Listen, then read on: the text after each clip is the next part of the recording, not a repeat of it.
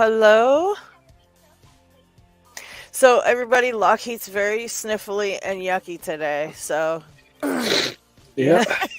you need to make that one of the sounds. So when you don't feel like talking, you can just say, "Oh, sorry, I'm sick today," and use the sniffles button. So anyway, sorry to hear about your feeling crappy. Now you got over this, weren't you? Good for a couple of weeks, Yeah. and then came back again. I think I'm allergic to lockpicking. It started an hour ago again. Are you serious? That's terrible. Oh my gosh, maybe there's something in the locks. Is it like mating season for the locks or something? Are they producing hormones messing with you or something? I don't know. Oh, well, crap. Maybe it's this. I got some. Messed that up. Oh, what you got there? A mail from Oh, is that the right one? Here we go. Oh, sloth pickers. Nice. Gotta be some goodies in there. Let's see. I only asked for a sticker, but maybe it'll make you feel better. I've got a package getting ready to go out to you too, but it's got some stuff for you, some stuff for dig pics. What you got there? What's that? Ooh. What's that? Oh, sloth picker gear. Is that bubbles? Bubble wrap bubbles. That's pretty cool. Little bubble wrap package it looks like. Nice. What? Sloth picker stickers. for the sticker picks. Hey. What do we are? Sloth poker chip. Very nice. That's a nice one. Ooh. And then 1100. That's a nice color. I love those blue colored ones. Very nice. Thank you. Very cool. Very nice. Well, now you got another lock to pick to add to your. How many 1100s do you have now? You only have a couple, don't you? 2? No, I believe. No, actually, this is my only one. Oh, okay. Now you have a 7240, right? From that you had, and then Jay Gabriel sent you a. Did he send you a regular one of those 7640s? Yeah. Okay. Or is that a 7440? No, that is a 76. Okay, so that's an 8-pinner. Okay. And that's it for your lotto locks, right? Yeah, that's my one and only. Okay, all right. Because I want to see about sending you a couple of lotto locks too. So if I know which ones you already have, I don't want to buy you more of the same crap, you know. So, alrighty.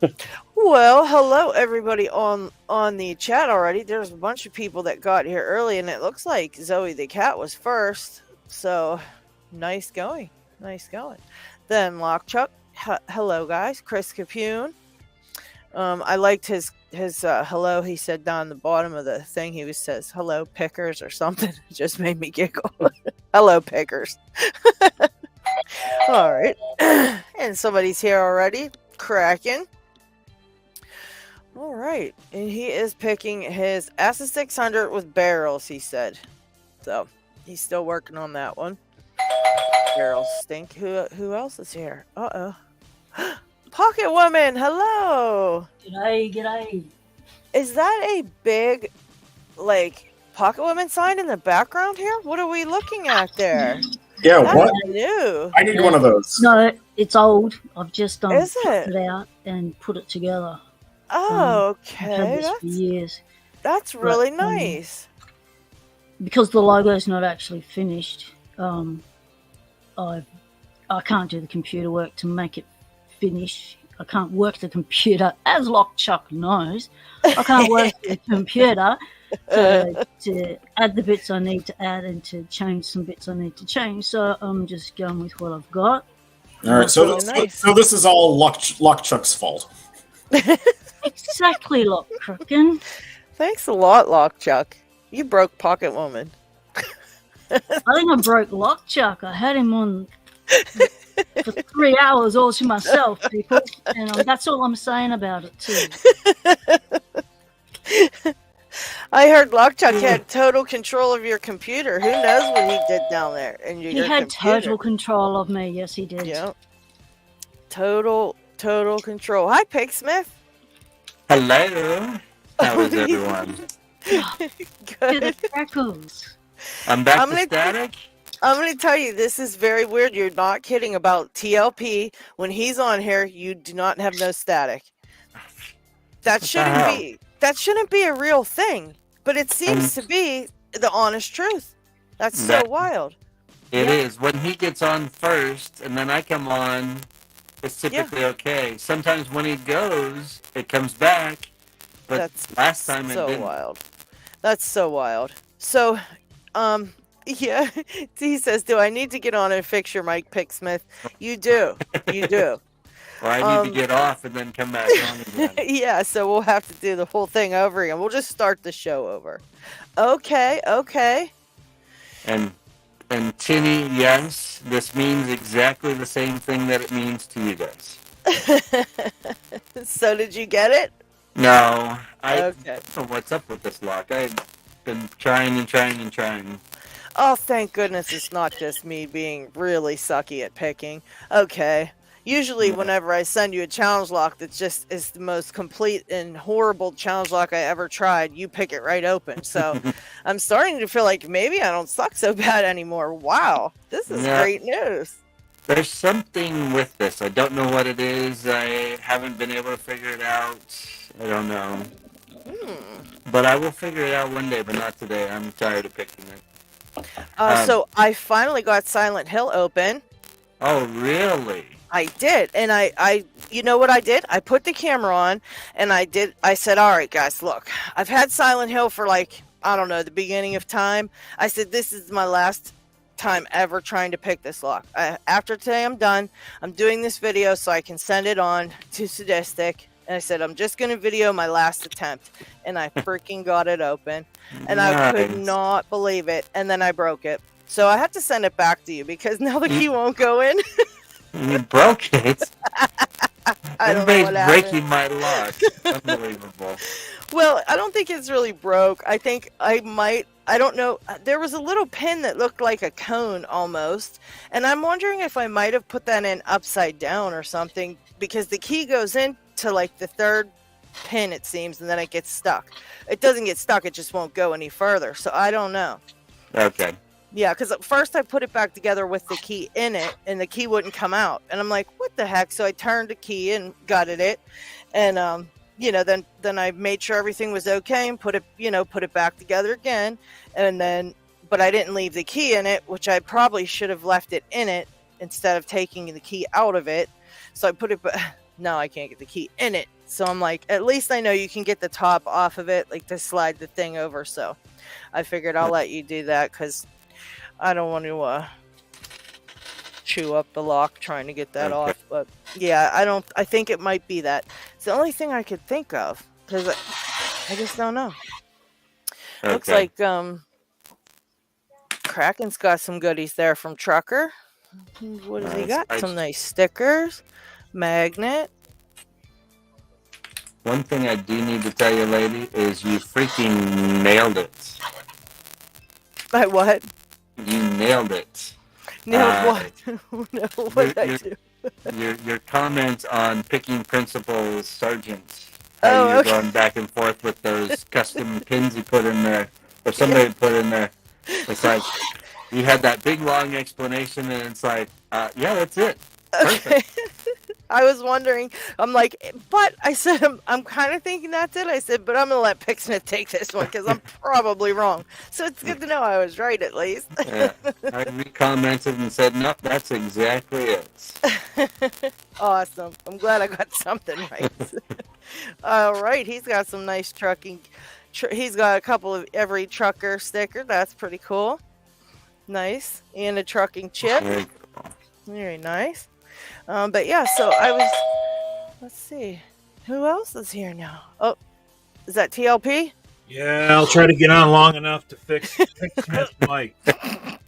I don't think it's gonna work this time. Yeah, you gotta go out and then come back in. Yeah, I can try that. That is so funny. That is Sometimes so the technical funny. person just has to show up. That is just so weird to me. Only on picking time. And this lock, by the way, to me has been a pain in the butt, Picksmith. This Ling Su.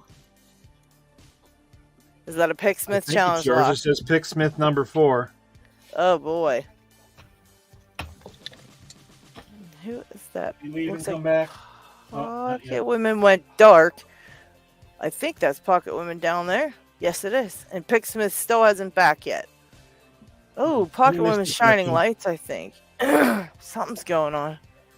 Look, she's sneaking around with a flashlight. What's she doing? What's she up to over there? I don't know, but we're doing She's a pre-interview this evening. suspicious. She's being super suspicious right now, guys. Oh, check that out.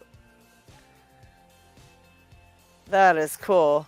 Look, it's a little pumpkin. Oh goodness. Well, we need some of that for us, where it's like it's a keyway. That would be so cool. Oh, and a ghost. We've got a ghost. All right, Picksmith, testing 1, 2, 3. Is it working? Oh my God, it's working. Perfect. Weird. How weird. It's not right. And I That saw that shouldn't be- TLP has Ling Su. That's too funny. I was wondering where that went because it was with Land Spy. It's a pain in the ass. That one's pretty easy, actually, but you can't. Don't say that. Don't even go there. You got to pick it to gut it. That's my favorite part of that lock. Oh, that's fun. Yeah, you advise picking it from the front or the back? Because I've had people ask me that question too. No, you pick it like normal. So that's the example right there. It's a Schlegsy keyway and a best A keyway. Just to show people the craziness of this lock, the key goes in through the That's back cute. of the lock, not the front. The back. That's funny. because the best A for small format iCore is the mirror reverse of the Schlegsy keyway. Oh wow. So it will go into the back. So, and that lock was born because of a joke from a radio show where it was the wrong hole. The whole type of joke. So you probably have heard something similar to it. And the way they did it in that joke was Ling Su. What do you mean, wrong hole? So that's why the key goes in the back. So you actually have to gut that one. You have to pick it. You can turn it 90 degrees. You won't need a shim because it's a mortise cylinder, so it's got flat sides. But you can't use the key to gut it. Yeah. Is That it my is so imagination, or do a lot of your locks have something to do with anatomical parts? It's just that one. Every once in a while. Anatomical parts. That one was always a fun one. And, you know, it's even scarier is I sent one of those cylinders to Harry. So he has one that has both keys. And I actually have the regular key for that one, too. So I could gut it from the front if I wanted to. Oh, okay. So I saw Pocket Women. You had a spider. Was there a witch in there too? That I was trying to peek on those. No, There was I'm a- the witch. Looking Hello, forward to the guys. pre-interview this evening, Pocket Women. Yeah, I won't forget today because I've set my alarm. I still haven't been asleep, but I'll be high on coffee. We'll be good. Gosh. Well, that sounds like maximum entertainment. Yes. Yes. It would seem we have a similar affinity for racing cars. So You call them G8s. I found that interesting. We call them V8s. Yeah. What's the G stand for over well, there? no. In the U.S., the Holden Commodore was branded by Pontiac as the G8. They're both V8 engines. Yeah, but we call it V8. It's badged V8. Yours is badged G8. Yeah, the Holden Commodore in Australia, the badging on it does have the V8 because it's a V8 engine in the car. In the U.S., the name is just like it's Holden in Australia. Not Holden, but it's the Commodore. In the U.S., the Commodore is equivalent to them calling it the G8. Okay. It's just the name of the car. It's that particular so G model. doesn't actually stand for anything like the V stands for very, very fast car. No, well, the V8 stands for the type of alignment of the way the cylinders are lined up in the V, and essentially you've got 4x4 to have the whole total of 8 cylinders in the engine. It's just the same engine in the Australian version, and the way they badged it for Pontiac when they sent it here. So, except for your engine. Oh wow! That well, yeah, but that engine on that G8 Why is it saying? is not the original Holden engine. It's an actual complete rebuild racing. It was meant to be, or it was built to be a racing engine from the ground up. It's not the original engine that came with the Holden. Why is it saying that? This is a Holden car lock, door lock. Oh, cool. Is that just a wafer lock? Like, yeah, it is. Yep. Post. It's not sure if it's got floating wafers in there or it's an older model. So it should be basic. But I've got two ignition locks. I've got them from the wreckers. You can go in there, and most cars have a key when they rock up, but by the time you get there, the keys sort of disappear. So unless you can pick the lock to be able to pop that little button to get the whole thing out, then you can't get the ignition out. So fortunately, just happened to be a lock picker with permission from the owners of everything. And I've got permission to go in and film as well. So, yeah, I'll be doing that with my nephew shortly. Nice. So always get permission. Temptation is everywhere. Exactly. Keeping it legal here, people. So what you'll find interesting, Pocket Women, is Pontiac stopped badging the Holden Commodore as the G8 after 2009. They only did it for 2 years, while Holden kept making the Commodore for years after that. It then got rebadged again. Probably. When, what was it? You took it over. Who is this? Hi there. Well, nobody took over Pontiac, so. Who took over Pontiac? Welcome, guys. Actually, there was another car that had a similar setup to the Holden Commodore, and I can't remember. Is it what it was called. Mechanic? Okay. I Hey. think Lockchuck showed up too. Hi, Lockchuck. Hey. All right. I see you guys. You were very tiny there for a second. We couldn't see you guys. So Lady welcome, Locks. welcome. Yeah. Yes. Yeah. Lockchuck finished off Meraxis. He's sending it to you next. Okay. I gonna saw hate you that did one. get that open. But I tried it earlier on, but I kind of felt like I needed to get it moving, so I didn't really, keep it very long to try to. I only gave it like a couple good tries, and then I had to keep it moving because I know a bunch of people were, next up to pick it. So There's a sticker in it for it to get it open. nice. So we're going to be getting a set of challenge locks over our way soon. Paracentric, hello. Almost AARP eligible. Who put that in for his nickname? Oh my gosh. I did that. It's Oh true. my gosh, I love it. 2 Well- more months. Got a bunch of challenge locks that are going to be making their way over to Trucker. Well, first I want to continue. I wanted to say hello. I kind of didn't name off everybody because I got sidetracked, but hello everybody. How's that? Yeah, hi guys. G'day, g'day.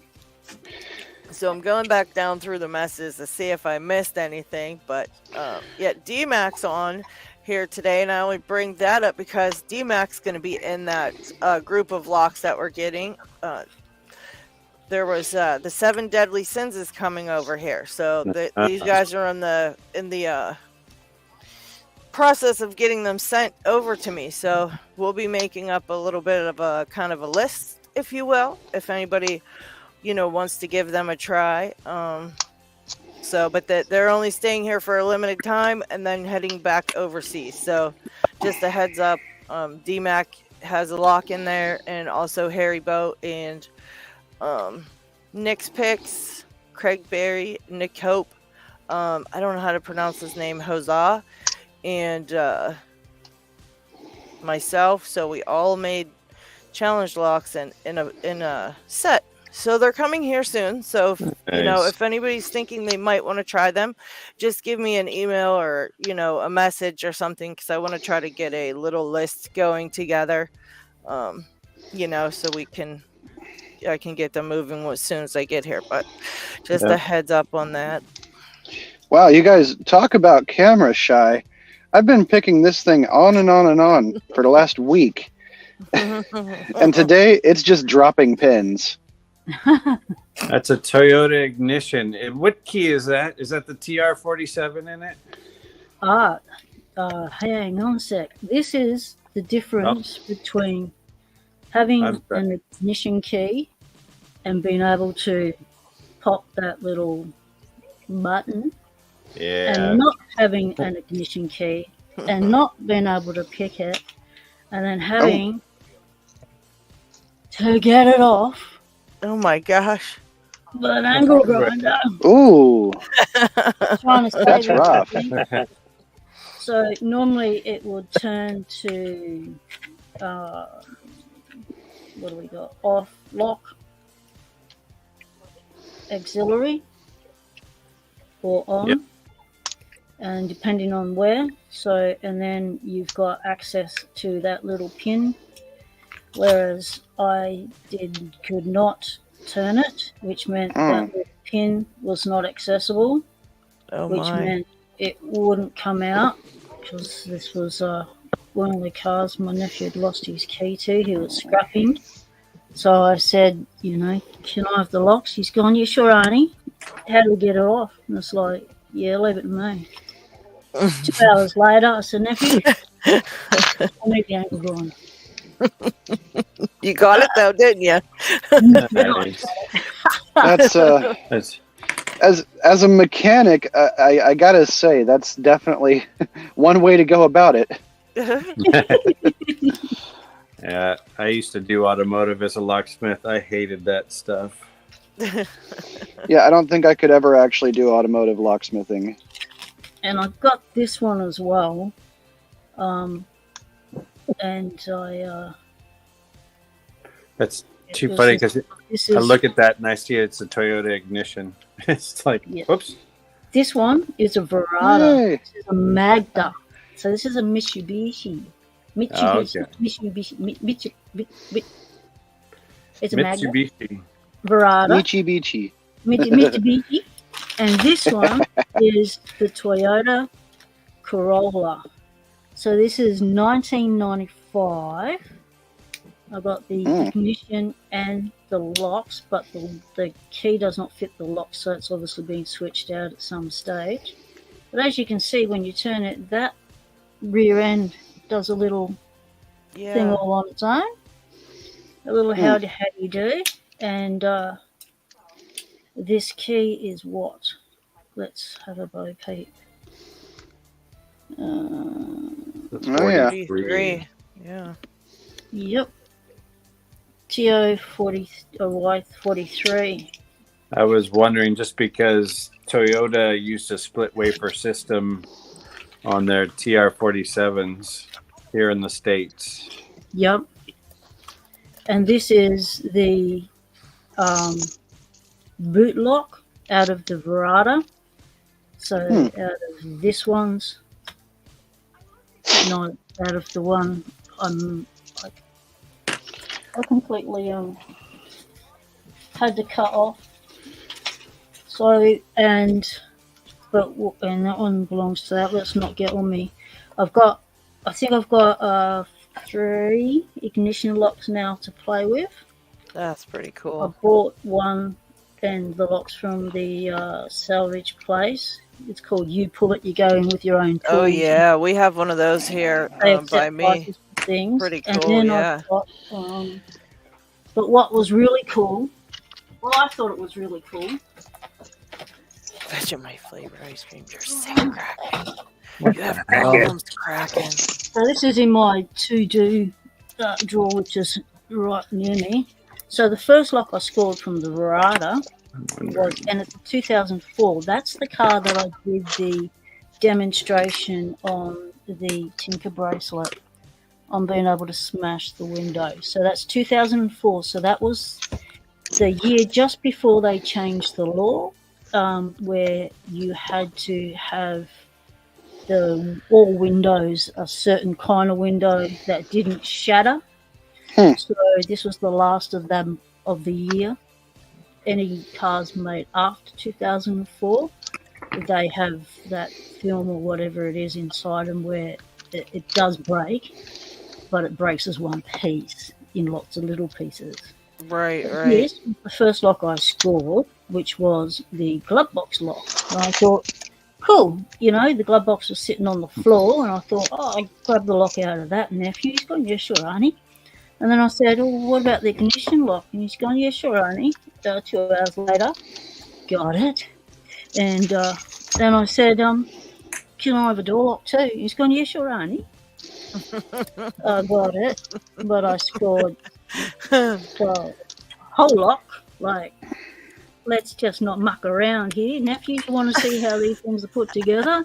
Do you want to do any maintenance on your other car? Because he's switching out. See, the thing with the Magnum Mitsubishis is they were the only... They were different to Ford and Holden, which are the other 2 main vehicles here, in that throughout the models, you could interchange parts. So if you got one model and you liked the spoiler or the front grille or the locks or the handles on one model, you could switch it out and put it on your newer model. And it's still to this day, the parts are interchangeable. So my nephew was pulling bits out of this car, adding them to that car, doing a bit of that, doing a bit, yeah. So it would be nice if we could do that with modern cars, wouldn't it? It would be so less wasteful. So this is the really door would. lock. So I'm envisioning it's going to be similar to this one. This is a Toyota Corolla, but this is like 95. This is 2004. Okay. And the thing was, I was there to make a key. I think I did a video on my channel, or it could have been on my Pocket Watch channel, where I showed how to non-destructively, no, I would have done it on Locksport channel, non-destructively enter the vehicle to open the car up, which was, what do we call it, a Celica? Gen 5. Okay, So yeah, maybe. He had the Magnas and he got a Celica Gen 5. Had been sitting there for a year. Oh, yeah, okay. He'd lost Toyota it. Celica. Yeah. Celica. Celica. It's one word. Not I had to two words. translate. Oh, okay. Thank you. Thank you for translating. I appreciate it. And so he said to me, "Yeah, sure, Annie. Can you get me in? Can you make me a key?" I said, "I don't know about that, but I'll give it my shot. I can get you in non-destructively." He's gone because, Mum lost the key. Blame it on Mum and my sister. And so I got him in, and he was just flabbergasted at how quick it happened. And went, "Oh my God, Arnie, my car is just so not secured." I said, yep, that's right. These are cars. Nope, no alarms, no nothing. Pop, we're in. Yeah. And then he said, can you make me a key? I said, I'll give it my shot. So I said I tried to get the ignition out, but I couldn't because I don't know how to pick these things, right? So I couldn't. And so I gave it a good half hour. And then I said, okay, I'll go for the door lock. And so I removed the door lock, and that gave me the code, which Oh, is okay. It's the same as the ignition key? No, it's not. Oh, No. okay. I thought Two maybe it cuts was. short. So Oh. what I then did was I was able to make the key up to there, but then I Right. was short 2 cuts. So I said to him, I need to do it, put it in a computer code thingo to spit it out. You know, it's only going to be 1 or 2 options. And so I said I need to take the number, the lock to a locksmith, the one I got the key from, and give him the code, and we'll be done in 5 minutes. Come back later when you're coming through town and pick it up. Because this was out in the country. There's no locksmith. There's no access to anyone who does locks out in the country. Yeah. Apparently there's one locksmith that might come out every 6 months or something. And that's it. Geez. So, and he was further out in the bush than anyone else at a business. So I got the code, got him a key done, and he was happy as, because then the following weekend we went back and he put the key in and it started the ignition, and he was a happy lad. Congratulations. And then That's he a good job. started driving around because he registered it in anticipation. And yeah, it Hey, started. that was good First thinking. drive. I mean, that was good thinking on how you figured it out. And No, I didn't figure kind it of- out. This Yeah, but was didn't due you to get the the, Lockport community. yeah, The didn't you get Lockport the? community. I reached out Well, for help. I Well, reached you out got it to done, I mean. Locks and White. Yeah. Locks and White, and he told me about how to get the code, because I knew there was a code. I knew some cars had this cylinder Right. in a little compartment near the door runner. I've seen him, you know, I've watched his channel. I see where he plucks things from. And he's That's plucked pretty it, cool. you know. But this Gen 5 didn't have that. So he said, you got to take the door lock. If you can't get the ignition, take the door lock. So, yeah, he was happy. I was happy. I scored all this. You know, this was over 3 visits. Wow. And so now I get to channel my inner Georgia Jim and try and pick these.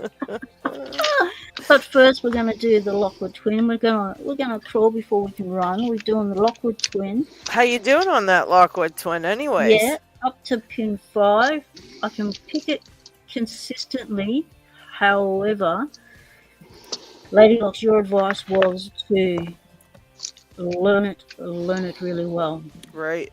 So in my mind, that means have a fair idea of what the binding order is. And for the life of me, over the I saw you years, asking about something about binding I called order the out other when day. when Lockchuck got me on the Discord. The first thing I did was, there's a lock question section. Like, right, I got a lock question for you. How do I find the binding order? I've watched the Helpful Lock Picker. He had a video. It's on my channel in a playlist, and I've watched that multiple times and gone, I'm still not following it. Like, I try it myself, and it's like I get a different result every time, and I've got a list of numbers this long, and it's like it's not working. So that's another area that I need a mentor in, is how to do binding order. LadyLocks and Midnight Philoptica is helping me with the Lockwood Twin. And next, after this one, I want to go for this one, which is, I won this from Penbrook. Jumping on into the screen. In my winnings, and this is what I wanted to win, and I was on that winning streak, and I put out for it, and Ooh. I got it. What So one this is that? is- The Kaba. Ooh. That's Something. a Cobbin.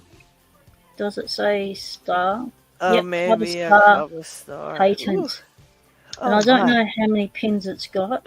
It's got a lot of numbers on the 400. back. And Yeah, it looks like it's got a bunch. it looks like what? It's got a bunch. Oh, it's got many, yes. And there's two sides to play with. Oh, So if I goodness. stuff up one side, I've always got another. Right, That's my right. plan. So Very cool. that Yeah, it that used is to be also on the list. cut that one right in half there so you can get into it easier and Yep. gut it, you know. But So this yeah, side's that's quite pretty clicky, cool. like grabs, whereas this side is smooth as. It has a little detent grab there, but it doesn't feel clicky like the other one. Maybe it's just that detent. But this side's like a lot smoother and Hey. like it's had a hard time. Somebody get it open there. Congratulations. Had to go back to one of my usuals. One more thing I need help with, and that's this 6850 Master Lock. This is all brass, gorgeous as. I won this in another giveaway, but Nice. it came like this with all its bits with no lock. So I need to know what lock goes in there, so I can see what locks I've got to see if it fits in there. Does anyone know what a 6850 takes? Not without a computer. Oh, really? Not up. You know what? Looks like I bet it takes the same type of core as an American lock. No. I bet. That would be tiny as. Okay, maybe not. Maybe I'm looking at a different scale, but I know that a lot of the Master Lock and American locks that have interchangeable cores use the same size of core. Like even the larger American locks use the same core as like the 1100. Okay. Yeah, that's true. That pretty much all of them are like the same. The Americans have like the same. And interestingly enough, this cheap as crap U.S. General lock that I got from Harbor Freight of all places, it can fit an American 1100 core. It blew my mind. Yeah, that's 700 round body. I'll take the same type of cylinder, which is nice. Yeah. I mean, the core that's in this one, from Harbor Freight, is absolute crap. But you can take the core out of it and put an American lock core in it. And frankly, the lock body is fairly substantial. Yeah, that's I have a few of those big giant ones like that, and the core. Yeah, look, the core inside's like so unassuming, but the whole thing looks so scary when you're looking at the big giant lock and then the tiny little core's like. Right. Yeah, I mean, it's not. It's a really cheap clone of an 1100 core. Yeah. And let me tell you something funny. These ones don't have a clip on the back. They've got that pin down the inside. And the first time I gutted this was a complete disaster. Things were flying everywhere because I had to go in and shim it. And then if you look here, that core doesn't go all the way. Yeah. Oh, my. I just dumped all the pins. So I don't know. Your mileage may vary, but as far as that big sucker you've got there goes, it might actually work with I don't know, some kind of a core from another Master Lock or American Lock. Yeah, what number was that again, Pocket Woman? I'll write that down and do a little bit of looking around, and if you don't have something, we can send you something from here for it. I'm sure we got something. Okay, thank you. It's a 6850, all brass side, like a, all brass core, not the modern ones with a bit of plastic inside and you get a surprise. Okay.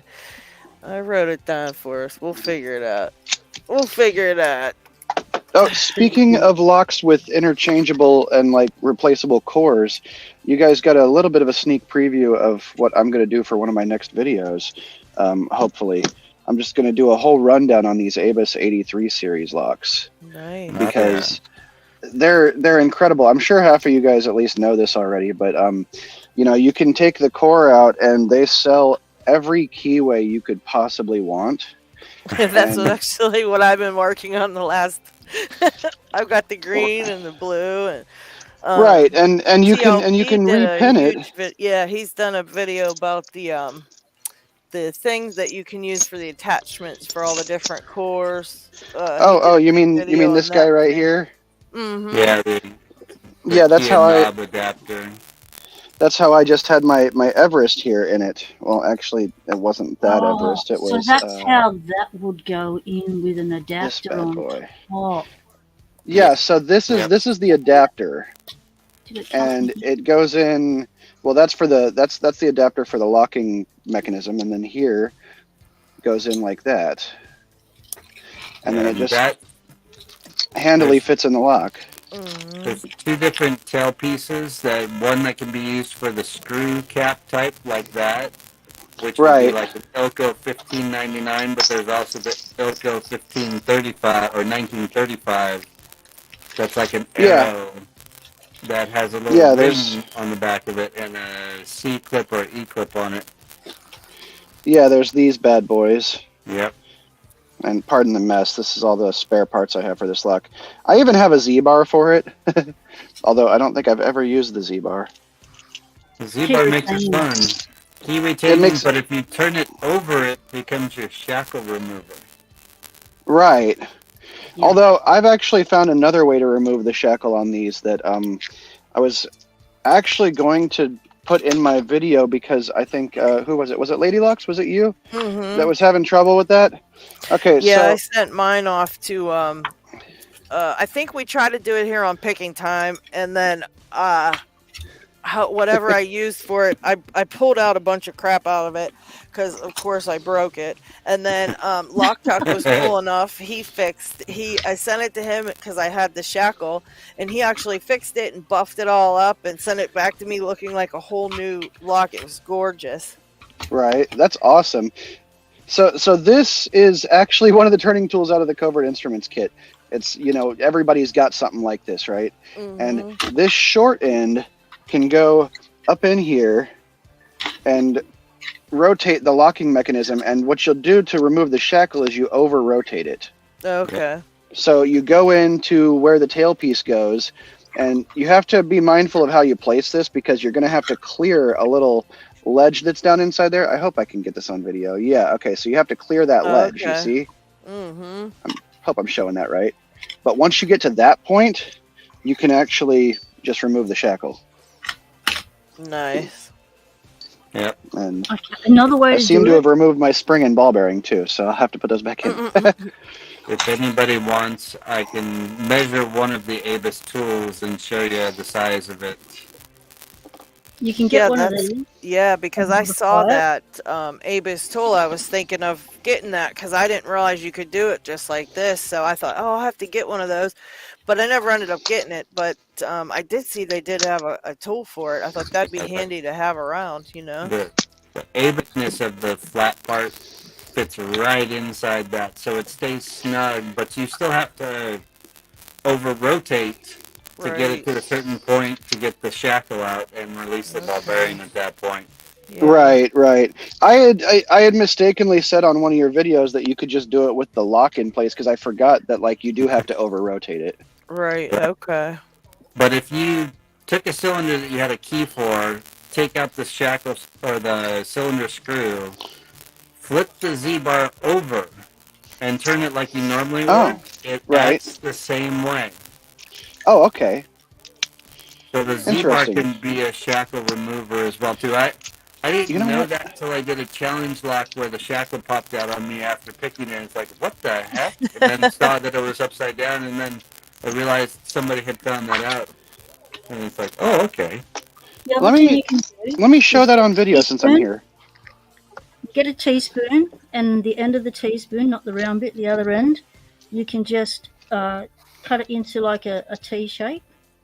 And then Okay. Oh, That's yep. that's what Paul uses. Yep. And the Oh, other thing, nice. It looks I'm just like a looking for it, warded but I pick. can't find it. I've got the back Yeah. of a window lock, a stash lock, and it has a cover, and it's got a wide bit and a thin bit. And that thin bit, I just cut into the shape that Paul showed us to cut it into, and boom, put that down. That's my shackle remover. So you're saying Okay. if I set the Z bar like this, With the dot down, yep, yeah, then I should be That's- able to use that to remove the shackle. correct. Yeah, that's the new Okay. Z-bar too. Sometimes you'll see the older Z-bar, which looks kind of funny. It might had that with it, and I didn't know what the heck it was for. I didn't Yeah, put it back in because the lock worked without it, but That's the pretty component that makes it interesting. key retaining when you have it the other way. Okay. Correct. When it has the black dot facing you when you stick it in. All right. Oh, this is neat. Oh, you're not wrong. Wow, look at that. Of course he's not wrong. It's Pigsmith. No, I know. I'm just it's interesting to see. And then here I go dumping the guts out of my lock again. Okay. Well, that's handy. One thing I want to TLP warn. actually. Oh, go ahead, Pigsmith. Sorry. No, go ahead. I'll come No, back it was to it. different. It was a whole different subject. You might as well say what you were saying on this. Go ahead. Okay. I wanted to tell everybody on the different types of cylinders. There are many that are what we call composite keyways. Okay. So, for example, the 3000 keyway is the Schlage see-through K. And when you look at it, it looks like it's this freight train square rectangle with no warding in it. Yeah. Right. There is a LA through LC, which has a little bit less warding at the top. There's a Corbin for the L series that works for the L1 through L4. And what that does is it has just this little curve at the top, but then this big rectangle as the keyway. So it's like very little warding, picked straight from the bottom. I mean, it looks like a queso keyway like that. Yeah. Some of them you do have to be careful. They are composite keyways and they take out the lower warding. Just like Lady Locks, you had the EVER one, which is the Everest composite. Okay. That'll work any Everest keyway, and it's big wide open. Has no check pin in the back, but they also make a C123 and a C145 cylinder, but those have the warding in them. So just make sure when you go to get one of them, see if it's a composite keyway. The Arrow keyway will be straight, normal. The Quickset keyway will be regular. The Yale 8 paracentric Okay, good, one because that we I used to just got see the Yale is 8. normal. Yeah. Yeah, so that'll be that nasty curvy keyway that is Yale original stuff. That's why I got it. I was like, this is probably terrible. Yeah. And they all have the super mean spools in them. Yes, love those. Love those spools. And the first will always be a standard. Yep. Well, serrated. Nah, it's really just a standard. Well, yeah, it has those it two picks like a little standard. lines on it, but it's like really, it's kind of, that's got not like little serrated in my serrated book. type of things on it. But yeah, oops, I used the wrong thing. There it goes. That's just like everyone says that Master 410 standard is a serrated, and it's just, it has fake marks on it. It really doesn't act like it's serrated. Yeah, I thought it was a barrel when I first saw it, and then I'm like, no, it doesn't look like any shape at all. It's like a big, Yeah, it's a blob pin. Mm-hmm. Oh, you want to talk about blob pins? That knockoff American core. I don't know if you guys have seen the pins that come in that, but it's atrocious. Yeah, I think Albert LaBelle had one that was what the heck one he did did one recently that was like his newest round body lock, and it was like the crappiest pins in the whole world, and I was laughing. It looks like someone did a sand mold casting and then messed it up real bad. It was look bad. Yeah. I also think that somebody had Working on- had a skeletonized core, and it's like, oh my goodness, no. Oh yeah, That's, yeah. That's the same with that Harbor Freight lock of mine. Yeah, no. Completely skeletonized. Nightmare waiting to happen for poor, inexperienced pickers. Oh yeah, no. The first time I took it apart, it dumped pins everywhere. It was great. Yeah. No, I break mine instead of dumping. Oh, So that's less fun. it's still on my Yeah. to-do list, but Well, you might be. Well, no, I don't think you'd be able to get it back. I was gonna say you could try shimming that to get it back, but I don't know if you'd get in it or not. probably not. But hey, it's a lock from a Dollar Tree or something. So I don't mind. If TLP, if you could send me directly on maybe on Facebook or something when you get a chance that link link? for that core, yeah, because I'm gonna go ahead and just order it. I wonder if they'll be able to put it on my next order. It's I already just in chat, ordered one LadyLocks. today. Yeah, it's What's in the that? chat. I gave it to LockHeat earlier, and he put it in the chat. Okay, let me see. Let me go on here and find it. I was watching Picking Principles' latest video for his tubular trailer lock that he picked. That was a pretty good, cool one. I sent you the link in Facebook Oh, got Messenger, it. Okay. but that's for the 6850. Okay. Yeah, that was for the one you're looking for, Pocket Woman. Oh, For yours. yeah. What is it you're looking for, Lady Locks? Isn't that the one you sent? The master lock cylinder? Yeah, that's for the 6850. What are you looking for? Oh, which one was that again? Hang on, I wrote it down here. Yeah, the 6850. Yeah. Yeah, Okay. I'll be Okay, back. and I it's just brass. need to go give Oh. Betty her brekkie. She's just woken up. So we'll have a puppy. I'll order it for you, puppy instead. Pocket Woman. It's Yay. only $5, so I'll just order it for you, and I'll put it in with your package. So, you know.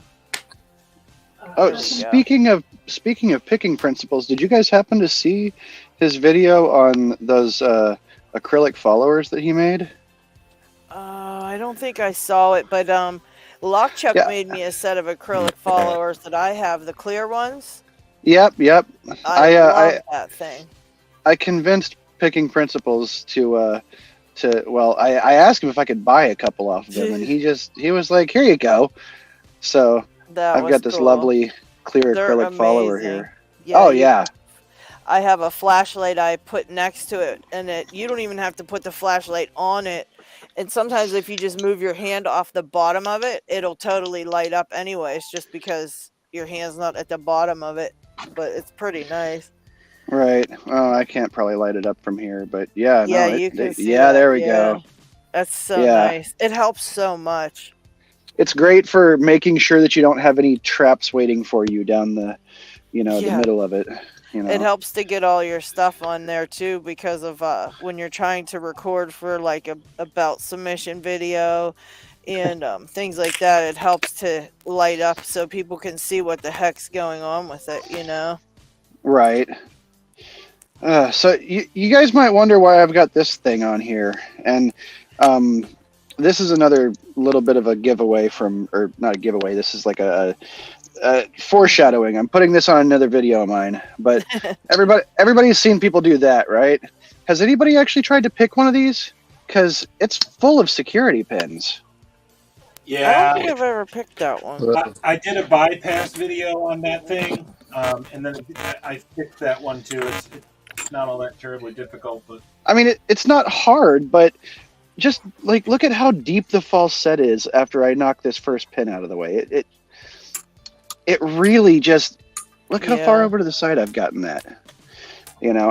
That's a deep spool. It picks great, but Fun, at least fun, you know. oh yeah. Like if you want to practice, counter rotating a cylinder, there you go. Oh, thank you, Oh, hey, Chris. yeah, we got the open on it. Thank you, Chris. Very nice of you. Although the bypass is way more fun. Just stick your pick in and turn. Right. I've got one of those Richard picks that I like to do that with to show off to my friends. Yeah.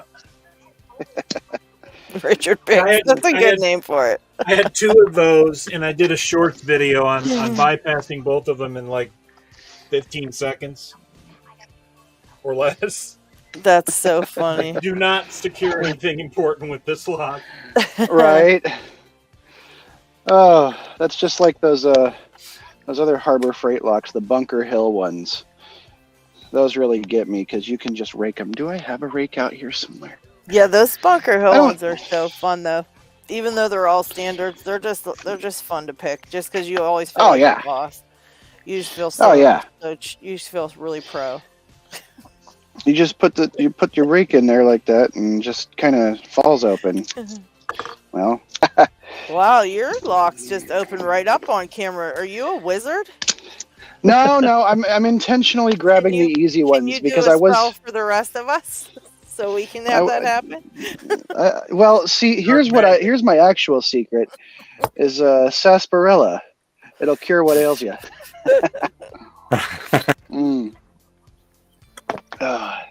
Sarsaparilla. All right, guys, you heard it here. Sarsaparilla.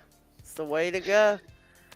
Even like this guy right here, I still haven't been able to successfully pick it, single pin very often, but I did a little short video on it. This is the Ace 40 millimeter. Yeah, they're fun to single pin pick, man. They're really fun. I had that one took me like a whole day to figure out.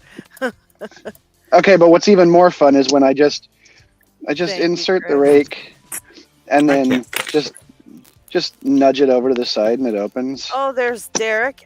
So guys in the comments, Derek, he's new to picking, and hasn't gotten his stuff yet, but he's got some stuff on order to start picking, and he's going to be trying to do that with some, he's got some physical ailments that he has to deal with, so he really excited to start picking, and he joined us on Picking Time. So hey, Derek. If you've got hands that don't feel so good sometimes, I strongly recommend these. Derek, I don't know what your, ailments may be or whatever, but I know my hands hurt all the time. So yeah, my hands are swollen constantly. It's just everyday thing now. I don't even bother to. These bent top of the keyway tensioners are just the best because it really does relieve a lot of that hand fatigue. I got mine from the Covered Instruments website, although I believe that there's an Australian site that sells even nicer ones. Bare Bones, I think. Okay. Bare Bones, they just put out 2 sets, right-handed and a left-handed. Oh, nice. They did lefty. Well, that's really cool. Yeah. I want those. Covered Instruments also does the left-handed ones, but... Oh, LaLock tools. Okay.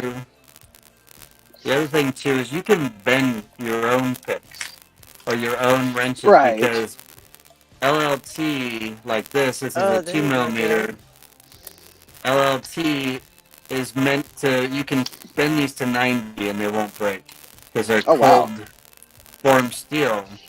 But then, like the multi-picks, I love with just a slight bend, so I've bent all my multi-picks. But cool. I love the Hooligan 2 millimeter that I've tapered on the ends too. I've got that one. I should do that. That's I do. I do. Oh, so I do Derek, personally like to keep some lefty straight too. So yeah, you'll have some troubles finding lefty things, but keep an ear out for it because like I said, you'll have trouble finding things that are lefties. So anytime you hear of something, write it down. My stepdad, or not stepdad, my wife's stepdad, my father-in-law, he's a left-handed, but he picks right-handed because, well, that's the way he's seen everybody do it, and also because he likes picking padlocks, and most of the American padlocks, not American brand, but U.S. padlocks, picked clockwise. Right. So I'm sure it can be done left-handed, but I'm sure it would also be quite a bit harder. Kraken has problems. Be right back. Be right back. Oh goodness. That's my. That's my picture. That's a lot of picks in that lock. That is bunny yip. Oh boy. Oh, you know what? Here, I'll grab another one I can pick. Right what are you down there picking, Lock Chuck? You got this detainer, I believe. I see again. Yes, another Abloy Sentry. Chris just got ready. one. You're getting some regular old locks. You better start flexing your single pin picking muscles there. I think everyone you want is the pin tumbler. Yeah, and that wafer lock. Yeah. Yeah, I want to see you pick that Gamma 700 because I've got the easy version of that one, and it's not easy. Picksmith, the only time I've opened it was when I was picking it with you here on Picking Time when we picked both. You picked yours and I picked mine that day. Yeah. That's the only time I've successfully opened that thing. That's it. There we go. I can't get it anymore. I had to get another win. I keep struggling with this Abus today. It happens.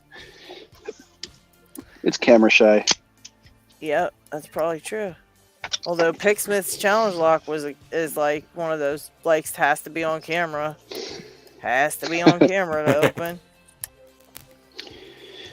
I hope I get a couple of those sometime.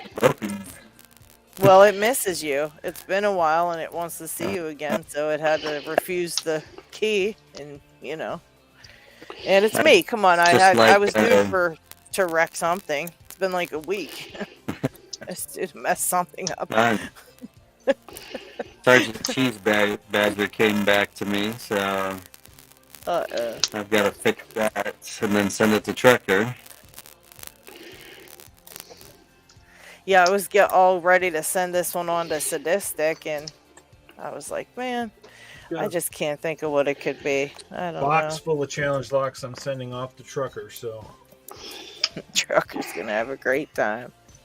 And then I offered up, where are you, Paracentric? I offered up if you wanted to try the 7 Deadly Sins first. Oh yeah, I answered you.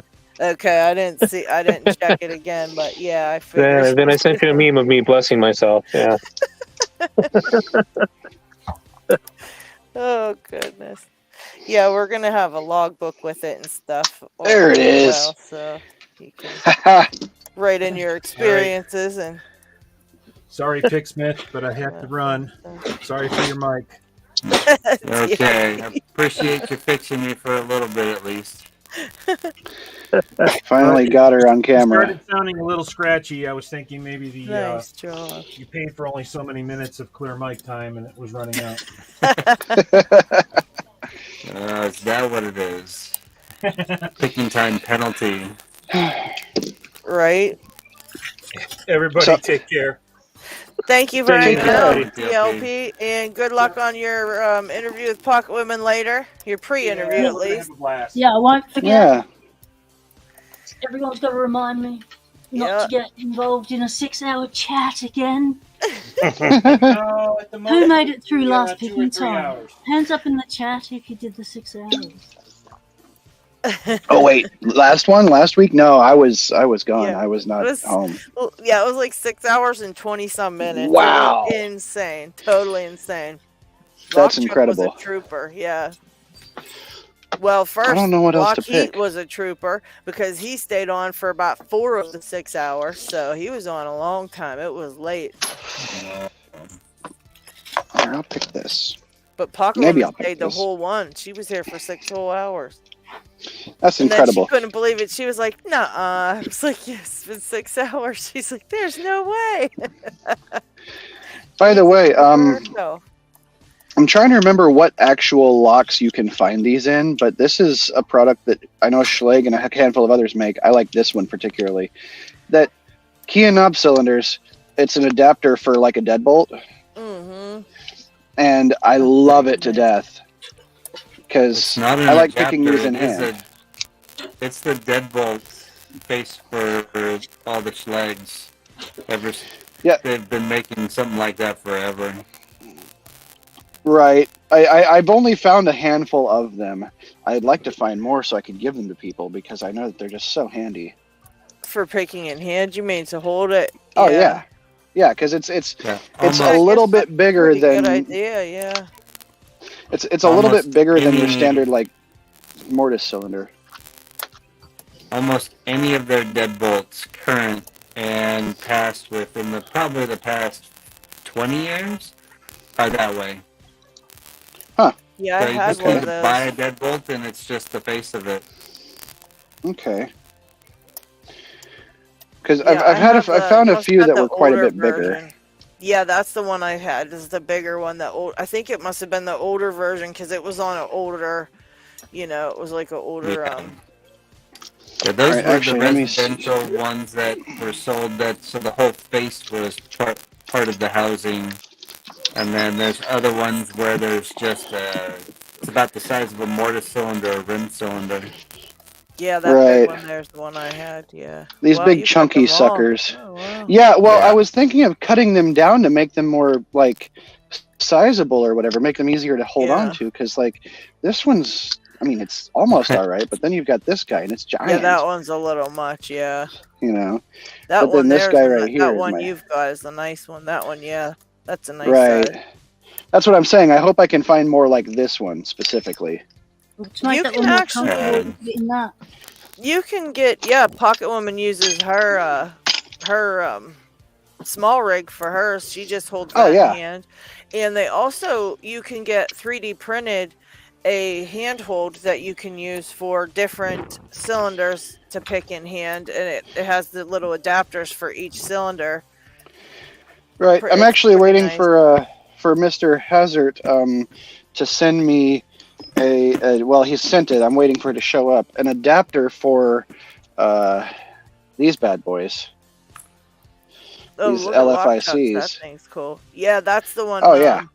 Yeah, Lock and has sorted it out. yeah, you got okay. Yeah, LockChuck's got one for Pocket Woman too, because she was looking for that. That's pretty nice. Look at that. Chuck can tell you about it. He's done something pretty special with it. Oh Yeah, man, that was for Pocket Woman. of course so he she did. hold it. She Oh, said look she at that. holds thumb tension, so this helps. Oh, it's kind of that's nice. scalloped. Yeah. So that way she can grip that way, and then when she has to That's switch to her cool. pointer finger, Yeah. it'll fit just like that. And Oh, that's fantastic. Great job, But it's both LockChuck. SFIC and LFIC. Yeah. Right. Nice. So two different 'Cause- size cylinders. because if you have the control key, it'll go in this way, but if you Mhm. don't, you just turn it the other way, and it just slips right That's in. so cool. Oh, Isn't there it you sick? go. Isn't he brilliant? He is. He Yeah. really is. I need I me one of keep those. saying you need to put up your thing and ask and just let people donate to you that you make stuff for, because you're always Or set inventing something cool and doing something cool. Set up an Etsy. He doesn't like to sell his stuff Yeah. because he doesn't. Yeah, but he Right. makes everybody's stuff anyways because he's just always being nice for everybody. But he refuses to take any type of. I was thinking about slipping a $20 bill into his mail, so he can't refuse it. Yep. Like, you want to be that way? I'll just freaking mail you a 20. How's that? But then Watch he'd him probably mail it end up back. Mailing it. Yeah, he'd do that. Yeah. That's what he'd piss me off because he'd mail it back. You already knew what I would do. I had a feeling. It's part of the Well, this one's community. We playing just hard like to to get. help.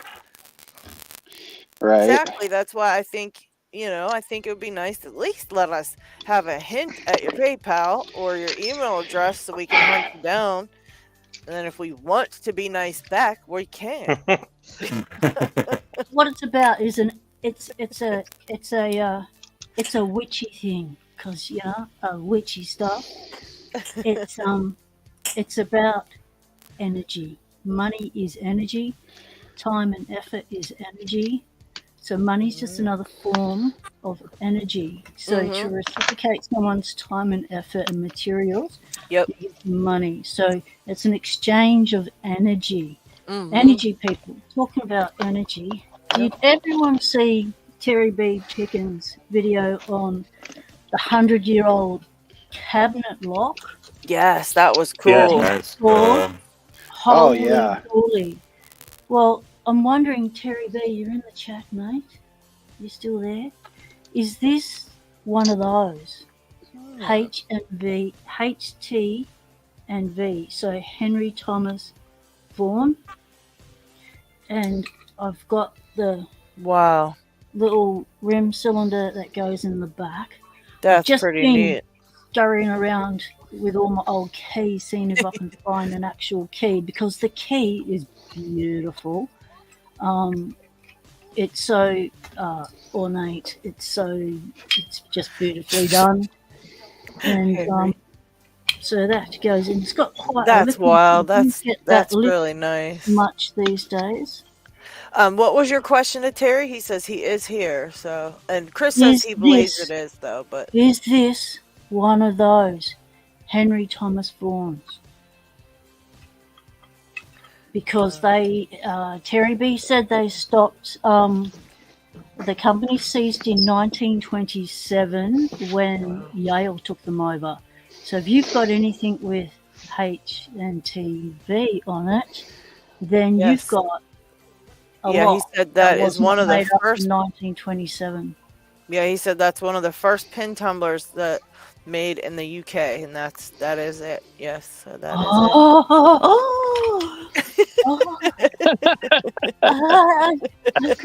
Oh my God! I've got wow! Far out! I have log history right here in my hands. Wow. Okay. Having heart palpitations. I need to take a moment. Definitely need a snippet of that. We need a snippet of that excitement. That was great. I need a moment to drink my coffee. I've got the shakes. Harry Bow says, I have a lot of energy, but not a lot of money. Scored this at a garage sale for like $15. Wow. How much? $15. Wow. Nice score. That was great. Well, a lock relic. Jeff and Thing says a lock relic. Wow, but more than a lock relic, it's Chris. It's in the category of antique. It's an antique. Yep. Like normally, I've got things that are retro or vintage, but once you go into antique, you're talking 100 plus. Antique is it looks old. Someone's dragged it through the mud. Let's call it an antique. Retro is something I don't know. When the 70s clothes came back, everything became retro. So to have antique, wow, and it's complete. It's a complete. That's really cool lock. too. I just need to see if I do have a key. But wow. So this is what we call a 201 rim cylinder here. And that's I have a Yale that looks like that. It's got right double there, marking, but really cool. This webcam camera I'm using is really bad with the light. It doesn't matter which lighting I went, which is why I went spooky at the start to see if it made any difference if I went dark. And, so that's got something there. It's like a triangle, two triangles, or I wonder if Terry B's has got anything on it. Any other, or unless if that's just a it could be just a machining mark. I don't know. But wow! But this feels like. It actually feels like it's steel with a fine brass coating. Like this feels rough, and if it's brass solid, it wouldn't feel rough. So I'm thinking this is steel with a brass coating, and it looks like it might be. Yeah, it looks like from when you showed it up closer, it looked almost like cast iron, like how that looks, But I know cast one. Kind of looks and like you can always tell old, especially in the Lockwoods, when you've got flathead screws. Hey. You've got an old one. You can call it vintage, you can call it retro, but unless you can date it, you don't get to call it antique. Congratulations on the album. So thank you. I shouldn't try and pick fantastic. this, but I'm gonna. No, you should pick all of them. Pick every lock you get. Even the 100-year-old ones. Certainly. I don't know. I broke Just be my. gentle. Yeah, I broke Right. my nice Gentle. lock. No, don't send it to LadyLocks. Yeah, don't send it my way. That's right. I got that other lock that you actually pinned up for me that I can't get to work too, Pixmas. I gotta send that one back to you too. Jeez, okay. I mean, thank goodness I actually know somebody that knows how to do stuff, or I would just have a huge lock graveyard and be shunned out of Locksport altogether because I just. And thank goodness trucking locks going into the parts business. Yeah. Oh, Yeah. that's fantastic. I got something fabulous this week too. What'd you you score? get? Oh wow! Ooh. I melted on What screen the when I saw heck? that. It is That's a pretty. Yale cylinder, 6 pins, but it takes a 7-pin key because the face is so much longer Oh to my where gosh! the pins start. Do you have a key for it? What is I that? have a blank coming on the way. Wow! It's it's a 1920s. I think the catalog was from 1922. Wow! That Artichoke 2000 found this. Wow! And has the catalog page that he sent me a picture of it too. That's just relief So page. Artichoke's still watching videos and interacting with the community. This is cool. That is so nice. And I've got another thing coming. I don't know what it is. It's coming from Joe Pix. We'll see. It's an old Yale. Where do I have? Oh, let me find those keys. One sec. I just love finding out the dates of locks and the dates when companies ceased or when they merge, so that you know you've got an end date like with the H2V.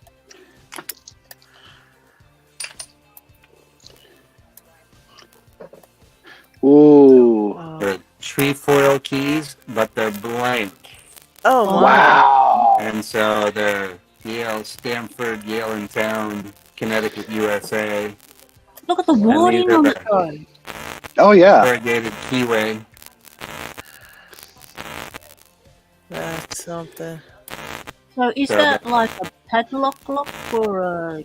No, this is a full key cylinder. This is the 4-pin key. They make a 5-pin key. I traded him one of these locks for this. Wow. But he sent these Hold so I on a can cut them. I did this last time and it helped. Hold on 1 second You here. getting a beat going? If I mute him for 1 second, then unmute it. Yep, there it is. All gone. Yay. That's so weird. That's got to be interference with your mic. If you've got a separate microphone, you don't. No, oh, I'm running it's just your your cell phone. Oh, okay. It's an old iPhone XR. I need a new phone. That's what it really comes down to. And I Well, have the I'm same just- problem with the mic on my phone. It does the same thing. I dropped it. Well, actually, it got blown off my walker trolley and ended us up. And then from then on, the mic was horrible. Doing videos, the sound is fine. But when I do picking time, the sound is Right. like Yeah. I want to say that's going to be electronic interference. It's got to be something else that's operating nearby the phone is going to be causing that in your mic. How about if I take away the only light source that's right there? Well, Try. you don't want to take away your light, but I bet you anything it'll clear it up if that's the only thing close to your phone. Give it a is. try. It's just the ring light that I use for light. Yep. Okay. I have it's- one just like that. But it's LED too, so it shouldn't be causing any interference. Well, if it's dimmable, then it can cause interference because, sorry, not to get nerdy, but the dimming function is done via PWM, generally speaking, pulse width modulation. Okay. And pulse width modulation in DC, which is sometimes how they drive LEDs, can cause electromagnetic interference. That could be it then. Like I do a lot of vaping stuff, right? LockHeat. Yeah, I know. I do a lot of vaping stuff, and I've got one mod that's a PWM mod that you can literally hear it buzz when you hit the button. Oh wow. Yeah, and if I've got it near a phone call, it turns everything to static. See, that's the best part. Is somebody in our groups knows something. Mm-hmm. Yep. For all the rest of us stupid people. No, I'm Maybe just Well, not we all know something. Yeah, we all know something different. Sooner or later, it comes in handy. That's right. And whether we're just sharing what we've learnt through our trial and errors and learning curves, someone else doesn't have to brick a lock that way, they can brick it another way. Exactly. Right. And if you want to study new ways to ruin a lock, just send it my way, and I have Picksmith is doing a paper actually on all the things. Like I'm just breaking a bunch of his locks, and then he's gonna show like all the different new ways to do it, because it's always something new, so then he's gonna write a new paper up for it, and it'll be nice. We can all read it and laugh. Well, just to prove to you guys that I'm not always that smart, I forgot to plug my phone in. I just plugged my phone in. It was giving me a low battery notice. So okay guys, I have to say this because I just happened upon this bit of information, and I think this is going to be something we need to be aware of. Harry Bow says that he's moved up from Gigi's and just bought 43 Trovings 7 pins. Yeah. True. Yay. How many ways can we say F you, Harry, go away? That's just not nice. That's really mean. That's very evil. Harry's just, we all kept saying though, how much more evil-minded could he get? And that he just showed us. He's teaching us all a lesson. He's like, good, keep talking, guys. I'll make him 8 pins. Oh my god. I actually have a question for the group. So I've got 2 otherwise identical Schlage key and knob cylinders here. They're 6-pin, and they appear to be the same keyway, I think. They're a little bit more modern, but Schlage C keyway. Right. Here's the thing, though. My deep hook, I can't get my camera to focus. My deep hook will not fit like vertically straight into this keyway. Yep. This guy, it just falls through. That one might not be an original cylinder too. So the bigger one? Yeah, so some of the knockoffs, the keyway's more open. You notice it like even in an Abus with the same keyway. Yeah, my Abus 83, that keyway is huge. Yes. Well, that might be a C through K, but with the C keyway, even the same thing, you can take a 19,000 and put it from the bottom straight up. No, that is a C keyway. That's a 300. Yeah. Yeah. So, but then the Schlage originals act more paracentric, and you can't fit your picks in because it's a tighter keyway. They make it a little tighter. Right. Yeah, see, I can't get that to go in there like that. But then on this one, it's it'll go straight in. It's probably a knockoff or one of their cheaper cylinders. Their nicer ones tend to be truly paracentric, but you can't go from the bottom. Yeah, I have the hardest time with those because if I have a couple of deep set pins on those, I can't get to them very well. It's not that difficult. You just have to pick off the ledge and just learn to pick that off that ledge. Right. And sometimes you can use a shorter hook if you go up closer to the pins. You can use a shorter hook to get to it. Yeah, that's my go-to for those C keyways that I can't go all the way vertical in. Yeah. Is this really short flat hook? I really can't pick this, Gigi. I'm moving on to the next thing. I've moved on 3 times. I still can't pick anything. I tried 2 GGs. I don't know why. I just don't Well, know why I do that to myself. That's why I've gotten so many opens today, is because I'll try something pretty hard and screw myself on it, and then I'll be like, no, I need a refresher, and I'll just grab one of my easy ones. You know? Even this key looks evil. Just the wording kind of looks just horrifying. This is a real nasty one. Here, you'd love this. We might have to give this one to you, Picksmith, to make a challenge lock out of. You can make something truly evil with this thing. What is it?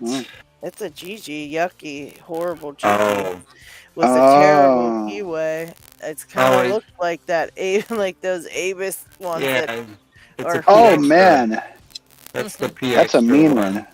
Yeah, yeah, the PX. Is that what you said? A PX. And then extra, as in extra. Yeah, see, I can't figure out what these ones are. This one does say, this says PX2, but I don't know what that means on this one. That's just a P extra. They're key control for locksmiths, just with different oddball keyways. So these must both be the same then. P extra. Yeah. Okay. That's why they're nasty keyways. Yeah, this says. I wish I would say more on these, like a model number around them or something. Because how would you know that? Like you would, because you know every them things, but not all. But no, it's typically on the key itself. Okay. And so if you P don't extra, have the yeah, key, that one definitely says P extra. This one says, yep. And they're an effing pain to pick because they have all the GG tricks plus the overmilling, the 3-sided oblong taper POS. Okay. They're not fun. Yeah, so now I've got a total of 4 of them because I just got 2 of them, but that are double euros though. So they can be cut in half and shared. So that looks scary. They're share sizes. I've had this for a long time. This is a thin card. So this is a hotel lock here, and Paul. When I say the word Paul, I'm talking Cranky Lock, aka Paul Springett. He's a locksmith here, who's helped me out heaps. He helps the community out. He's been here longer than all of us put together. And this is I think it's a 7-pinner, and someone's taken a bite out of my key. Look at that thing! Oh my gosh! And I had a little try of this a couple of years back before my finger went funky on me, and I went, oh my god. Keyless Entry got one as well, and it took him probably ages to learn how to pick that. But I've also got this here. This is talking about keyways and how they're different. This is an Avis. I scored this from another garage sale. This is an Avis 83. Oh, yeah. However, if you have a look, I don't know if you can see it with this useless camera. See the little hammer? Yeah, what's that? And then the little barbells above. That's cool. What is that? On the other side, it's got 1B.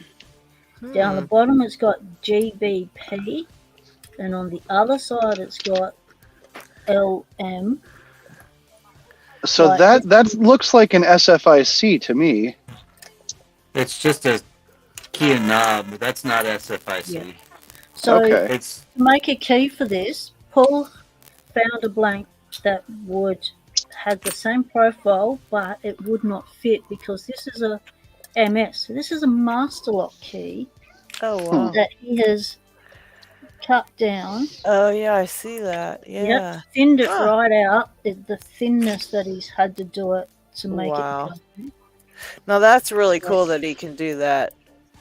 Yeah, he's a locksmith. They know how to do stuff, don't you? They sure do, man. But the thing is, I have where'd it go? It's right in front of me. Oh, it's still right in front of me, so that's always good.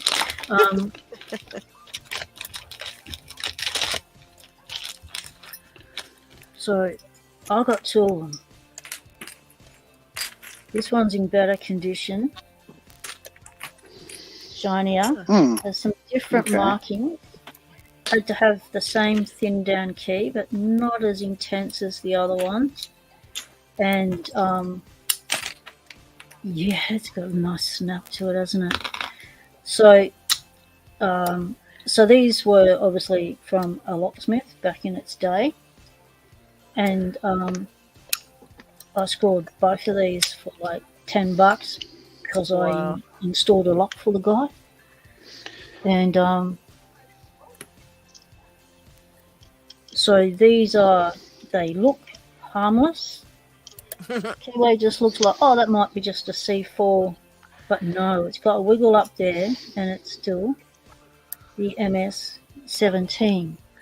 So just remember that, yes, we have distinct keyways here in Australia, as in the C4, but the C4 is just a fatter version of the Quickset.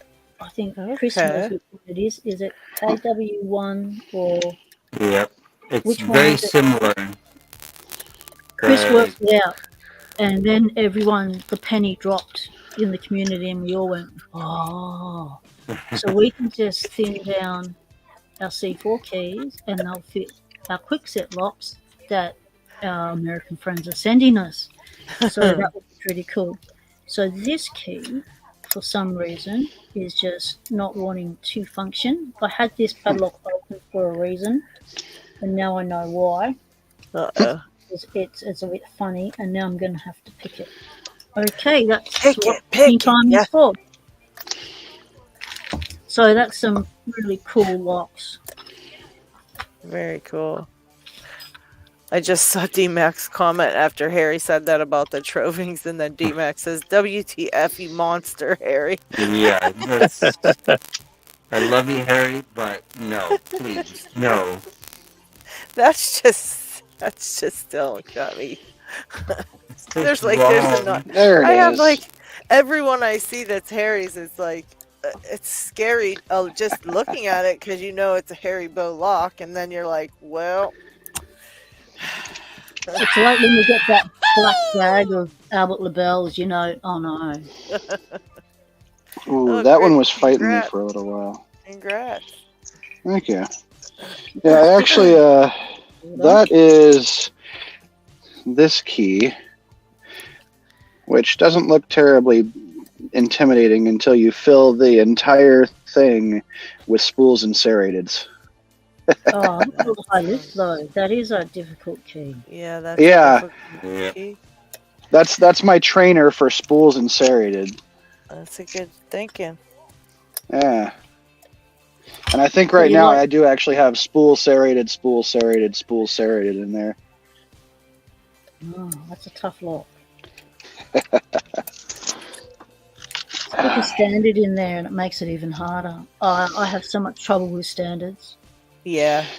You know, I did for the longest time, but then what kind of opened my eyes was getting those Everests to pick, because they're nothing but standards. Yeah. And I guess what I did different was just crank down the tension. Mm-hmm. Oh, okay. You know, just pull a lock-picking lawyer and crank the freaking tension on the standard pins, and then just shove them, and it's gonna feel like you're gonna bend your pick, but then it'll just pop. Because Chris Capoon gave me an Everest, and it's sitting right there on my bench, and it looks at me all the time, and I know it's full of standard pins, and it's giggling at me. And I tried every now and again, and whoever brings out a video on a Schleg Everest, I'm all over it going, is there another knack? Is there another way? Well, go check out my video on the Everest, because I not to toot my own horn, but I like to think I did a pretty good job there. Yeah. Now, that right there is the secret. Extra just tension. a paper clip. Well, yeah, but also the paper clip. You shove a paper clip down in there instead of doing it last. Yeah, well, if I just stuff a paper clip in there and then the rest of it picks. If I don't put that paper clip in there, I'm not getting it open. So my trouble was trying to pick all the standards and then pick that what do you call it, check pin last. Right. And I've never got an open. I haven't even come close. It's been so. Do you have a flag, Pocket Woman? Yeah, I've got flags.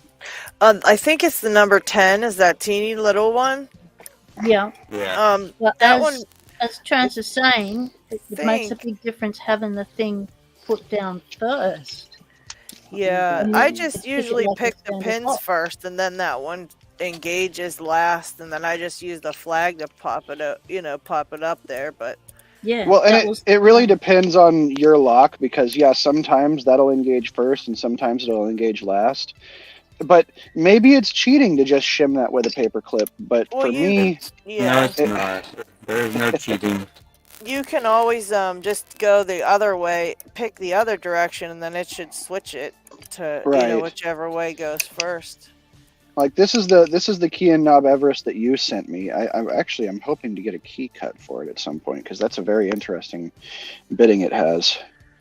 But I stuff that in there and then I just crank the tension down, and then it's probably not going to work this time, but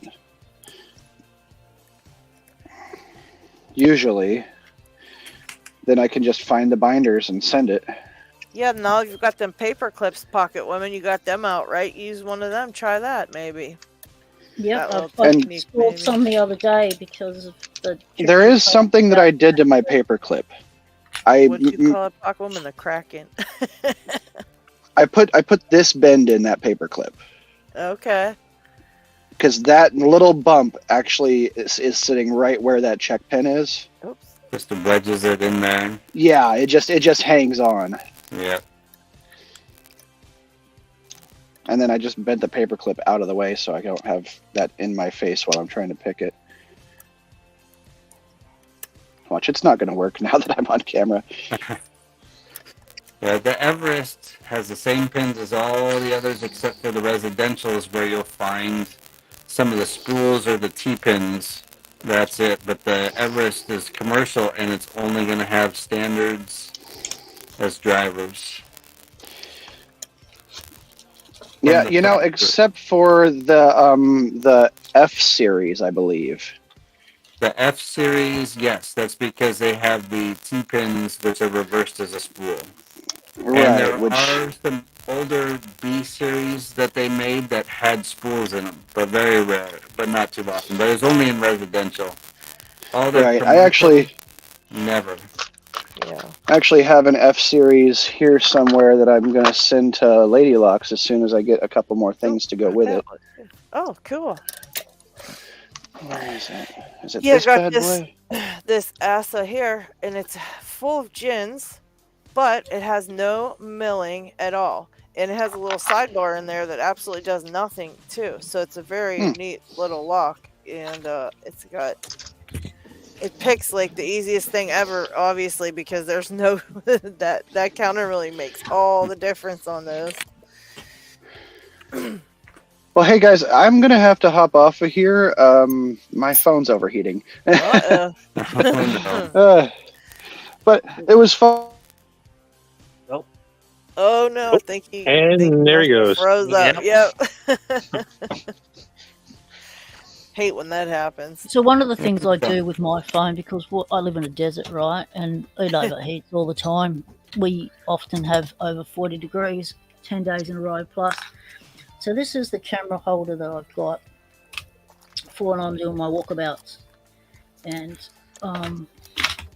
this one here, so it just, it goes into your little handheld diva. I'm not that techy, so we keep it simple.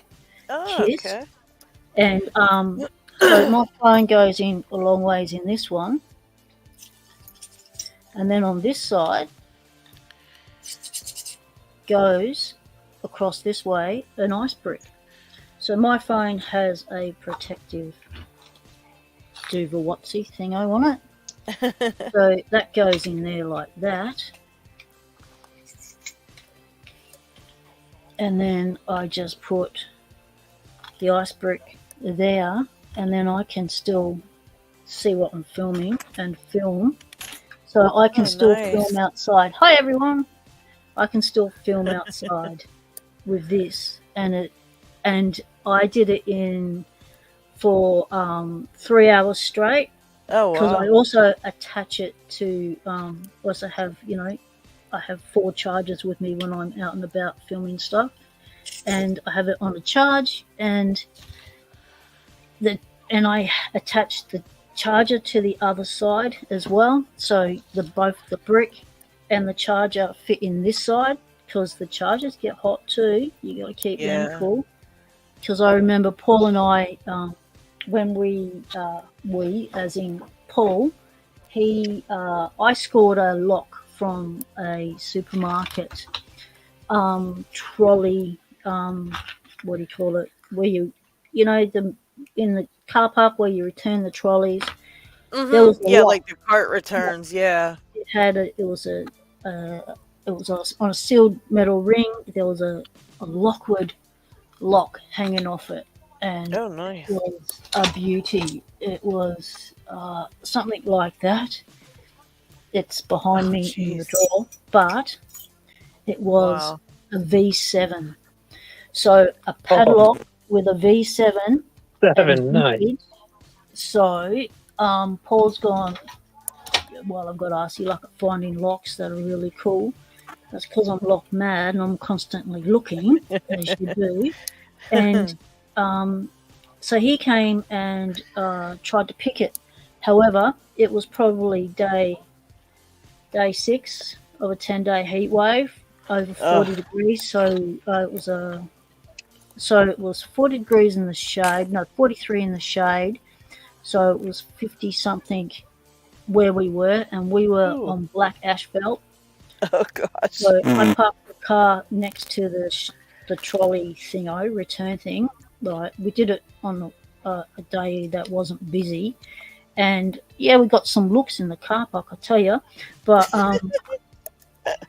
but we had, because I went into management and I said, you've got a lock there that's not in use.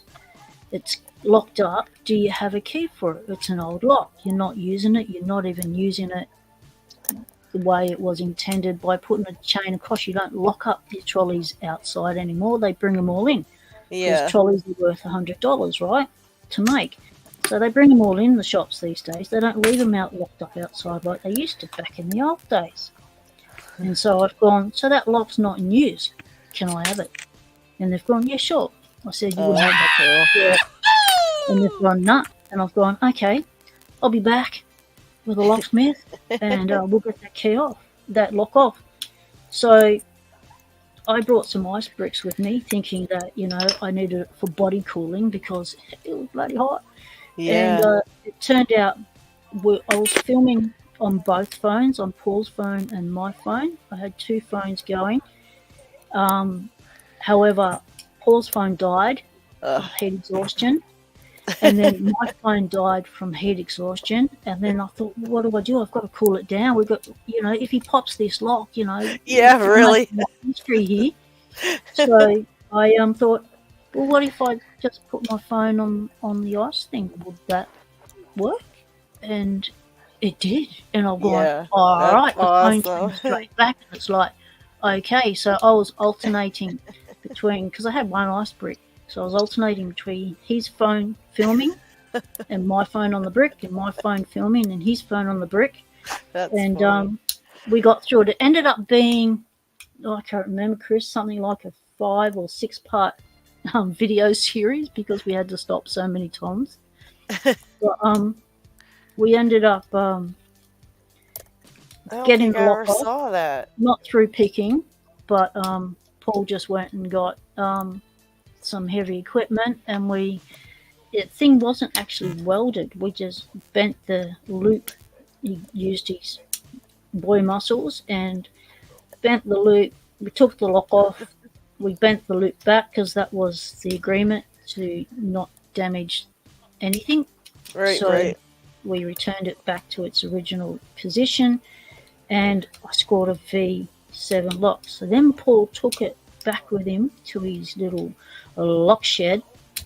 Meanwhile, it's now like 70 degrees in his shed, because it's just a tin shack. Oh my and god! I do not work on it until this heat wave is over. So it was probably 6 months Yeah. before I got the lock back. But he brought that lock back from the brink of disaster and made a key for it. Wow. That's really nice. With the angles, like it looks like a Medico key, but a double layer. Okay. And, wow. And I was stoked. I was just as stoked about that as I am about this. Yeah. That's how much it meant. And lock history, you know, like. Did you say you videoed that, right? You filmed it? Yeah. Is it on your channel or no? Yeah, it is. I don't think I'll find that. Early days. And just look up Lockwood V7 series. I'd like to see that. The V7 padlocks, they only came in a locksmith form.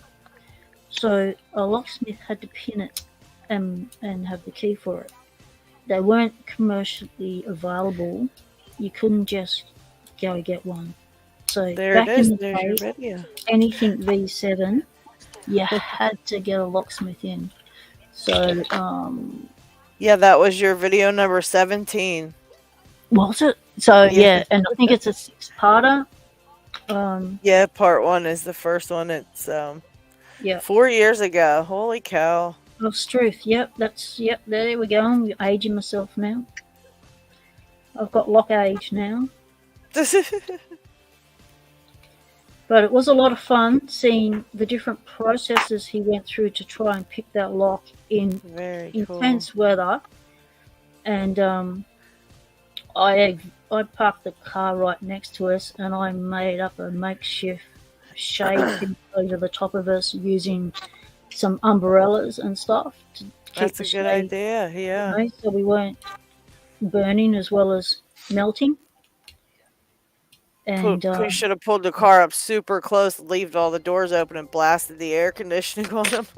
Yeah, I couldn't do that because the car probably was where it was, the location. Yeah, it was so hot, but it was my first ever lock find in the wild, and with permission to take. Like, I've never taken a lock in the wild without permission, but it was my first go at asking for a lock. You know. Yeah. Because, you know, it takes guts to go up to people you don't know and go, "Excuse me, that look, it doesn't look like it's in use." Yeah, really. If I have it, and they say, "Well, I don't have a key for it, and I want the chain back," and it's like, "Yeah, no worries, I can do that for you." Oh, they say, "Okay," and then they watch you do it, and they go, "Wow, that was quick," and you score a lock. And yeah, that'd be pretty neat. My first master locks was like that. That's how I scored 2 of these biggies. These big jeez, oh man. Yeah, mate. M15s.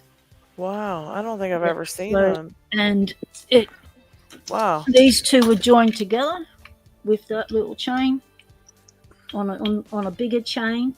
So I just picked one, which was that one. And yeah. And haven't managed to pick this one, the other one, but I've picked that one. And that's why I got the, I don't know if anyone saw my key unboxing. I showed my key case and the keys I have, my blanks. And that's where I've got all the M something or other keys for this M15. Paul gave me about 10 keys so I can learn impressioning of that lock in particular. So, yeah, adventures. You know, I love lock adventures. Does anyone else like lock adventures? I have never done a lock adventure, but I'm thinking I might want to try to now. Sounds like fun. I call it Lock Sport on Location. That's a good because name it's LOL, laughing out loud. I got love, yeah. I like that. The M15 is a nice one. It's a big one, 5-pin cylinder, but standard pins. Yep. I have one now. They actually make a bigger one. It's called the M17 that people don't see or hear about very often. Yeah, and they've got this one too. So this one, I can't even hold it. It's too heavy for me. Wow. But this is Steve's been doing. He's done J. Gabriel a cutaway on this one, and this is the number 19. So this came from my local locksmith. They handed it to me because I go in there and I talk locks with them, and they said that none of their locksmiths have picked this, and none of them can make a key, right? Made a key for it. Yeah. They said it's not worth their time to try and impression it. And it's like, well, yeah, it is, because you bring the lock back into use, you know, like, and he's gone, well, go on then. And he's flicked it to me, and there was like a little toe, weighs a ton. And it's like, okay. And I said, all right, when I've impressioned a key for it, learning off that other lock, I shall return it and show you that it can be done with a bit of patience and time. And this takes massive keys. These are the MS8 key. Wow. And and it has those, they're called universal pins, and they're like a serration kind of pin, and it's because of those pins that the locksmith said that they would not even bother trying to pick it or impression it. And I thought, well, what a waste of a lock, because that lock has been sitting under their cupboard for decades, right? It's like, well, let's give it a new life in lock sport, make it a happy, turn it into a YouTube star, and I can learn something from it, you know? So go from learning how to impression a 4-pinner master lock, and then go to a 5-pinner, which is that other one, and then go to that biggie, which is the 6-pinner. So that was my plan. I'm still learning. I'm on my first one still. This is the impressioning handle that Edok Dab created. And oh, wow. a bit of broom handle.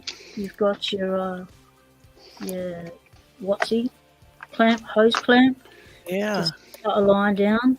This is for your turning and comfort, you know, to get your rotation. Right.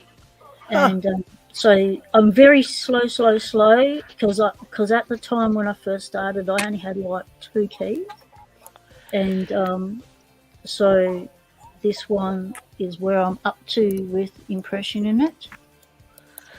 But I will get there. I'll get an open. That's pretty cool. Now, Picksmith, have you ever impressioned those pins like she's talking about in that 19? Those serrated types of pins or whatever those pins are? Yeah.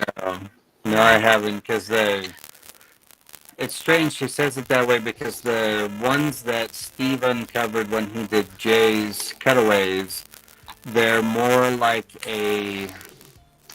almost like a T-pin style. Okay. So they were really bizarre looking, which was kind of cool. But she's talking more of like because Master made what they called their Up series. And they would have been more of a serrated, because it was a pin. The lock was actually put out, and you could put in any key blank and then smack it with a special tool, and it would set the lock to any bidding. Oh, wow. Oh, yeah. The pins were like a stack of master discs, right? Master wafers. They were correct, but they were all attached to themselves. Right. And they would shear off at that. Then you'd have a serrated top pin and a serrated bottom pin at that point. Right. Problem is that you could rekey it. you could rekey it to the same process with any key you liked. No, but you could only do it once. Oh. It's I was under the impression that you could just... No. It's a one-time deal. So the way it works is that the plug is sitting outwards in the housing. So it's out one spacing. Right. Okay. And so when it's smacked in, then it falls into place and it's set to the key. All right. That makes sense. So this might actually be like that, because I remember reading up on this, and the Master Lock stuff that I read about this lock was that they called them universal pins, but this was done before they created that Up series.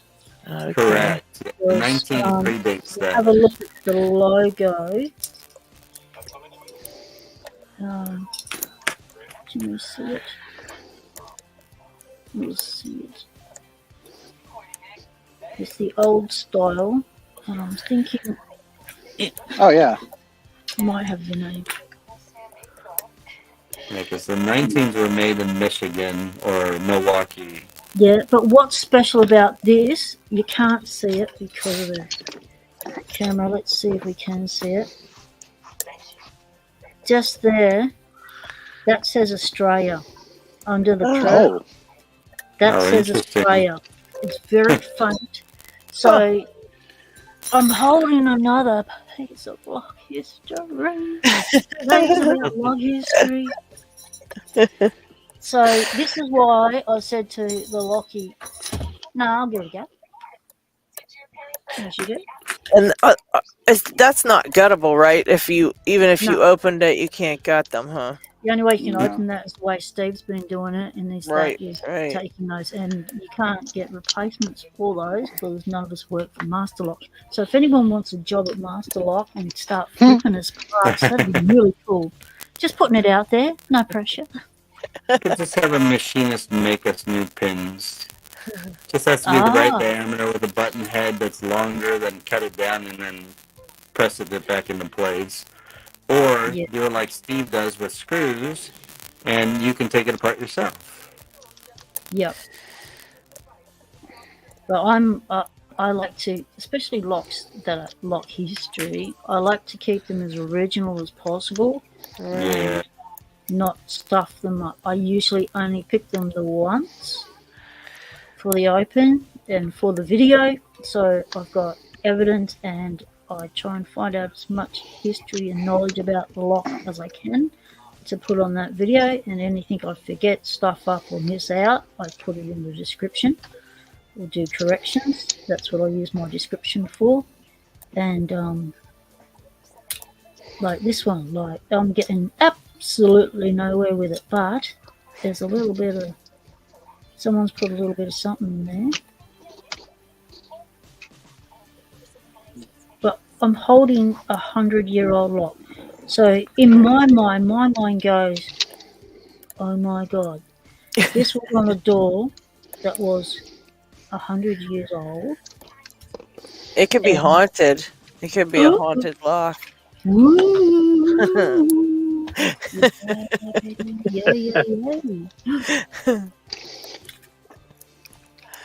Haunted. Oh, that's I've fantastic. been trying to learn how to pick this Yale SFIC that I think Dr. Hogmaster sent me this one.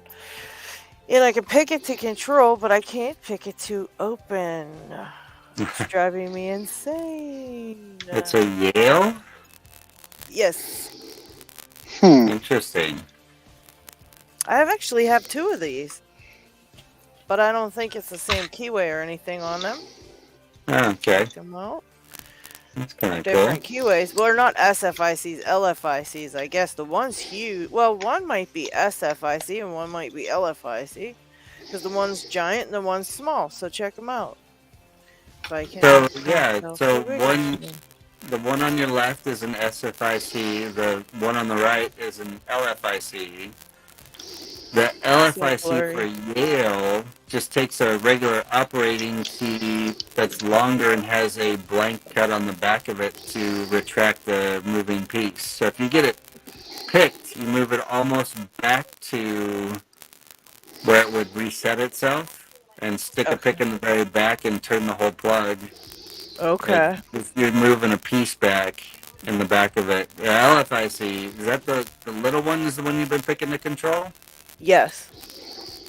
Okay, Yes. so that whole core pops out and it only picks to the clockwise that way. Yeah, and so I'm trying to get it to pick to just, to open, but I can't get it. And I can see the difference. Like what I'm probably doing wrong, obviously, is, pushing these ones up too far and all that stuff, but I just can't seem to figure it out. Bearsback did a really good video on best SFICs. He's sort of specialized in those sort of locks, and he was one of the first people that did a lot of exploration as far as picking them and keys and Like all that this sort guy. of stuff. And he did a video showing how to pick it to control and operating, and the difference was one that opened at 1 o'clock and the other one opened at 3 o'clock. Hmm. So the control opened at 1 o'clock and the open was at 3 o'clock. So if you pick a lock and it moves to 1 o'clock, you normally don't notice it because you continue picking. You think it's a false set, right? Mm-hmm. Yeah. But actually, because it's in the core and stuff, you don't think to pull it at that stage because you're waiting for the 3 o'clock, right? So if you're doing it and you get to 1 o'clock, see if it's coming out.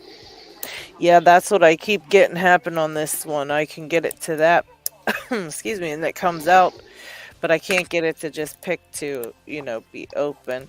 So it's driving me insane. I have this best. I've never successfully picked it, and I've tried and tried and tried. But I've heard that you can actually, if you want to pick it specifically to control, you can tension bottom of the keyway in such a way that it jams your tensioner into that little control sleeve right there. Correct. If it And has that will allow there you. There are some that don't have it. There's a special tension wrench that was developed, and Peterson sells some of them, but they don't work very well, but they do sometimes. Yeah. Right. But Actually, I think I have. Yeah, I have I have another core here. It doesn't actually have any pins in it right now, but you can see inside here. If you push it in, so if you just saw that you push the control sleeve in, that the holes disappear for the outer sleeve. If you pop or actually, is that a press fit one or a clip one? That's a clip. This one's a clip one. Take the clip off, pop it off, and then slide the plug out, and then the control sleeve slides out the back, and you'll see better of what I'm talking about. Right. Let me do that real quick for everybody here, since we're talking about it anyhow. Yeah, and having one without pins is nice. I need to get some pins in this thing so I can actually work with it. But yeah, so there's the core, and then and then the control sleeve. It's kind of hard to get it to move out of there without just like shoving at it with a pick. But then there it is. So that pulls out. Right. And so gummy. And then if you I need to clean it. So the bottom has the holes in it because it needs to allow the ejector pin to pass through to push the pins out from the bottom through the top and take out the top pins. That's the part you can create a fingered tension wrench for. Grasp onto that and just turn that part. Right. So that you get your tension wrench to basically hook onto right there. Correct. On the hole. And I think it's got like 2 or 3 of them. That's what you should make a video on. Well, if I can get one. Video about to do that with. That'd be cool to see. The thing is different keyways affect the tension wrench, so you can make it for one keyway and it won't work in another. Right. Uh-huh. This is the same keyway I have on both of these, I think, and I don't remember what the designation is, but this one, it looks nasty, but it's actually pretty wide open. It's probably like an L or a K. If you flip it to the back, typically the letter is stamped in the back of the plug. Nope. Okay. Maybe it is on this one. Nope. Yeah, the best tended to not like to do it, and they made it two different ways. They either made it with the clip, like you have, or they press fit them together. Oops. Right. Now, one more note about these. If you're gutting one, which I don't know, I don't know if I would have the balls to gut one after I pinned it, just because you've got all those itty bitties in there. But yeah, this clip is not a regular circlip, and it only goes in one way. Yeah. Correct, because it's also used as the key stop for the tip of the keys, because the key doesn't have a shoulder, it has a tip stop. Right. And it rides on that piece. So when you put this bad boy in here, this has to go, you'll see there's flats on the sides of the plug. And then on top of that, I believe the flat side has to go to the top of the lock. So it only goes in like that. Yep. Sorry if I lost focus there for a second, but wait a minute here. Shoot. All of my best ones, see. They don't have that little thingo at the bottom. I think they're just a standard round core. Pocket Women, Terry B. Picking said there's a link to the history of your lock, but I think he tried to post the link, but it won't post in here. So I'm sure we can get that link somehow. Yeah. But, you just he can pop it on his channel. If he goes back and edits his description, he can whack it in the description, and then I'd be able to find it. Would you be prepared to do that, Terry, on your HNTV lock? And then I accidentally deleted somebody's message. It was Downfall. I think he just said LMAO, and I was trying to scroll up, and my finger stuck on my screen, and then I hit it and deleted it. It was totally an accident. And Not the Chris, first time, LadyLocks. Chris is asking where's Isaac. I talked to him the other day, and he said he's just been very busy with school. He's back at school now and work and his jiu-jitsu and all that stuff. So he's been super busy, and that's about it. I haven't really had a chance to talk to him, but I, text messaged him. So that's what he said. So hopefully he'll be able to stop through, maybe, but I don't know. Now, there is one other way. If you have an SFIC core that's not in a body, there is a way to find the control shear line. That's kind of cheating, but you can actually tension by shoving the control lug towards the lock, and that will tension you to control as well. Okay. At least it'll give you a feel for the pins. Right. I mean, it's again, I think it's cheating because that's not accessible from a normal operating position, but it will show you where the control line is. And now you have a key and knob carbon master ring. Nice lock. Yeah. Thank you. Yeah, I actually I have the knob for this one too, funny enough. I got this from a secondhand hardware store. Right. And is it pinned up to 2 shears, or is it just single keyed? Well, it wasn't pinned up to 2 shears when I got it. I'm probably not going to be able to pick it in hand here, but it wasn't pinned up to 2 shears when I got it, and I tried picking it to the second shear line, and it wouldn't. So I picked it to the first shear line, gutted it, and found out that it was actually only pinned for the first shear line. Yeah. So then I had a pile of spare pins from parting out old locks, and I was able to find pins, driver pins of different sizes, and order them in such a way that I now have 2 shear lines in this lock. I assume the way it would have been factory. Well, it depends. It depends if it was single keyed or if it was master keyed. Because I have an original old factory one that's single keyed with giant spools in it. It's awesome. And yeah, I've seen those with the giant spools. Yeah, and then I have others that I've pulled out that are keyed to 2 shears. Right. And funny enough, interestingly, when I got this open, there were master wafers in here. So yeah, because somebody was master keying just the single plug, which is known to Right. happen in those too. Which I feel like would have had to happen after it was originally made. Like that wasn't factory, I think. Well, the factory does it two ways, which people aren't aware of, because there's the master key, which works the outside master ring, but sometimes you needed to put two change keys into it, so you did it in master keying the plug with right. master pin. I read an interesting article written about that, actually. Nice. I don't remember where I found it, but yeah, no, you're right. They did do that, although I don't know if that was when this, like, well, these are like 130 years old, so there's probably been several adaptations. No, they're nowhere near that old. They were started in the 40s or 50s. Oh, interesting. Yeah, no, they're not that old, because it was after a whole bunch of other Corbin stuff.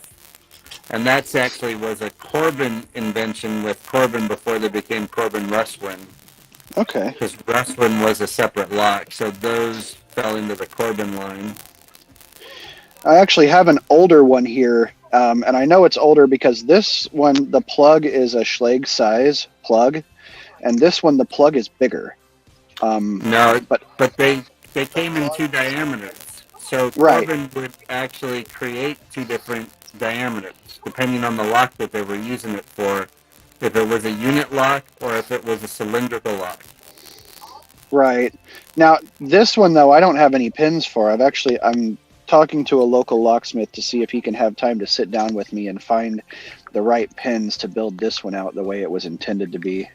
They just take standard pins. It's all the same size, so you can use a Schlage kit or something, or like a universal kit to build them out. Oh, okay. Well, I might have to build this one out too then. Yeah, Corbin never used anything special, and like I said, they do make two different size plugs, standard, and then their 352 plug, I think is what it is, I forget. Right, which would be this bad boy right here. Also, those are two completely different keyways. I want to try one of those. Those are so cool looking. Yeah, so the one on your left is the older original Corbin keyway. The one on your right is probably like a CO4, which is just a more modern keyway. The other one was an older keyway, yes. And you can see how much more use that cylinder took in the impressioning from inserting keys. Right. Yeah, I'm going to clean both these up. And by the way, once I get this one or this one operating the way I want it to and not master wafered like it is right now, I am actually going to send one of these to you, Lady Locks, so you can play with it. Oh, thank you. Pretty cool. Yeah. So, well, Picksmith, you can tell me, are these newer or older then? Put Lock Chuck up on the screen, because those are your two. You're making. Did you ever get your challenge lock working? That one, it's still in progress, but these are two new that I got. So let me see the key heads. So you've got one that's the Corbin. That's the old Russwin keyway, which is strange. There was just a key that actually it was an aftermarket key, if I remember right. So it could go both ways. And then that's the newer modern Corbin head with like the L series. It's not the older head. So those are probably both newer. But even like the one that you had that was what I said was the CO4, they made that back then because the one that I have is from the 50s, I think. Let me find that cylinder.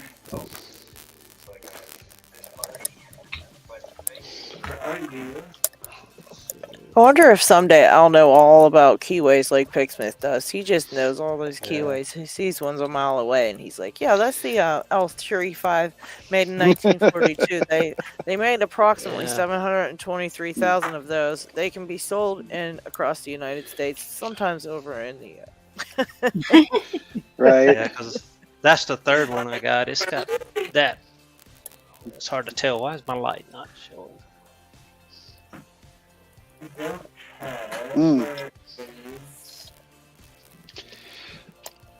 Oh, there's LockHeat.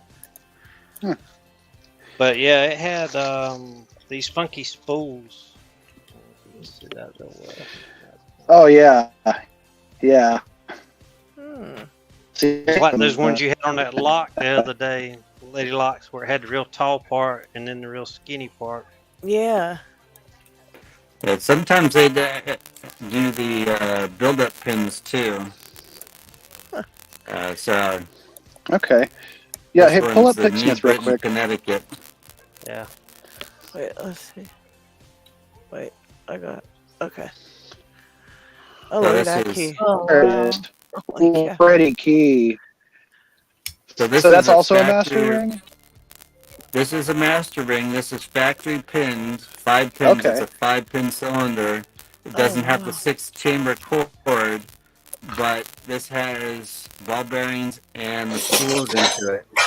And then this is a little bit Right. more modern one. It's a little bit longer. Oh, wow. And this is the Yeah. CO4 keyway or 1001EA. And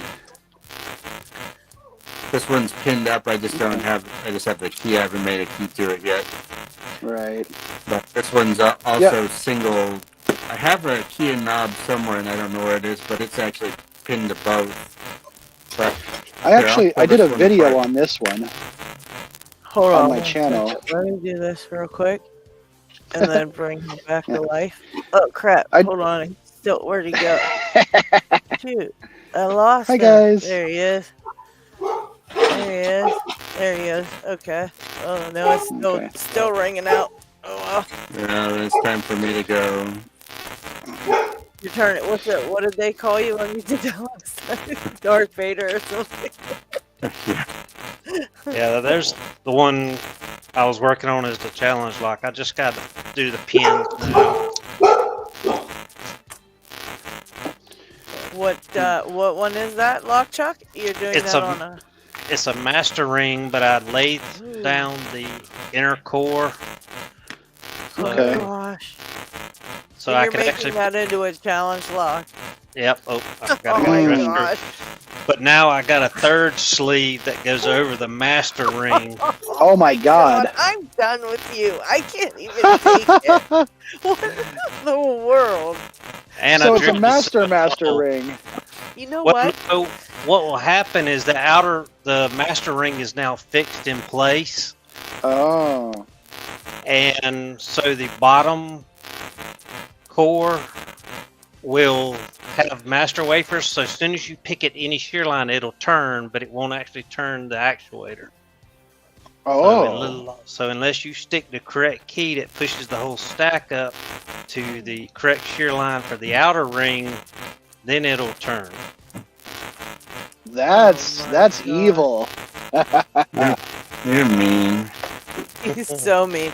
The thing about it is in normal life, LockChuck's like this hero, and he's super kind to everybody. Cause like, aren't you a firefighter, LockChuck? So like, Yeah. he's a hero, and he's like so nice to everybody, and so kind in the Locksport community, and so generous. And so his evil side is this. So he's got to express himself in some evil way. So that's what he does. I fully intend to do the same someday. All right, guys. So we're gonna be doing a giveaway, and I guess we're gonna talk about the giveaways first, right, LockHeat? Yeah, sure. Okay. So I guess you can put up the giveaways, and I'm gonna mute Pixsmith's microphone for a minute until we do these real quick. Okay. Not many. Lady Locks just ended hers. So congrats, Oh yeah, Lockchuck, mine was for over. winning. Yep. Congratulations, LockChuck, by the way. Thank you. Once again. And first, the usual suspects, TLP 1969 is doing something soon. Same goes for LadyLocks, so do check out their channels. Yeah, I gotta There get are, as usual, gotta get over to Knoxtober and see heck's going on there. As usual, the links are in the description. Pocket Women. Pocket Women is also doing her Lotto LadyLocks Tuesday giveaway on a regular basis for anybody who is posting videos in that hashtag. And we only have one running giveaway this week, and that's still from a lockpicking poll. His 500 subs giveaway. Okay. It'll be running for another 1 day until the 16th. So you have today and tomorrow for entering. So be fast or you'll miss it. And that's it. All right. All right. So today the giveaways items that I've got for today is a wonderful set of Jimmy Longs that he was so kind to donate us some Jimmy Longs picks for our giveaway. So very nice of him to do. So thank you, Jimmy Longs. Awesome of him.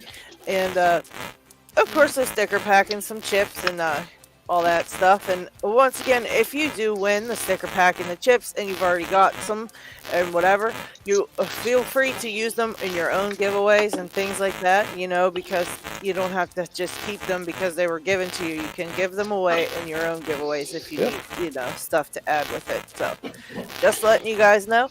If you want to get in, hurry up and say something. Anything. Make sure you're on there. Look at Picksmith's little guy staring at us. Why you gotta look at me like that, Picksmith? Dang. How do you get entries? You just make sure you type something in the comments. And, okay. I don't know if you did, so you better type something there. Oh, I'm sure I did. Yeah, you did. You did in the beginning. That's right. Yeah. Yeah, poor Downfall. You were in there, but I deleted your comment on accident. My bad. And 43 people. I'm probably going to have to... By the way. Holy cow. I'm probably going to have to jump off the stream again. My phone seems to hate this. But well, I'll be back down in the chat. There you go. Put your phone in the freezer for like 5 minutes. You'll be fine. Oh, I had to try that one before. That's how I came back. But yeah, I'll see you guys in the chat for a little while. All right. All right. Somebody got a dog too. Who's got the dog? Fucking women's got the dog. Oh, Picksmith got a new one. What's that thing? Oh my god. It's like a dead cat. Oh my gosh. Or is that a bear? Is that a cat? A bear? I can't tell. It's dead though. Show its guts again? What it has? That's terrible. That's luck chuck after a night out. The what? That's luck chuck after a night out. Oh. Yeah, it is. There you go. Yeah, I've looked that way several times. That's terrible. You're still young, so you can make the night out and stuff. What are you talking about, young? Anyway, I don't see any new entries, so let's roll. All right.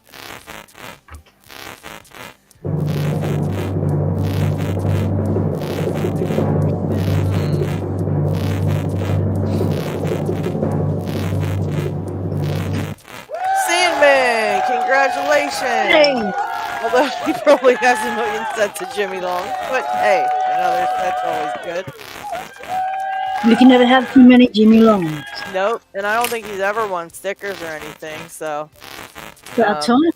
Yeah, just shoot me an email or on, what do you call it there, Discord or Instagram or whatever, Sandman, and I'll get your stuff sent out to you. Yeah, I saw somebody say, oh, John Doe has a question. When he puts any kind of turning force on his padlock, it turns into a false set and he can't pick the first pin. So, I guess what padlock is that? What lock is it? Maybe we can help you out there. Then pick the first pin first, whether it's set or not. Overset it if you have to. Pick the others, and you can always come back and just ease off the tension, drop that false set down, you'll get the open. Yeah, there you go.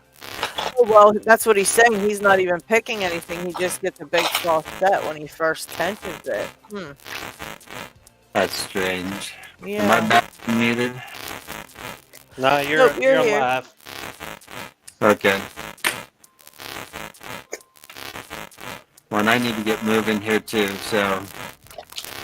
All right, Pigsmith. Well, thank you for hanging out with us for a while and all your help on everything.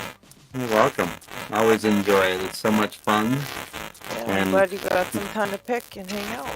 yeah, next time maybe I'll actually get to pick something open besides a Gamma 700. Jeez. Yeah, I need to rewatch that, I think.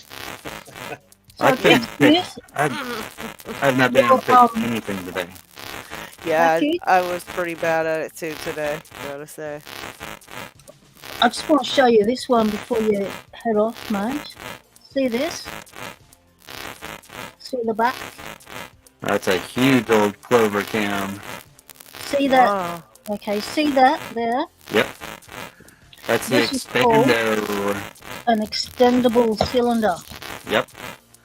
It's an old beastie, holding another bit of lock history. This is a Ruswin before they become called a Ruswin. And so I have picked it. It's not a difficult pick. I picked on the channel and exploded it. But since we're talking old locks and lock history, What keyway's on there? I don't Oh, have a Seaman for said it. spin again. Yeah. Okay. Show me the keyway because it might be the 852 keyway, which I just learned about. Yes, it is. So when we go back, when we're done with that, put me up and I'll show you a cleaned up version of that. Okay. But how cool is this as an invention? Like, I was blown away. I just seen Jason from SE Lock and Key, Lock Force, repin one of these on his channel. And then my package rocks up, in transit for like a month and a half, with one of these in it. And because I'd seen his thing, I recognised that screw straight away and went, oh my God, it's one of those. We just don't have this. This is, to me, this is such a clever design. And that's one of the things I really love about locks, is the design. It's so clever, like they just thought about doing stuff and they just machined stuff and made it work. Like, people would not bother going to this level of machining to get an extendable lock that fitted all sorts of different width of doors. Not in today's age. They wouldn't do that today, And I just think it's the duck's guts, and I love it. They were only produced. I think, for 18 years, from 1920 to 1938. I pinned it in the DM with Artichoke. I'll go copy it and post it in general in Picking Time server. Yeah, so. How cool is that? And this cam. Oh, wow. You can't get it off. Oh, wow. That's a mint condition one of these. Look at the key. Brand new. Wow. That thing's wild. There's a new old stock key. I just got this with that other Yale. Wow. But it's the same thing that you have right there. And this was called the thing on the back is like flipping you off. Yeah, exactly. And this is the 852 keyway. It was the only keyway that Rustwing did this in. The pins are special sized, and they only made certain keys for it. Ripping as. Blew my mind when I saw these pins. I don't know if you can. Inside this, just look it up on the channel. You can see the ball bearing in there. They did ball bearings in every single chamber. Wow. Yep. Which were The unusual. pins have got, I don't know, it's this one for one of the other old locks I've got. American locks is one of the pins they didn't they didn't machine them flush. So you get pins that have got these I just call them nipples on them about this long. And it's like, whoa, and they go straight up into the spring. And that's what they did. They didn't bother taking that extra step because they didn't need to. It went up in the spring, so why bother? Well, and what they did that for was so it couldn't be comb picked. So it was an overlifting prevention that they were doing with that. But this tail piece is like pinned in, you know, like you're not getting that off. Exactly. That's because the whole shell comes off. You don't need to take it off once they put it on there. Exactly. That's crazy. And you can make the cylinder longer, shorter. Wow. Mint condition. Yeah, this one's in really nice condition. I was really happy to see it. Okay, well that's enough. I need to get moving. Okay, Pick Smith, thank you very much. You're welcome. That. Pick your brain again, Pick Smith. Always picking Pick Smith's brain. Yeah, thanks for allowing us to always pick your brain, Pick Smith. My pleasure. Always have fun with it and sharing knowledge. Have a great rest of the night and a great week. You know, thank you too. And all that fun stuff. Thanks, Betsy. Yeah. Yep. And like I said, I'll post the little blurb of the history of this in general in the Picking Time server so everybody can read about it. That'd be cool, yeah. Okay. Have a good one. Take it easy, Pick Smith. And on that note, I'm also going, by the way, because my head is killing me. All it's getting worse by the minute, so Lockchuck is taking over. Oh, are you Lockchuck? Are you cool to do that for a little while? Oh yeah. Okay, as long as you got the time. I don't want to force you. No, no. Talking Brett sucks. You're this terrible, one here, Brett. This is a sergeant. Oh wow. However, it's got the little doover. So on the best, it's on the left, and on the sergeant, it's on the right. Oh, that's wild. And it's bigger. So I'm thinking that this is possibly one of them is the LFICs. Oh, we didn't get to say goodbye to LockHeat. LockHeat just ran away. Oh, well, LockHeat, if you're still listening, I hope you feel better and get some rest. And thanks for doing the stream anyways, even feeling poopy. So we appreciate you. Pump your body full of vitamin C, mate. Yeah. Go get that. I get that emergency, those packets of emergency. Those are my, that's what I always get. Mm-hmm. Makes you feel better. So these are really cool. These were the first ones. Yeah, those are really nice. That little sergeant, and I've been able to pick it, but I wasn't aware that it was an LFIC until today, when I've just pulled it out and gone, hang on, that cam's not moving. Yeah. I wonder if that's what that is. That's crazy. Yeah, so pretty cool. So that was in the first ever package that I'd won from SE Lock and Key.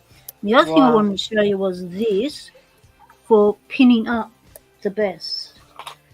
So you've got your thingo in there, like so. This goes in your vise. So it's held like that. So you're pinning it up sideways. Oh. So you've got your access to your holes down the bottom. Okay. And then you've got access to putting all those little doovers in up the top, your springs and it seems to be double drive, little short ones and then longer ones. And through here, that's where you use your capping tool and you go bang, bang, bang, bang. Okay. So you pin it, turn it, bang it. So, or you turn your vise sideways and hold it like that. Right. So, CLK Supplies sell a version of this. This is a 3D printed one. I'm not sure what their one is, but it looks, a lot stronger than this because it's made for locksmiths to bang stuff in. Right, So, right. So I'm thinking that trans mechanic, this is the sort of thing that you need when you want to start gutting these things. Because once you get into all them other little doovers which you've already seen, it can become a nightmare. And I've seen people want to give up lock sport because of a SFIC. So that's why these were invented by some clever little lock sporter who knew how to do this sort of stuff. That's really cool. Yeah. But it's not comfortable to pick in. But well, Lockchuck's day, got you hooked up on that, so you'll be good to go for those from now on. One day I'll look inside one. But one of the other American ones I really love is Baldwin. They always seem to be so shiny, and I love the keys. The bow of the key. The first ever Baldwin I got was from Chris Capoon. Wow. He had That's such a pretty lock. Wow. Yeah. And he pinned it up to, it was the first time that the check pins, the chess set pins came out by Sparrows. So Locknib created the set. He gave it to Sparrows. Sparrows made it and were flogging it off. And it was the chess pin set.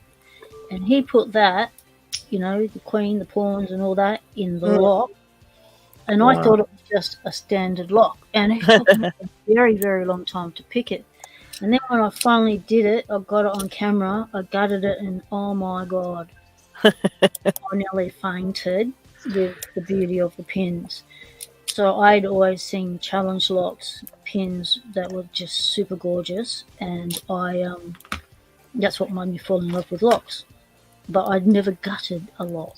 I was just always watching people gut their challenge locks. Right, and loving pins, and then I finally had one in my own little hot little hands. Thanks to Chris, and I was like, oh my God, everything is so little. I was so surprised at the size of things.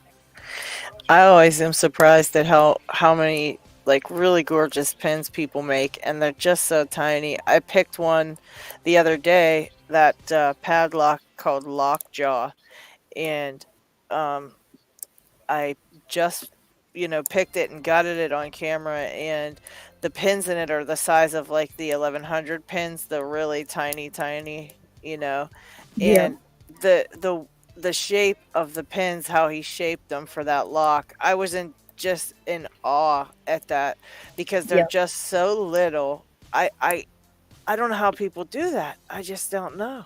I don't understand it. It's so tiny. But I've got so many cool locks that Chris gave me when I first started that have been on my wish list to pick, and I've just been trying to pick them on my own, and just asking questions in people's comments when they pick one on their channel, and there's a handful of them I still haven't been able to get into, but that Baldwin that Chris pinned up was my first ever challenge lock, and it was like fitting on Baldwins are pretty good. Like, look at that mountain range, lots of highs, lots of lows. Oh yeah. And it's just a really nice lock. The brass on it seems to stay shiny longer than others. It is really pretty, that's for sure.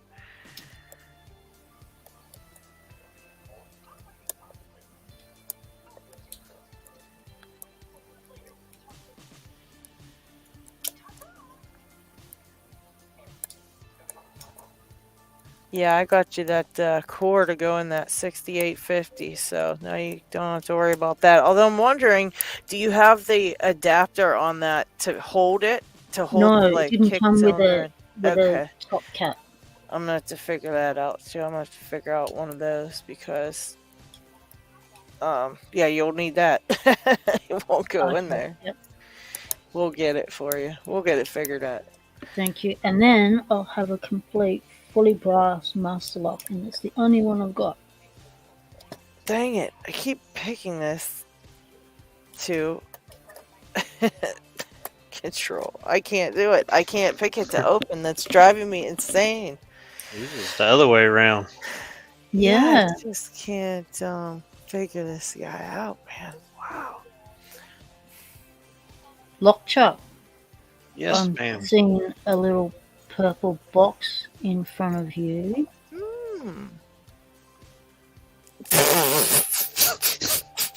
That was hilarious. That wasn't conspicuous or anything. I just looked over and noticed and went, That was funny as hell. show me your box. Oh, Show no. you my box.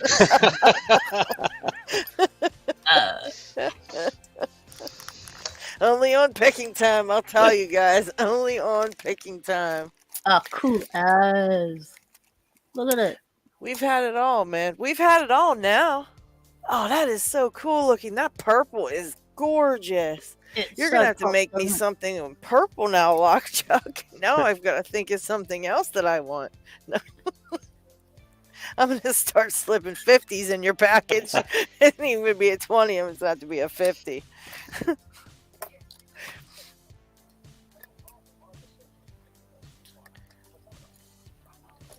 That's going to be a nice one. You'll be able to use that a lot with because you're always out, out and about and needing stuff to small enough that you can take it with you, but big enough to carry all the stuff you're going to need. Yeah, because this one's really good. It holds my followers, my tweezers, Mm-hmm. my little torch. It's a good gutting one, but Yes. what if I can't get the lock back together? What if, Well, what like, what if you want to repin something or something? Look, I mean, that has a compartment to hold all that stuff, So Yeah. you'll have a gutting one and one that you can use for pinning, Yeah. But sometimes my wife's appointments don't go as long as anticipated or something. And it's like, what are you doing here? I haven't finished with my lock, Yeah. Like, I've got it all in pieces. And she has to wait till I put it all back together. Or she comes to the car and gets in the car and just sits there and waits till I finish my video because Yeah. I'm usually doing it on my lap in the car. Right. And since you like purple. I love purple. Oh, Oh, I do the love little that. purple chest box. Oh my god. Oh my gosh. Wow. I love those things. They They're got a so little convenient. They're padlock on the so front. It's very cute. Yeah. It's very convenient for all your pinnings because you can even write on the bottom of the bottom of those little boxes Yeah, if you put want. tape on, Mhm. painter's tape so you can change and stuff. That's a good that's idea. Yeah. Yeah, Oh, because thank you. I it's didn't just- think you'd have it all done by now. Like, it's only been X amount of time since you did the marathon 3-hour computer stint, and then within 48 hours, is showing me the purple flower, and then he's already done a Yeah. drawer Look at those. in the box. Oh my god. Are they Look connected at how or? pretty. No, there's- Oh my god.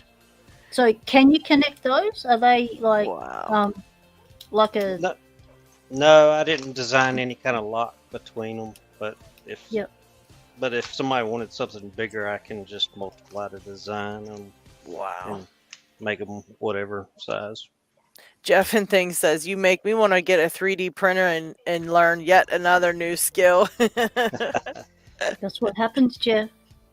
Luckily, that was part from college. I got a degree in graphics too, so that helps. Jeez. Graphics. He knows Yeah, graphics. see, what I think you should try to design next, LockChuck, is some type of tensioner holder, because I've tried the magnets and it's too annoying. Yeah. And it doesn't work out for me. And so I had a pick holder that I won from, I want to say Jack Fox. And so instead of putting picks in it, I decided I had my picks in it, and last night I thought, you know what? Because I had tensioners everywhere, and it's so annoying trying to find them. Yeah, like I had them in a tray like that, and I'm like, I still have to dig through them though to find the right size. So I thought if I had, and then I'm like, I'm just gonna use this. So I ended up putting them all in here, which I mean, it's a good size, I guess, you know. So it works. But I ended up putting them in like size categories, like the 30 millimeters, the 40s, and then the 50s. And then, you know, I did that on the straight ones too in the back. So it's really helping me out, like to locate the stuff I need right away. I'm really happy with it. But it'd be cool to have something that's specifically for tensioners. And it's like, what would you make? What would you use? I mean, this works. Don't get me wrong, but it'd be cool to have something that was like, you know, that people use just for tensioners. I wonder what it would be. I guess this is probably about it. But it might be neat to have one that's longer with, like, instead of like a square, having just kind of straight maybe or something. I think maybe something 2 rows. clear would be good, like a test tube holder or something. Because, with like acrylic test tubes in them, because you need to be able to see the bottom of them as well. So you go, oh yeah, that one's got that on that end, I'll use that one. You know, like I've made that one specifically for this. Right. Yeah, it's nice to be able to see them too, but that's the best thing I've come up with yet is putting them in there, because like I said, they weren't, the only thing I really had organized was like either I had them in a pile of the Z-bar ones and then a pile of the flat bar ones, and that was the only organization they really had, and then I'd have to keep digging through them to find the right thing, and you know, so this way they're kind of like, you know, all by size, which is nice because now I'm not doing that. I'm not having to do that. So I think I'm really liking that for tensioners, to be honest. I think that's perfect. Yeah. Chris has got the name for it. Tension wrench caddy. Oh, I like that. Mm-hmm. Nice. Yeah, I was just sitting there thinking when you were turning, I was like, it'd be nice to have some type of like lazy Susan that you can just turn it. Yeah. Oh, now you're talking. Well, do you see why LockChuck is a genius? Mm-hmm. Yes. Mm-hmm. That's what we need. A lazy Susan like that with tensioners in it. That is perfect. I have to have one. You've got to figure this out, LockChuck. You've got to. A caddy Susan. Yes. A Susan caddy. A Sue caddy. I love it. I love that. That would be really nice. Wow. Yes, that Design would. it, call it a Chuck caddy. Yes. You got to start naming call things it after Chucky. yourself. We'll call it Chucky. Chuck caddy. Or the upchuck. The upchuck. I love it. See, this is what I'm talking about. You always think of all these cool things that nobody else could think of. I just read The wheels Chris's are turning. That's Can you what I throw it up mean. on screen? I really wish you would put that put your thing out there if you're gonna keep making things for people and keep designing cool stuff, because everybody wants the cool stuff you think of. And he thinks of it instantly, like just then. Like maybe I'll be a week of thinking of it, doing drawing designs, and going, no. I just go, what here that I have at home could I use? And and like I said, that was the best thing I came up with yet. I tried the magnets, but it's too annoying. You know, and I just can't figure out a way to make the magnets kind of work that's like a decent, far enough apart and easy to grab them and all that crap. But that's that caddy and thing's the thing with magnets is, like, you end up magnetizing everything else. Like and I don't want that. You can't have it around your computer or your hard drives. Like I have hard drives I save all my videos to. Like you can't have none of it. Can't be near that. And Chris says he just has a manservant that hands him the right ones. I think I might get one of those. Huh. How do you get one of them, Chris? Yeah, Chris, how do we have to get our own? Are they interchangeable between lock sporters? Do you share them? Yeah, right. You send him around the community like a challenge lock, so we all get a turn.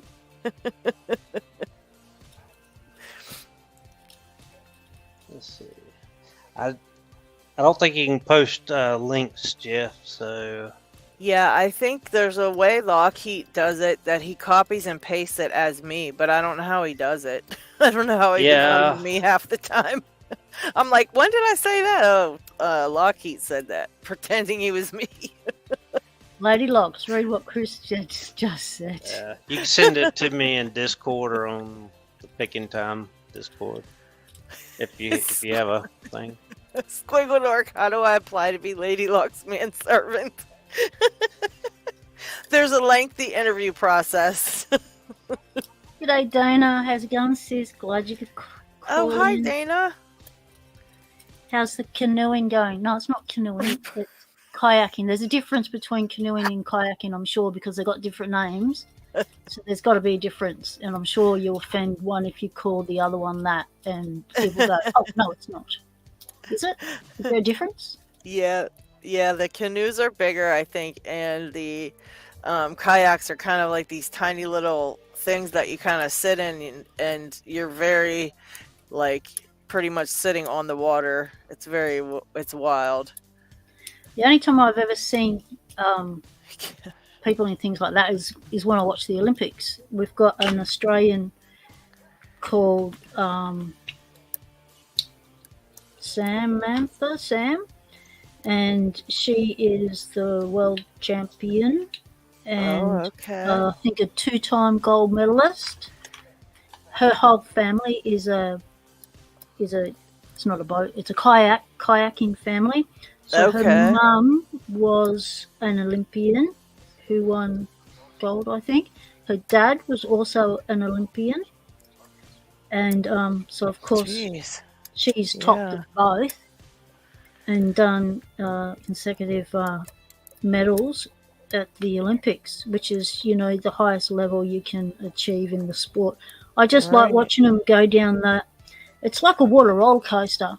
You know, going in and out all them gates, and you know, being able to get out of being stuck, and it's hold your seat kind of watching. It's like, are they going to do it because everything's timed, and you lose points if you just, you know, kiss it. You know, you kiss the stick, and it's all holding your breath kind of stuff in the finals, and it's all I find it all very exciting. Watching the Olympics, doing things like that there's no way I would ever put my body through stuff like that. And seeing other people achieve the highest level of their sport and it being traditional in their family. I think I'm a bit of a traditionalist. I like tradition, things handed down through the generations. Right. And Fox, that's her name, Samantha Fox, Sam Fox. Okay. The Foxes. What's a group of foxes called? Oh, I'm I sure don't know. A name? Yeah, there might be. Anybody know? Oh, Chris says he captured one of Tinny's agents and repurposed him. That's one way to do it. I about died when I saw his video, that cow. I about died. He was like, found this in my yard. That was so funny. Oh my gosh.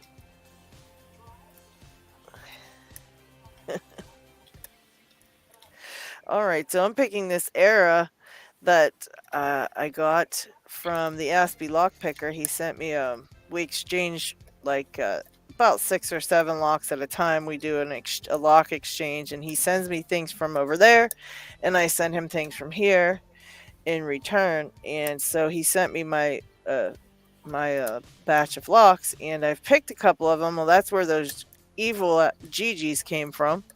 And now I'm picking this. It's not a nice horse at all, is it? GGs are supposed to be nice, but those GGs, they don't like to giddy up. They are just next level. I have a 5-pin one that I got a long time ago, and I want to say it was in something the Aspie Lockpicker may have sent me. Maybe I think it was, and it's only 5 pins, and I have never picked it. I've tried for I've put so many hours in that thing, and it's such it's just such punishment when it's 5 pins. and you Yep. can't pick it. There's nothing like it's nothing special. There's not any tricky anything in it. It's just, and I've picked that 6-pin P Extra that I got from Georgia Jim. Yep. Picked that one, and I've picked a 7-pin one that I don't know what one that was, but I picked that one. But that 5-pin, man, it's just wicked. It's just wicked. I should send it to you, Chuck, to see if you can pick it. Have you picked a GG yet? No, I've never. No, Got I'm one. gonna have to send you a couple and see how you do with them, because they're pretty evil. But I have a feeling you could probably pick them. Yeah, really got to get back on my pin tumblers. Yeah, you got some coming. So I got them Yeah. already. I already had them ready to go in the mail today, because the mail, there's a mail store right down my street, and I've been using that pirate ship that you told me about and love it because it's so much easier. I just go right on there and it's like 2 seconds to fill the stuff out, and it works so fast. Like, you know, What do you even just mean by that pirate ship? it's like a shipping company called Pirate Ship, and it actually gives you $1 discount for every package you like. For at least for the priority rate packages, they're usually $9.65 or 10 something, you know, whenever taxes included and everything. Well, Pirate Ship does it for 8 something instead of 9 something. And you wouldn't think that that's a big deal, but I mean, probably in a month I send probably 50 packages out. Wow. And I mean, some of them aren't priority mail or anything, but some of them are just little stickers or whatever, you know. And so to save a couple dollars that's a huge amount for me. So I was very It adds excited, up over you know, time. when Chuck told me about it, and I've been using it ever since and just So super do you have happy to with print it. your own labels? Yeah, you can print your own labels with it for your, and then of course I bought a scale a while back because again, I send so much stuff. It's like, Yep. so I bought a scale to weigh them, all my packages too. So I'm sure I can send regular mail and all kind of stuff using it, since I have the scale, because that's the biggest problem is when you don't know how much things weigh, you can't use your own service, you know. But since now I have that, I'm sure I can use it for different things. But yeah, it's absolutely just wonderful. I'm so happy with it. But I got your stuff ready to go today, but you still have to take it to the mail place and mail it. So I Yep. thought, well, I'll go down the street and do the to the mail place. And I had a package for Lockchuck, and I have a package for Derek, with some stuff for, you know, because he's new and everything. And I thought, man, it'd be great if I could just get this out right away and he could be picking by like Wednesday, you know. So wanted to Yep. get it out today, and went down there, and of course it was closed. I'm like, are you kidding me? It's open every Saturday. Every Saturday when I don't have anything to mail, it's still open down there till whatever time. And then of course, because I had something today, it's like, oh, I was like, you know, only my luck. So I was kind of bummed out, but I'll get everybody's stuff. I'll get those 2 guys' stuff out Monday, and I've got a couple overseas things I want to get sent as well. A couple I've people sent- donated, so that helps me out a lot. I'm going to hurry up and get that stuff sent now that I have a couple of donations with it. But your stuff, Pocket Woman, I'm waiting on a few things. Yep. Because Snake has some stuff for you to go in there, and Yep. he actually helped me out with shipping as well. So that helps a lot because, like I said, it you know, once I put all the stuff I have for you, it's going to be, you know, it'll Yeah. be up there. I So can- Snake, I can definitely. put in- I can put No, in- I'm not worried about that. Everybody donates and helps out for shipping things, and I'm not worried about it. I've got the rest of it. Between me and Snake, we got it figured out. So don't Okay, worry about that. I've got 3 packages that have taken me 2 days to put together, and I've got keys to still make for some of the locks. It equates to 11 different people I'm sending stuff to. Oh my gosh. It really is. I didn't think that would be a big part of, you know, this doing picking time. I really didn't think it would be a much past just hanging out and doing our live show, you know, but it really has turned into a lot bigger because not only that, but you know, Picksmith sends me locks that he collects as he's working, and that's like the kind I sent to G Keyman, and you know, a Yep. lot of newer pickers I send them to because it helps them for practice and things like that. So he sends me them, and then I hunt down new pickers. Like I'll go on Yep. Facebook and I'll say, "Well, I have some locks you can have," you know, and then I send them out as well. So you know, I use the donations for that too because it's part of picking time. You know, it's like Yep. people donate to us, and I feel like it's our responsibility to help out newer pickers. You know, just like people helped us out. You know, so Yep. The way I figure it is just paying it forward, and it's yeah, part of the community. yeah, for And sure.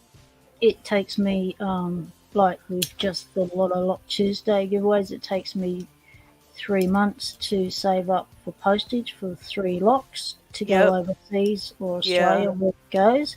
And I'm happy to do that because it's a big part of my life. Yeah. And I get so much from it, so I like to give something back. And my things, you know, I've been fortunate to be able to score some Lotto locks at a good price that I could actually afford. And Right. so I bought them in bulk, as you do, to give Well, away. and you know, Pocket Woman, if there's ever, I mean, if you ever want to, or if you're buying like Lotto locks that are like master locks and things like that, that's here, and you have winners that's over here, you know, I can always send them out from here, and it's $10 if it's in the United States. I can send anybody anything for that. Well, 8 now that I use that Right. pirate ship. So I mean, if you're giving away Okay. like 4 Lotto Lock 410s and stuff, I mean, you know, if you order any, you can have them order them from the US, have them delivered to Well, my these are house, Lotto and locks then that I get off Gumtree or somewhere, or stuff over your way, you mean? yeah, so Yeah, yeah. Australian ones. And because we don't have a Lotto lock circulating in the community generally. The only way you can get a Lotto lock is through your work or through Yeah. a business that orders them in. Right, And so, right. like those Lotto locks, the pink ones I've shown you, the 214, Oh, 215A. You know, I can't wait. I have one of them coming. I'm so excited. Exactly. But yeah, So, it's a lot to get them. But yeah, but if you ever do end up doing the ones that are from here, you know, and like if you're having a time where you're like, oh, you know, I can't do it this time because of that, you know, I can always send out a Lotto lock to someone in the U.S. from here, you know. So okay, yep. 'Cause if it's that ever $40. happened, you know. It's $40 a parcel to send a Lotto lock out. Mm-hmm. Yeah, And it's very expensive. I mean, and it's because it's terrible. it goes just over the limit into the next category up, I Yeah. always like to throw in something else to make it worth my while. Yeah, yeah, that's the part that makes it terrible when it goes just over and you can't.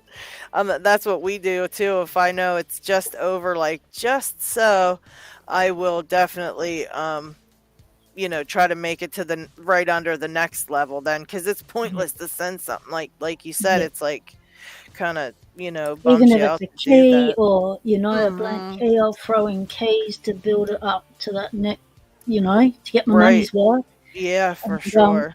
or I'll throw in something that's Australian, some memorabilia Yes. from Australia, even if it's not a lot. Right, I'll do right. something like that.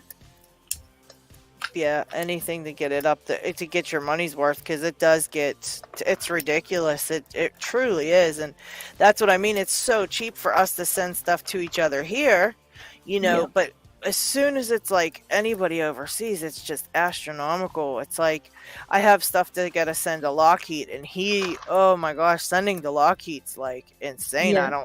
I don't know. I think Jay Gabriel spent like $70 to send one thing one time. I don't know what kind of shipping he used, but I would have been like, oh no, we need to just figure out a different way to send different it. You method. know? And you found a pirate. Yes. I'm wondering if I can do overseas with pirate ship. That's what I was waiting to ask you if you've tried that yet. Yeah, I'd love to think- try that because I have everything, the scale. I mean, I have it all. You know. I think I checked it one time because I was just curious because I was going to try to ship something to somebody, and Yeah.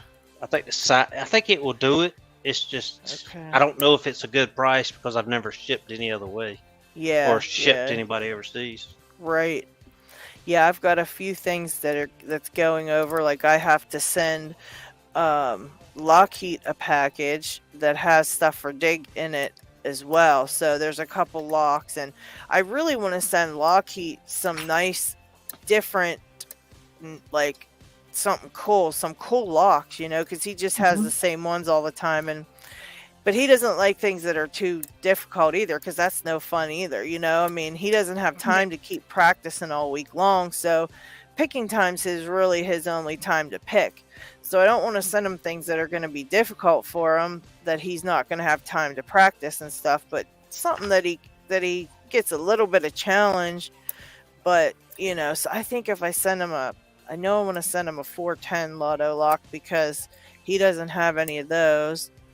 And I'm going to have to I'll put try some to find some stuff. extra ones of those in the package, and you can forward them on to LockHeat. I'll just write another name. Sending out to 12 people, well, actually, if it's 13 now, is no different to sending out to 10, so it's fine. Exactly, yeah. So I'll just, I have, crash. Yeah, and then of course, I guess LockHeat said him sending stuff to Dig doesn't cost as much as if I would send it. So, you know, he's gonna take Dig's stuff, and Dig's, you know, him and Diggs will work that part out. But you know, I'm doing the same thing. It gets confusing sometimes because, you know, I have the winners on picking time that I sent to. Then, like I said, I have that new picker stuff again to send. So I wanted to get that sent right away. And then I've got stuff that's overseas stuff, which I've got to send Harry Bow one, a sticker pack and stuff, which I still didn't get his out yet, which that goes out this week. And, you know, it's like, I do a little sign with your name on it. I get a little box. That's exactly it. There. And then, and I'll write on it so I know what I'm putting in. That's always good. Yes. I always have I have an area over here. I've got this for Dig. I've got a pocket women pile. I've got this. I have to send to my friend Greg, and I've got Harry Bow's stuff there. And I know there's somebody right there. I hid the label of it, but somebody else over there. Stuff. Well, I'm not going to tell you all the names that I've got because some of them are a surprise. Yes. And they're not going to find out about it until the package hits America and it gets distributed. Yes, that'll be cool. Someone's going to be excited. And some of these names and locks I've had for 3 years waiting to go out. Oh, jeez. So, like, for instance, Lockpicking's gal, I got her a shrouded chuckle 334 Lockwood, you know, the one that we all drool over. The one that started my Lockwood drool fascination thing was, well, my love of shrouded shackles was this one. This is my first ever. Oh my! And so beautiful. shiny. Mm-hmm. And they call it a CS or a C45 334 C45. Wow! It's got the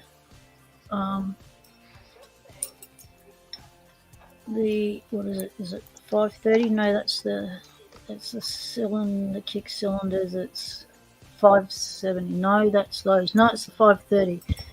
So these are 530s. I can't remember, but anyway, it's got that cylinder in it. So and the one that I had for her, at the time these were all I was buying. So whenever these came up on eBay. eBay's a trap. Whenever these came up on eBay, I would snap them. Wherever I found them, I'd snap them, and then I distribute them, and then so I always keep 2 or something for myself. Yeah. Something I pick, and then something I won't, and then Dang. But now I've got to the stage where I've got a lot of locks, and the ones that I've collected myself, I'm starting to give away my seconds. So the second of the lock I've got, the ones I haven't picked, and every lock that I've been given, I don't actually give away. Yeah. But if I've been given a lock that I also have one of, I'll give away my lock of it. Yeah. And, yeah, I do that a lot too. But I tell you what, these last 2 days, I've had, it's been full on physically doing it, but because I'm going through a lot of locks, and it's a lot of decision making, It's a lot of decisions. It really is. You're giving really away is. part of your collection. You think, yes, it's crazy how attached you get to a lock, isn't it? I know. It's ridiculous. I know. I think that all the time. I'm like, come on. I'm like, just, quit this. Like, I try to talk to myself and talk out of it, but it doesn't help me. I still sit there like, oh my gosh, should I send this? Should I send? That's why I love getting myself, these. Will they like it? Yeah. Is this the sort of lock you want? Well, I just really recently sent stuff I sent stuff to Snake recently, and he's like, well, I like this and this and this. And I'm thinking, okay. And then I'm like, but I don't really know what the heck to give him. So I basically sent part of his package and just sent that off. That's the stuff that I could decide on and figure out. I sent that because I already had a bunch of stuff for him and challenge locks and things like that, but I'm like, okay, now this part, I really want to think of some really good stuff. Want to make it so he's very excited and happy when he gets it. And so it's a huge deal. It's like a huge deal to send lock mail, I think. I agree with you 100%. Not only for you, but because you want that person to have a really nice lock mail, And they're going to treasure the lock just as you did, Mm-hmm. Oh, yeah. And and the other thing is, like, it's very hard to I can get out. locks that other people can't get overseas. So I can get access to them. I have my means, I have my contacts, and it's just a matter of money, It depends. If someone's flush with dollars, no worries. If someone's not, then it'll take time for them to save the funds to get that lock. And so it's a waiting game. It's like it really is. Yeah, it's going to happen soon. So meanwhile, you're gathering other things. Like, I know I'm going to get this lock for them eventually, so I might as well. I've already put the name on the box. I might as well. Oh, I've come across this. Oh, I've got 3 of those. I'll just pop one of those in. That sort of thing. And then before you know it, you've gone over your 500 grams. I know. And it's like, but they'll really like this, Yep.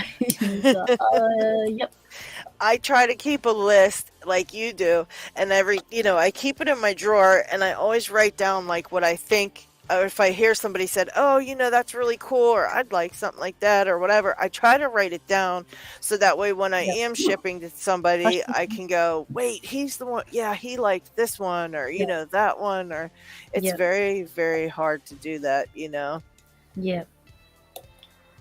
So, Lockchuck, what sort of lock do you like? From Australia. Oh, yeah, on the spot, mate. I don't know. Do y'all make any disc detainer locks? No. Lockchuck, you better slow down. They only make so many disc detainer models. You're gonna have ended up picking. You're gonna have to end up getting like 2 of everyone now. Do you have one of these? 2 of this, 2 of that. Oh, she got something there. Lockchuck. What's that? Do you have one of these? That's it's this pretty. size, so it's like it's a baby. Looks like he might. It probably has. Is that a 220? No, it's a 321. It's 40 mil by 33 mil. Say it's cute as a button. It's a little. It's probably got like a 6 mil shackle. Yep. He might. I don't have a 421. I got a 220 and a 321. This is a 321. Oh yeah, he's got the 321. And yeah, this is a 321. This one's got the government core in it. You do have one. Yeah. Okay. It's hard to figure out.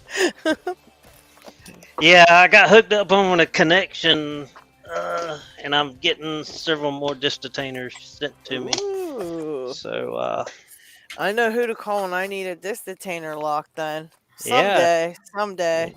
when you get ready to try them.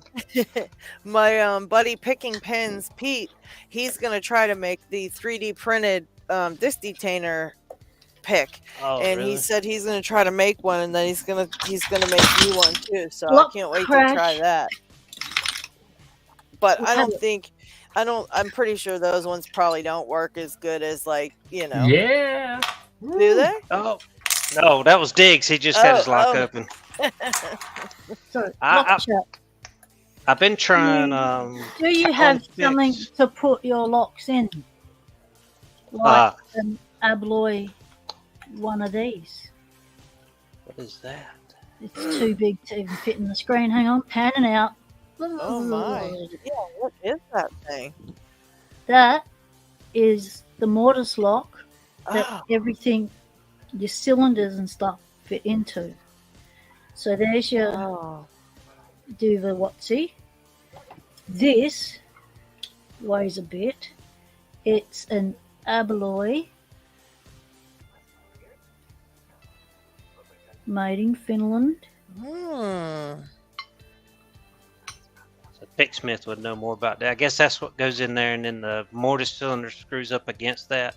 Yep. Oh, thank you, Lady Locks, if you just wished to. Very cool. Yeah, so you put the actual cylinder in there. Yep.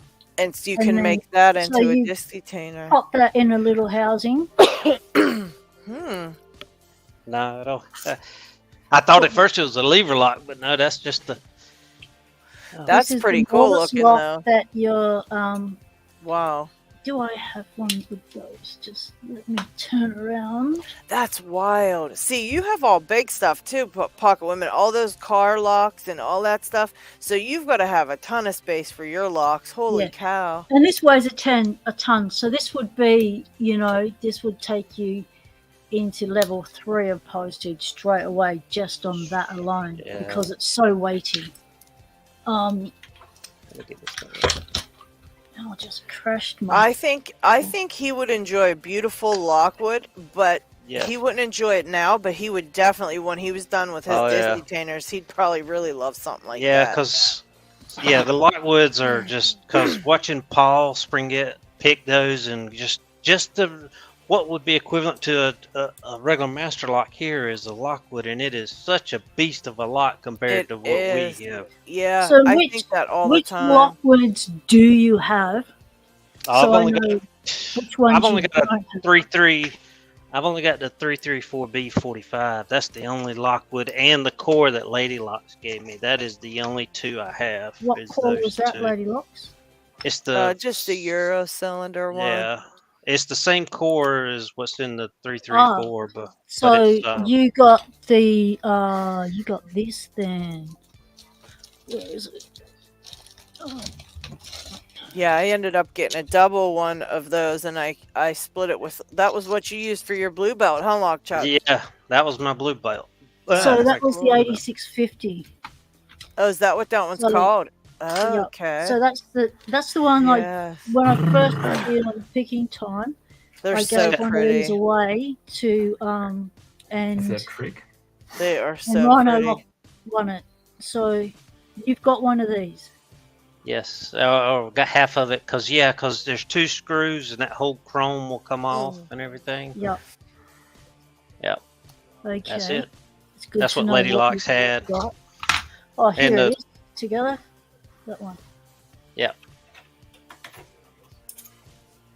It is a gorgeous So one. these ones Wow. are master pinned, and so I'm in the process of removing the master pins, and then I'm gonna pin it up. I already made a key for one side of it, and it was at the original shear line before the master pins went in, and then I was gonna make a key for the other side that was for the master pin. So one was master pinned and the other side wasn't. Okay. So 2 keys. Then that's why I've got a heap of stuff over there. That's what that is. There. That's why like that what I thing got came too. out I of got that so thing. many projects. I went the other day through and I cleaned everything up and I put all the pins back and all the locks and all that because I was just having too many things. You know, and it gets me very frustrated because I want to get everything done, but I just can't do it all, you know, and it's like you run out of time. Yeah. And I ended up putting everything back and I thought, you know what? Oh, look at that. I've got one of those. So you don't have any of this series? Let's see. The small ones, no. The 110 or 120. Ooh. No, I don't have. The only one I got is the 334, and I don't have any of the non-guttable ones. Okay, I know what to get you now Oh Lord. as a thank you for making me 3D stuff. Because you haven't given me your PayPal yet, and you say you will, but you won't. So Somebody had his email. I saw somebody said they emailed him something. So, yeah, you should share that email somewhere around on somebody who had LockChuck's email. You should put that down in the thing so we can email him because I think Well, that's all you need for PayPal is an email address. Because one of the things I've been doing these 12, 13 packages is going through my locks. It's been a lot of work and stuff, but it's been a lot of fun reacquainting myself with what I've actually Isn't got. it? Don't you go like, oh, I forgot about that one, and like, like you have stuff you forget you even had. That's one of the things that cracks me up. Isn't that one of Disty Painter LockChuck, that Dom Diamond? Yes, Diamond? it is. Yeah. LockChuck, are you into vintage antique locks? Like the old stuff? Well, I mean, I love lever locks too. That's my next project. After I get done with disc containers, I'm trying to build up a little like lever locks. To go The only next. lever locks we have are the mortise locks. So, and these weigh a ton. Oh, look at that So one. this is part of that key video I just did. I bought all those are crazy, keys in that key box of mortise lock keys. I bought that all in one lot, and that lot of keys cost me $100. Oh wow! And because I've got a few of these that I want to be able to learn to pick, because I won Roy Salmons's giveaway when he first made a lever lock picking set, right? And so I've been trying to pick with this to no success. So I need one of those. Jeez. Yeah, I've been working on. Roy made that. He made that set. Little cabinet locks. Wow. You know, start small, work big. You know, let's not start on the chub. You know. Wow. And so something like this is really cool, and that is cool. And you can see the little baby levers in there and stuff. And so, I still haven't got it open because I need to make more tension wrenches for it, because the tension wrenches that are in that kit are specific basically for English locks, and none of them are fitting the Aussie locks. And like something like look at this is a 570 oval. I love those ovals. Oh my gosh. And this is a vintage key, original. Nice. So these would be the ones that have the original tapered pins in them. That's the one that Chris sent me. He sent me one that was like that with the tapered pins in it. And well, I opened it so fast, I was shocked. Yep. I thought you were gonna struggle with tapered pins. I collected the whole range of ovals because I wanted to get Chris back for sending me such a cool package. And he says, you liked ovals. As you do, you're listening. Oh, look at those pins. Wow. And I collected every keyway of Lockwood Oval. Holy cow. I sent it to him. That's crazy. I bet he loved that. Yeah, well, he managed to pick every crazy keyway I came up with, right? Because we're talking stuff like... These are the only three I can't pick. So, Lockchuck, do you reckon you could pick something like that? The oval with the tapers, you mean? No, look at the keyway. Oh, wait a minute. Oh my. That's a JC keyway. Yikes. And the where is it? Okay, I'll just grab a mortar cylinder. It's easier to grab. Terry said nice pins, Dig. Yeah. Is that the one you had last week that you had trouble getting back in? Yeah, right. I just thought about try to pick it with my new... I got something from the Prime Day. I just show my look. Finally, maybe I will upload that for picking because it took me maybe 2-3 minutes right now. Oh, that one's cut in half. That's because you got me the other half, huh, Dig? I got those are great. Do you love them? It's awesome. It's really awesome. I love them. They're my favorite. favorite. Those on Amazon days? Yeah, exactly. Wow. I got it from Amazon. I'm gonna have to look there next time. It was on Prime Day. It was here around for €20, I think. Wow. That's online, a good and deal. I thought, come on, I can take that. Yeah. Together with my Honest set and Honest on Cheese and with my multi-picks, also to rate them, kind of, to compare them. I'll tell you what, I like those Hucks the best out of every brand there is. Yeah, that's my favorite, awesome. even more than multi-lock. Look at that keyway on this one. What is that one? That's a JA. Oh, okay. That's a nutty one. It's supposed to go here. Oh, is that one of them, what do you call it? Yeah, the steel pins for that. Yeah, them Huck picks are my favorite. If there's anybody newer on here, look, or even just people wanting to start into Dimples, that's the set I recommend you get because they're the best ones, even better than multi-pick. What's the difference between the Huck set and the Dongxi? Yeah, I can show you. A steel. So the Honest... That's the main part I like. And the handles, too. That is the Honest Dongxi, this one. Okay. Yeah. And the most different thing of that, which makes this better, is the pink color. No, it's a grub screw stuff here. So on these Honest Dongxi, you can, for example, exchange the tips yourself. And at the first point, I rated this feature very high because I would be able to exchange the self-made stuff, and that's why I got this set. Right. Now at the Prime Day, I decided to go also for the Honest because it was so cheap, and I heard it's so good. And yeah, by the way, it is so good. Yeah, they're you amazing. have to really refine those Honest Dongxis until you can use them. Yeah. And the hook work out of the box. And honestly, this the multi-picks. I have now kind of all of them, and Yeah, the multi-picks are really awesome. They fit directly from the start. The flags are way better than all other brands.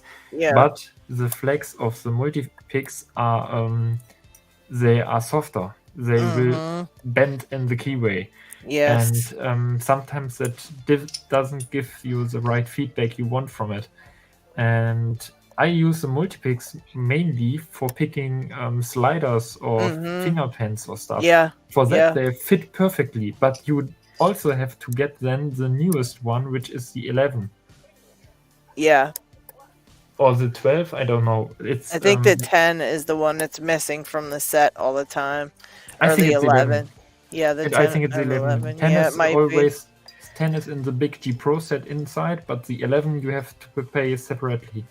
And at a price point of €165 or something. Yeah, they're so expensive. They are really expensive. But you know what I found, Dick? I'm going to tell you right now. I'm really mad I got the set of those now because I'll tell you what, I've never ever used a curved flag at all. I've never had a use for it. I don't like them. And I probably would have saved myself $100 at the very least if I would have just bought the flat flags in the left and right, and that's it, instead of buying an entire set for $200. Because I've never used them curved ones at all. If you're going to go for Kaba, 22 tiny little pins in a little cylinder. Yeah, but you won't go for these covers with these things. I would go with that. The monkey. Yeah, I heard that the ACAP picks. Yes, I think that might be true for that too, Dig, because those ACAB picks, they're very flexible, very light, and they give you feedback. You can't use them like on the Gold V18. I tried to use them and I couldn't use them because the V18 had like in the West 916. Those are like you have to push really hard sometimes, I feel, to get those pins to set, and those picks don't really work for me for those. But on the Kabas and those ones, those are perfect for those. The Moki ones. I made this. Oh, there you go. Out of a steak knife, I made a few of them. There you go. And now I find that's the go for picking. That might be it. That might be what you need right there. So that's good. I've got a question for Chris that I need to answer because I'm going to have to head off shortly to do this interview. I don't want to stuff it up again. Chris, where's the camera? Hello. Hey. Chris, this is a mini. It's a 30mm Brava. Lovely little shack pot. That's the key. Have I sent you one of these? That's the keyway. It is nasty as. Like, you have to make a pick to get into that. You have to make a mini pick to get into the mini. It's mini mayhem. We'll see what he says. He said, okay, listening, but he didn't answer yet. He's probably looking to see if he has one. Yeah, because I know I've had about... yeah, that'd be a good one for Mini Lock Monday for sure. Yeah, well, I had a handful of them. Right, and I'll just show you this. Just turn the camera over here. Just, if anyone wants to blink now, this is good. Holy cow. They're going out. Oh my god. And that is half of what I've already sent out previously. So I know there's that lot plus another lot out there. And yeah, he said either you or someone else sent him one of those. So that might have been you that sent him. Yeah, so it's got that key. Because these are all key to like. And they're all original keys. Oh, wow. And it's going to be a series inside Mini Lock Monday called Mini Mayhem. And whoever receives I one of like these that. I like that a lot. need to make a pick to get in that keyway. And it's usually make a pick out of a broken pick. So Chris taught me that your picks can be repurposed. If you break one, you just make a mini pick out of it. Okay, that's a good idea. Yeah, a mini pick. I think I actually have one that I made. Brothers like the Lockwoods. So the Lockwoods, the 232s. This is a vintage one, but these ones have a C4 keyway. So pretty easy to get in there. You work off that ledge and up you go. Whereas the Mini Brothers,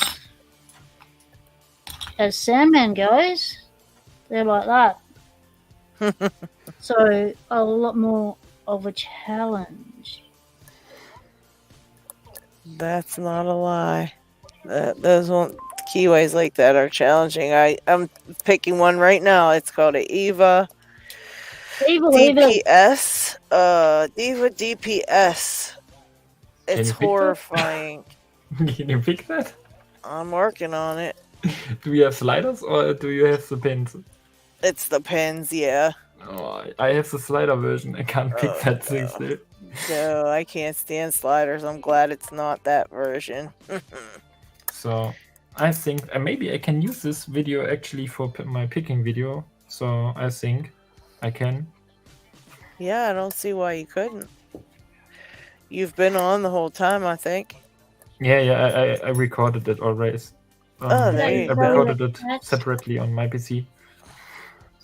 But yeah, if I would be in the choice again of buying the Honest Dongxi or the Hook, I would go now for both if you can't decide. If you just be able to buy one, definitely go for the Hook because it will save you much time. If you are, or like me, you need to have the exchangeable tip stuff, even if you don't ever exchange the tip yet. Then go for the Honest. But really, both together are like €50, and only the multi-picks are 150 at least, and I think the price is raised by now. And the Honest is the problem because I bought 3 sets and 2 went back because I didn't have the flags which should be in there.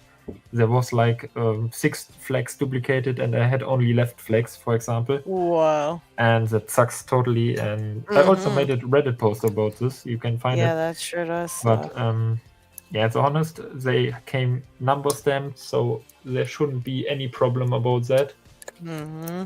You don't have that on the Honest because they are exchangeable. Also, I think they normally come. Wait, I have maybe one here, like that. Yeah. This here is a different flag from another set. Okay. And that's the thing I could do here on this on these picks. I could exchange them. You maybe recognize it. It's from this set, also from Amazon. It's a Gozo. Oh yeah. Yep. And yeah, I also had to buy like 2 of them because the first one didn't pinch here, so it was too loose. And the whole flag was wiggling. And the second one was better, and yeah, it comes with a bunch of flags. Like I got me like this thing is for needles normally, but it totally works for this stuff. Mm-hmm. And that's neat. It comes with thousands of flags, even if they are not refined. And if you need a particular kind of flag, you can make one out of a exactly. That's why I got it. Ejector pin.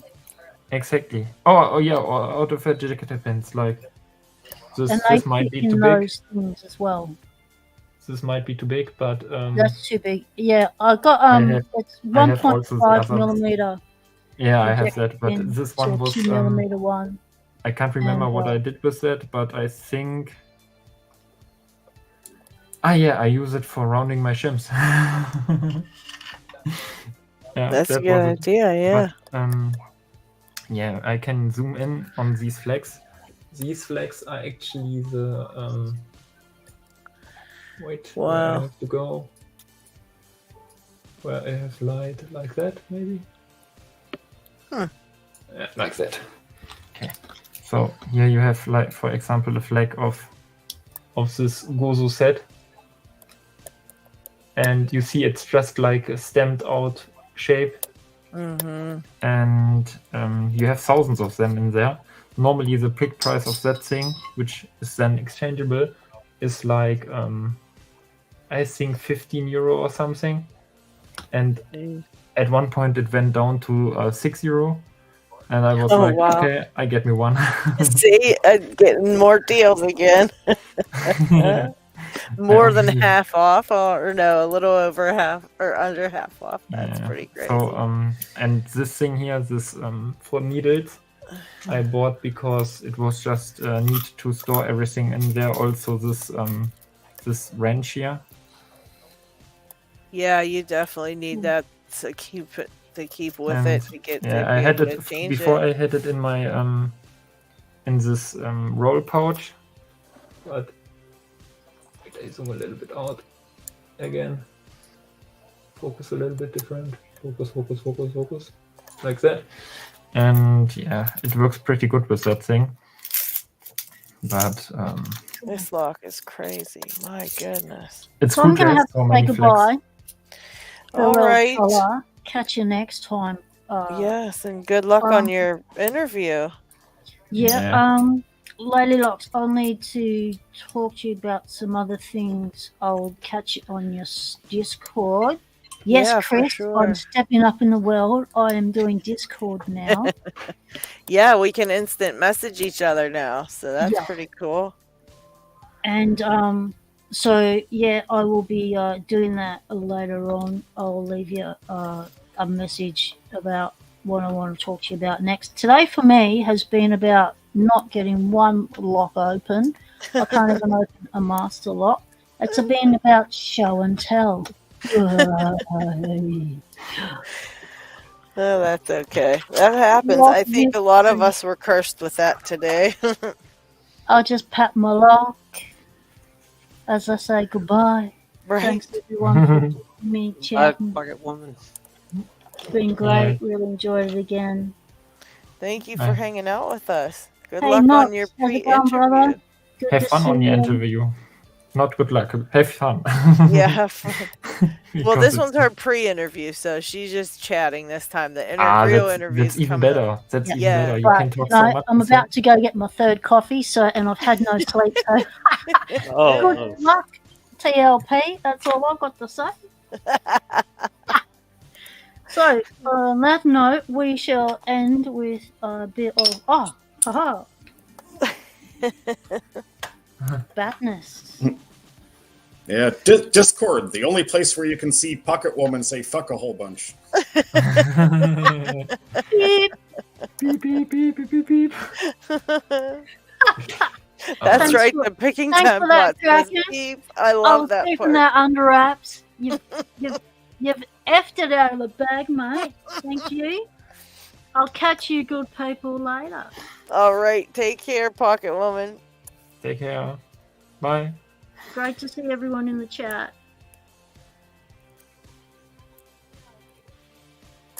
Yeah, I think that was the curse of picking time today. A lot of people didn't get any locks open, but I'm proud to say I got quite a few. I just didn't make LockHeat make LockHeat give me the cheers each time. I just do it undercover over here, and I just Me too, make a me too. pile. I got make a a damn pile quick and- open today, actually. Yeah, that's pretty sweet. Yeah, But I that was really really appreciate fast. You literally just started picking that, and then was like, Yeah, exactly. and that's right. I read earlier Jay Gabriel was saying, I'm just creeping on you guys, listening, lurking in the, what do you say, lurking in the shadows or something. Yeah. But it's what you said. I sometimes feel really, if I rate tools, kind of, or and give advices about tools, I sometimes feel kind of bad to say, yeah, Honest and Hook are better than Multipix, but I think it's only because of the high price.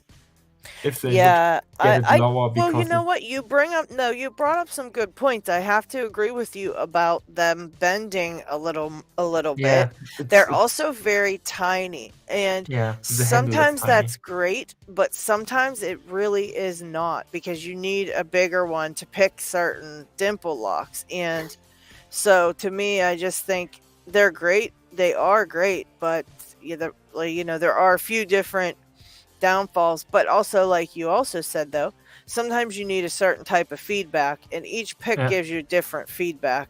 So you kind of go with what you're looking for as far as feedback at that time, and so you have to make a choice based on that too. So but I would recommend don't buy the set of multi-picks, because I don't know about any of you guys, but I've never needed those curved flags, and I got so many of them in my set. They're just sitting there, and I never used them. So it's kind of like, that's a lot of money. They're a lot of money. Sometimes it works good if they are curved, because you can reach deeper. But yeah, so I think if you get really into Locksport and so on, there are a few exceptions, I think. So there are a few people who don't like make stuff yourself.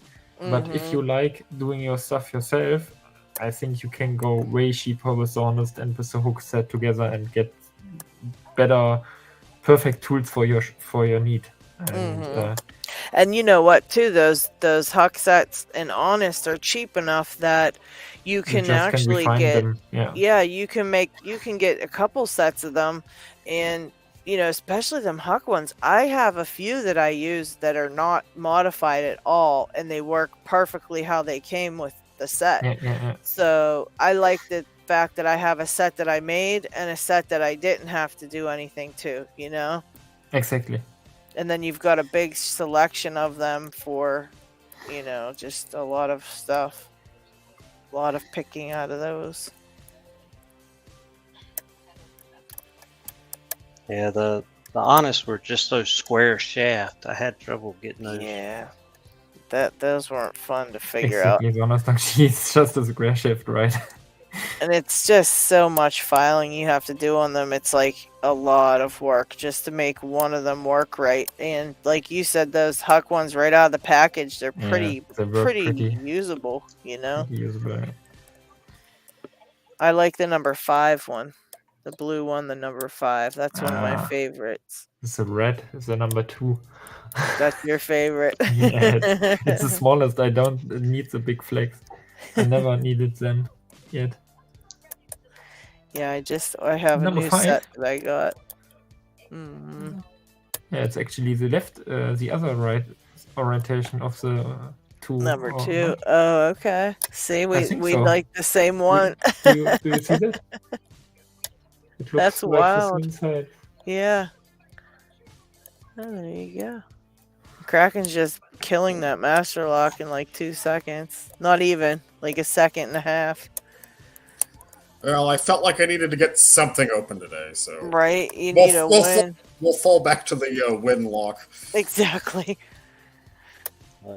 Comfort lock. Someone on the Reddit this week was mad about somebody because they wanted to use a comb pick, and they were very kind of like, just very mean to this guy. The guy was like, I need to know what is the best place to buy a good one, and that the person was really mean to them, and I was like, oh my gosh. So ding dong. Hi Xander. Hi Xander.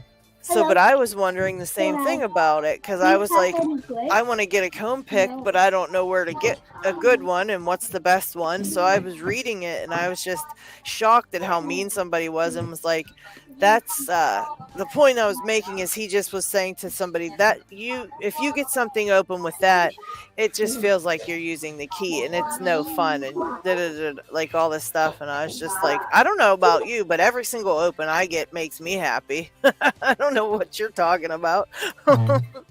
I'm like, and if I can get the lock open without the key, I consider that a win, and it makes me super happy. So, Yeah. what about you guys? Do you feel the same way as long as it's just not the key you're using, or do you feel like raking is stupid and you don't like it? Raking is stupid and I don't like it. Not for you, huh, Dick? No. It's maybe because I started lockpicking kind of with, what was it, like 14 or something, and at that time there wasn't any YouTube or something around or groups and so on, and I did it only on my own, choose any lock I could get in my hands, and you don't know about the difficulty of those locks, and then you try just, and if you don't get it open, or you just try raking kind of, and at some point there are locks you don't get open. And single pin picking I didn't understand at all, and so everything I raked it, and it was like sawing into the lock. And at some point it doesn't get open because it has security pins, and that was like, okay, I will never get it open. Yeah. Fuck that hobby. And so see, I think I just like, G-Man said the same thing. Open is an open. He said, see, I think, I mean, I don't rake a lot of locks though. So, but I mean, it's a skill by itself, learning how to rake a lock, I think. And he was like, it's no skill, it's no fun, and this and that. And he was like mean to the guy. And I just was like, you know what? I said, I'm actually reading this because I wanted to see what the deal was anyways for myself. I'm like, and I'm not a criminal and I don't agree with any of this. I was like, and you being mean to somebody is like totally uncalled for. It was crazy, but I think any kind of open's pretty sweet. But I like single pin picking myself, but again, with the rake it would be cool too, Yeah, I mean, just there's different techniques to do it all. I mean, but I wouldn't badmouth because somebody, just because I like doing the disc detainer versus somebody doing pin ton, I mean. Exactly. I said he's like, that's not what Locksport's about in this community. That's not what this community and Locksport's about. And I was like, actually, it's totally about that. And you being mean is what it's not about, and, so I made sure to tell him, like, don't be judgy like that. I said, everybody has their own path in Locksport. None of us do the same things as each other. None of us. We might like similar locks or something, but none of us has gone the same path as anybody else. It's all your own, And that just kind of made me crazy. I was like, that's so rude. Like, yeah, then you can get picky. G Man says exactly. An open is an open. Shackle pop equals instant satisfaction. Yeah. But yeah, I agree. I think everybody has their own. You shouldn't insult somebody because they like to do it that way. I mean, look at Lee DeVee. He has a blast picking those Brinks. He loves his brass body padlocks, and he has the most fun in the whole world. You can see how much fun he's having when he's picking his locks. And if that's all he ever wants to pick, who cares? He's having a great time, Everybody has their own journey. Yeah. I'm actually doing a video, and I wanted to get you guys' opinion on this as well, because I want to do a video about, like, it's going to be called Locksport Level Up. So it's for people that want to, like say start at the yellow belt and do the belts, and maybe not even do the belts, but just level up their Locksport journey, like to be able to pick harder locks and stuff. And one of the things I wanted to say, because this is what I did when I first started, and that's how I was able to level up, is when I practiced picking, I always practiced locks that were harder at a higher level than I currently was. So when I was like in my green belt, I was picking blue belt locks, and even though I couldn't pick them open, I still had one at my desk, and every day I practiced it, even if it was for a little bit of time. And then I would practice like my green belt locks, and I'd pick stuff that I could pick, you know, but then I always had a lock that was at a higher level than what I was, and that's what I spent my time, my hours, like, you know, my time picking. I never went and picked a whole bunch of yellow and orange and green belt locks, because I figured if I'm going to spend hours picking, I should do, to get my muscle memory developed, I should do it on locks that need more precision than spending hours teaching myself sloppy picking and sloppy precision locks. I mean, in my brain, I think that's a smart idea. You know, if you want to practice and get your muscle memory good, you should be working on harder and harder locks, not busting out all these easy locks. And just because you can open them doesn't mean you're learning anything, because you already know how to do that stuff, you know? By the way, I'm creating right now a shim for myself. What's that? Shim. I just shim? it. But yeah, what do you guys think of that? Practicing, should you practice locks that are below your level? Nope. Or should you practice locks that are above your level? Higher levels, and otherwise you can't learn anything. Yeah, I was thinking that too. That's my thought on that. Like, you can pick stuff that's lower level. That's fine for fun and stuff like that. But if you're literally trying to go up in the belts, you definitely need to practice above your level. And even if you don't, because if you're learning how to pick stuff that needs very high precision, and the more and more precise you learn how to pick, the easier those locks beneath your level will be. You know, if you could pick open a bunch of red belt locks, you definitely can pick orange and yellow belt locks, you know. They become way easier for you to pick. You pick them very fast after a while, you know. Brett Sucks says both. And Pocket Women always aimed for the top. Yeah. John says, how do you know what your level is? I would say, when you have whatever locks you're picking, you can check the level of your locks on the LPU Belt Explorer website. And I think it's just lpubelts.com.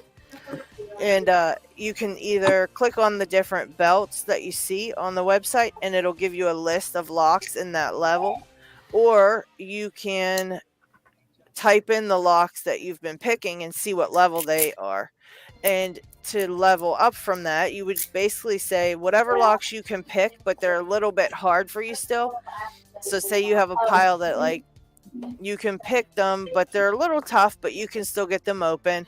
I would check and see what level they are on the LPU Belt Explorer.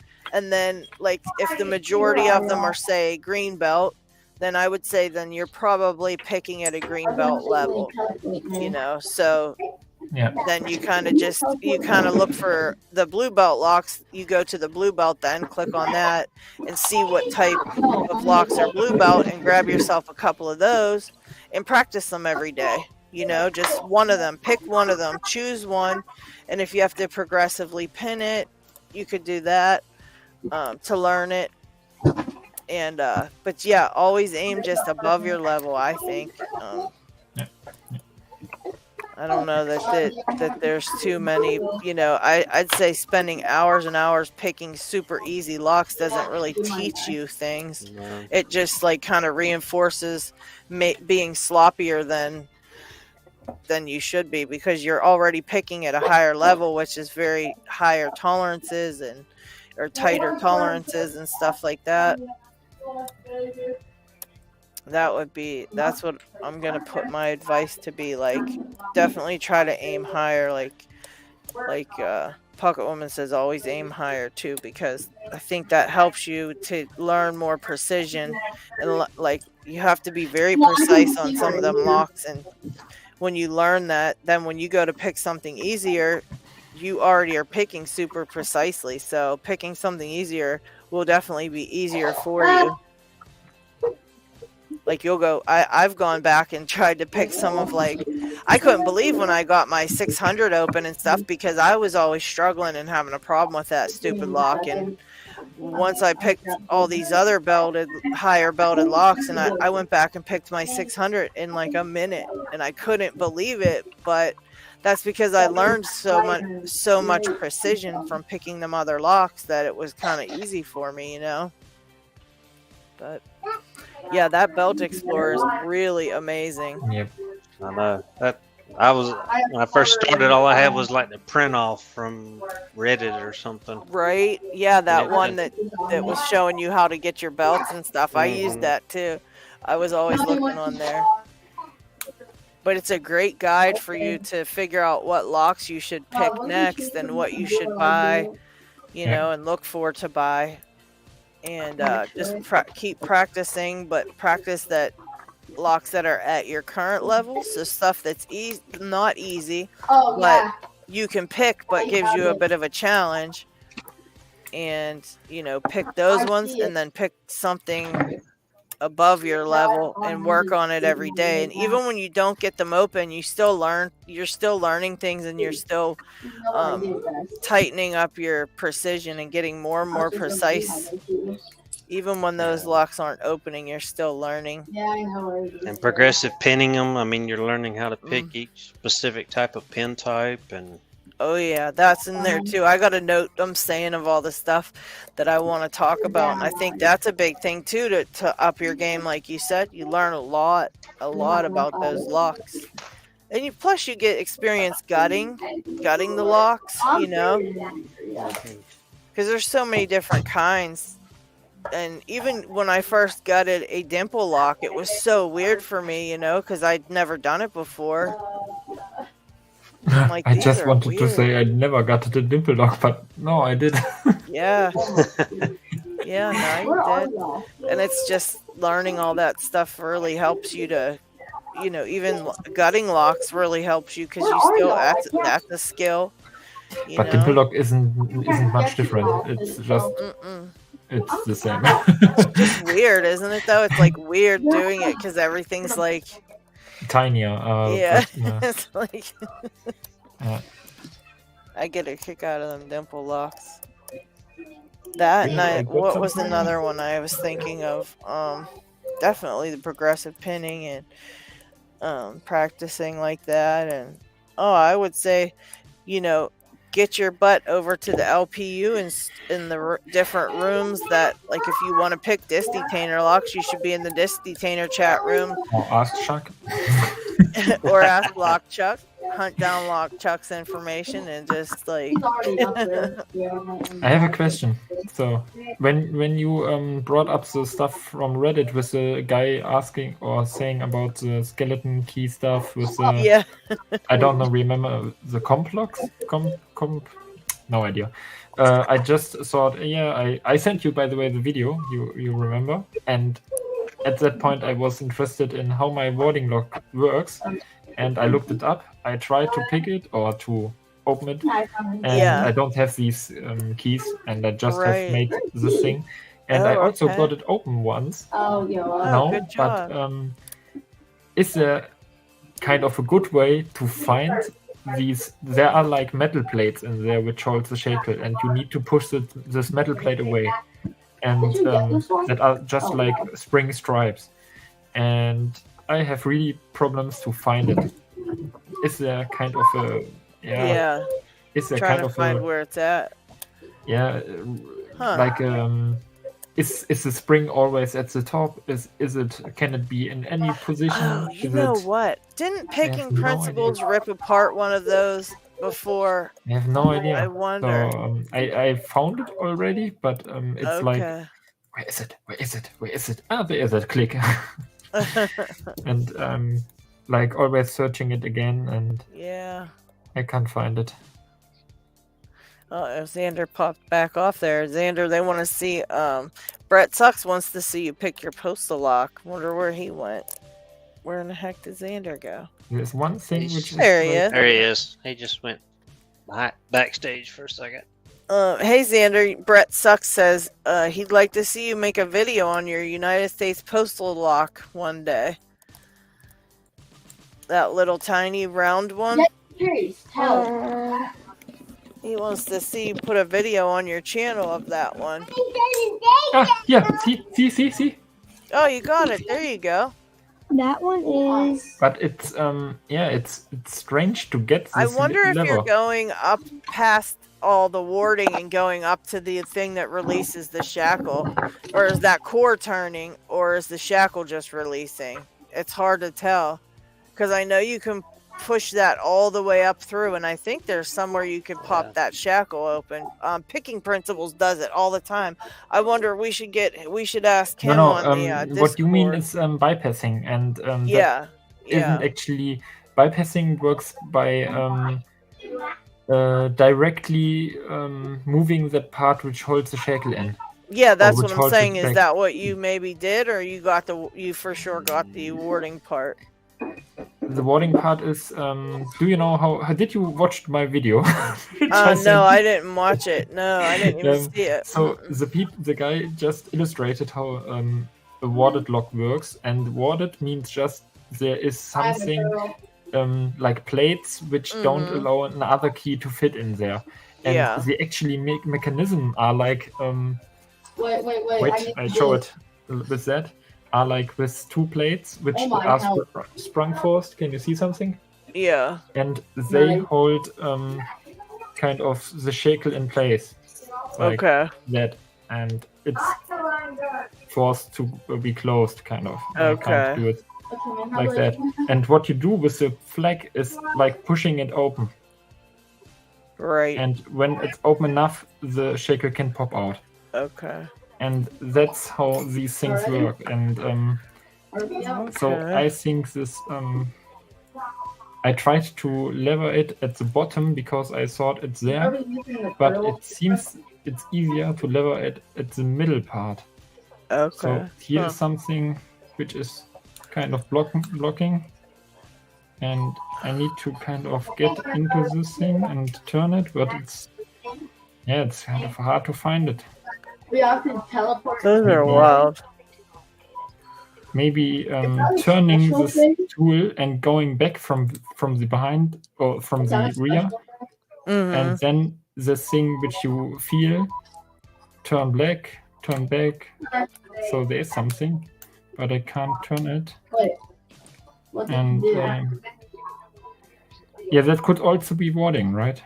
Yeah. What I'm feeling here, that's a problem. And I think that is warding. And now I bent my pick which I made. What was that out of? A paper clip? I have no idea. Oh, okay. No, I think it's a clip from. Okay. From keychain thing. Keychain thing. Yeah. That's a good idea, Dig. That was a really good idea. It's a little bit more sturdy. Oh, look what Picksmith sent me. No, we're not doing this, are we? Oh, nice. I got a bottle of that once just because it had the keyhole on it. Yeah, I'm just gonna keep it because it's really neat. Although, who knows? With some of these locks I got, I might have to drink it because I'm going crazy. But you saw it again? It's open. Also, I just got my first open on the Mako 427 after having it forever and playing with it forever. Like, I actually got it open. You know why? Because you've been practicing hard locks, and now that Mako's easy for you. No, yeah, maybe. No, the pink collar is splittering off. I don't have a I got this one. I wanna get a I want to be able to pick this one. It's a master lock. Isn't this the coolest dang thing? Oh, wow. Yeah, that's cool. I think what. Oh, I don't want to say the name. But somebody sent it to me they won one of my giveaways one time, and they saw I liked it, and it from the UK, and he just randomly sent it to me. That was so cool of him. But now I got to figure out how the heck I can get it picked. So I got to figure out how to do it. Yeah, I got to make a tensioner or something. I don't know. Yeah, the bent nail. I've seen a bunch of people talking about the bent nail tensioners and stuff. Okay. I might try that, huh? I really need to do some research. I think once I get another couple black locks done, I'm going to start picking these kind. These lever locks, like you said, LockChuck, like you're switching to them soon. Yeah, I wanted also to start LadyLocks. That's I don't know about soon. That's going to be after Dictator. Yeah, that's what I mean. I don't think I'm gonna be doing it super soon, but it's my next thing. So I think it'll be cool if we all start trying to work on them at the same time, and we could help each other. Yeah, that'd be cool. Who was it that was doing a series on it? I have one more. Trying to see a sticker and it may refresh my memory. Because I think that'd be great. It's they're just so crazy in there, and it's a whole other skill set there. Yeah. I see all those guys picking them like super easy, and I'm getting like so jealous because I don't know how in the heck they're doing it. The only one I ever tried and had the tools to try to pick was that Chubb Cruiser, I think it's called, or something, and I haven't been able to open it, and I broke the tensioner. So Steve's gonna make a cutaway of it for me, and I know that'll help me. But other than that, I don't know how to start doing them.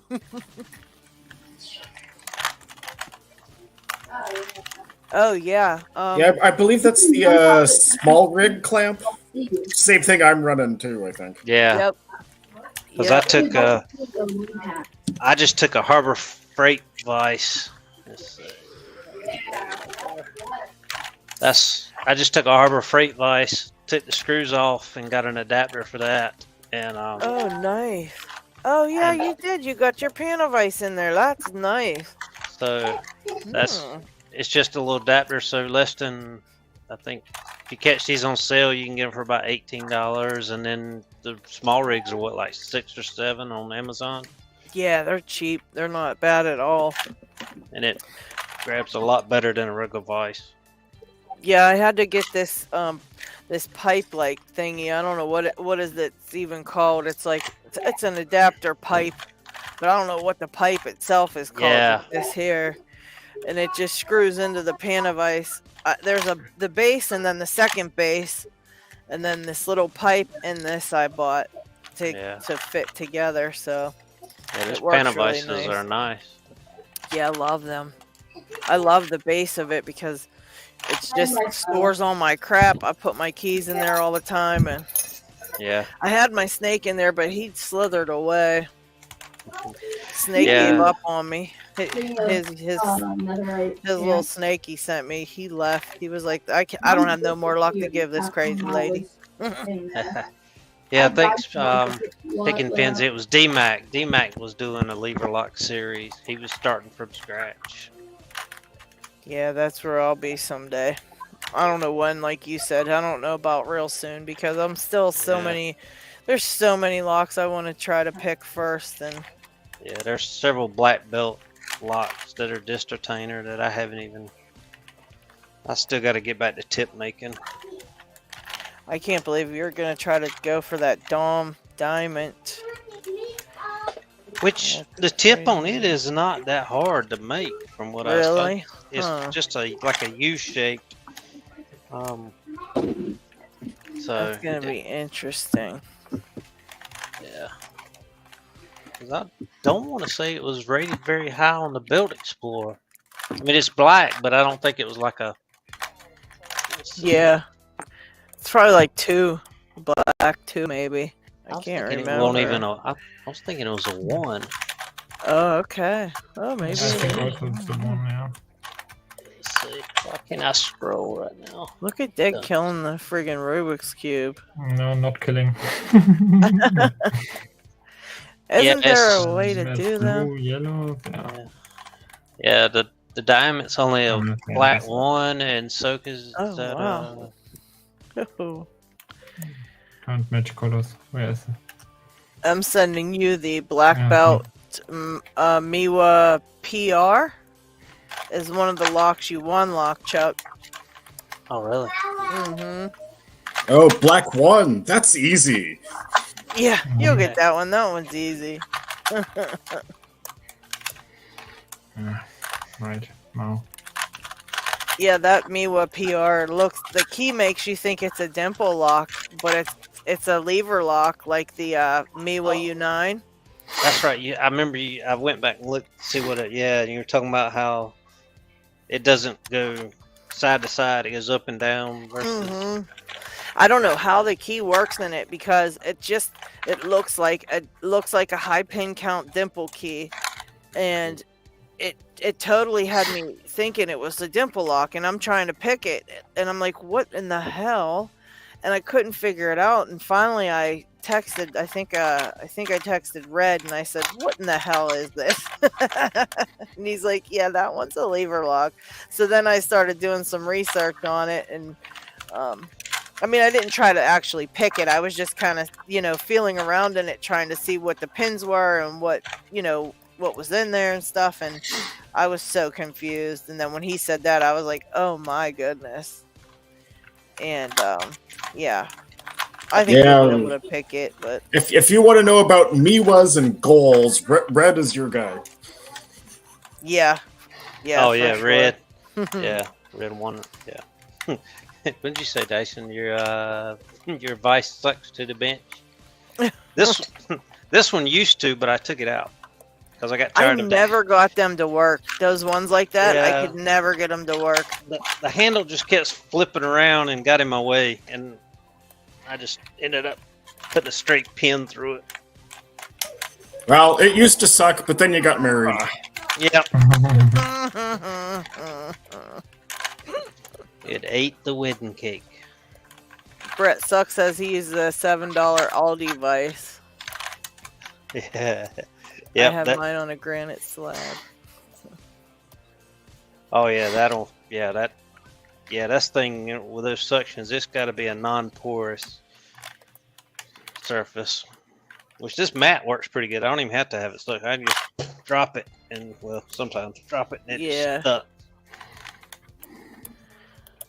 Need to do like who was it? Rook Knight put the magnet under his thing. Yeah, man, I would love to try that, but I'm afraid. Like I said, I'm afraid of the magnet because of my electronic stuff. I keep right around me. I got my laptop right here. It's literally right there, and then I got my thing I keep on my memory of my videos and stuff. I put on a memory thing and put that by a big magnet, and it'll just be gone. It's the only reason I don't do the magnets. I had to. And then on against that. What's all the tweezers get magnetized, and trying to take a spring out, I can't let go of it. I hate that. That was especially bad on those high pin counts with those little wee bitty springs. Yeah. Oh yeah. I was picking that V18, and I had to get so many V18s because I kept losing all the springs out of them. Every single one. I've got a Kaba sitting over there in pieces because I lost all the springs. Man. We need to find a place that sells springs for those and just buy a big thing of them. I know. I need to ask Red because Red he sent me a couple more, but I'm like, I need the whole lock full of them. I just need to buy a new lock.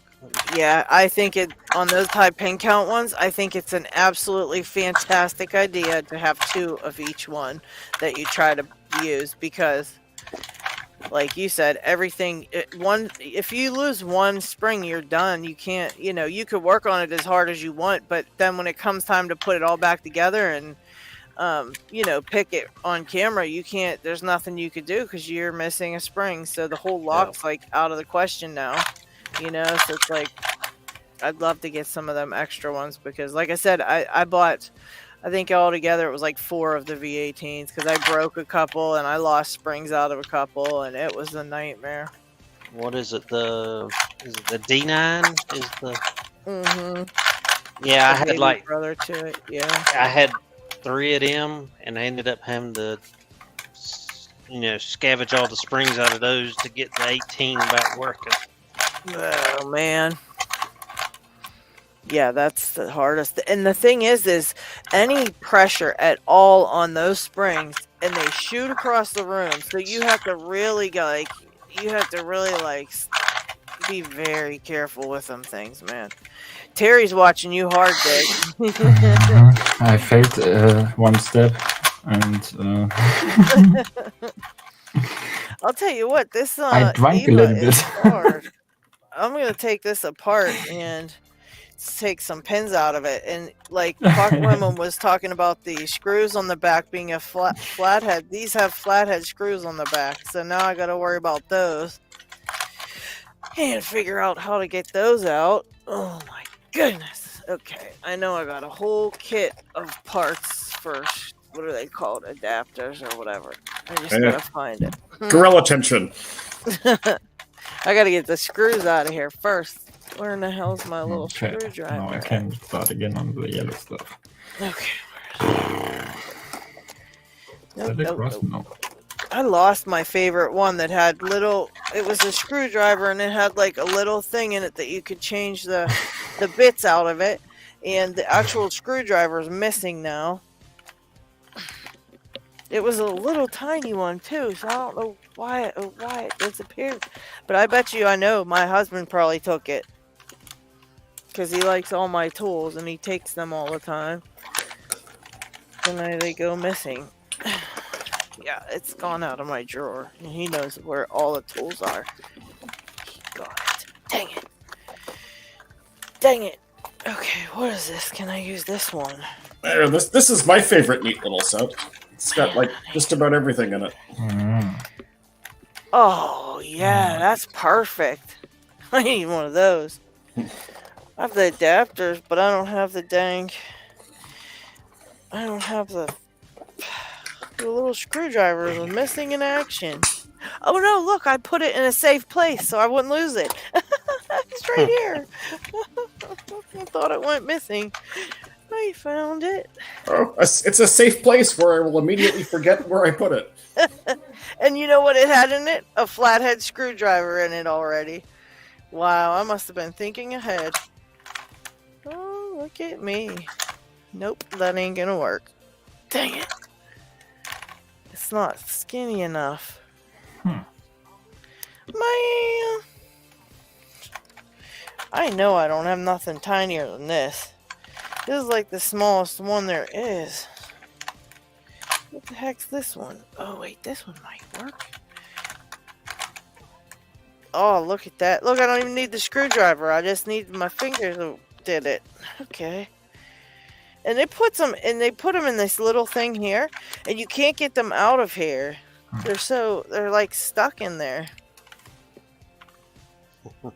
Got a whole box of them and you can't get them out. See, now I need one of my dresser drawers to put pins in. Oh, yeah, there we go. Just peel the stickers off and put them in the correct place. No, I forgot the last time. I can't remember.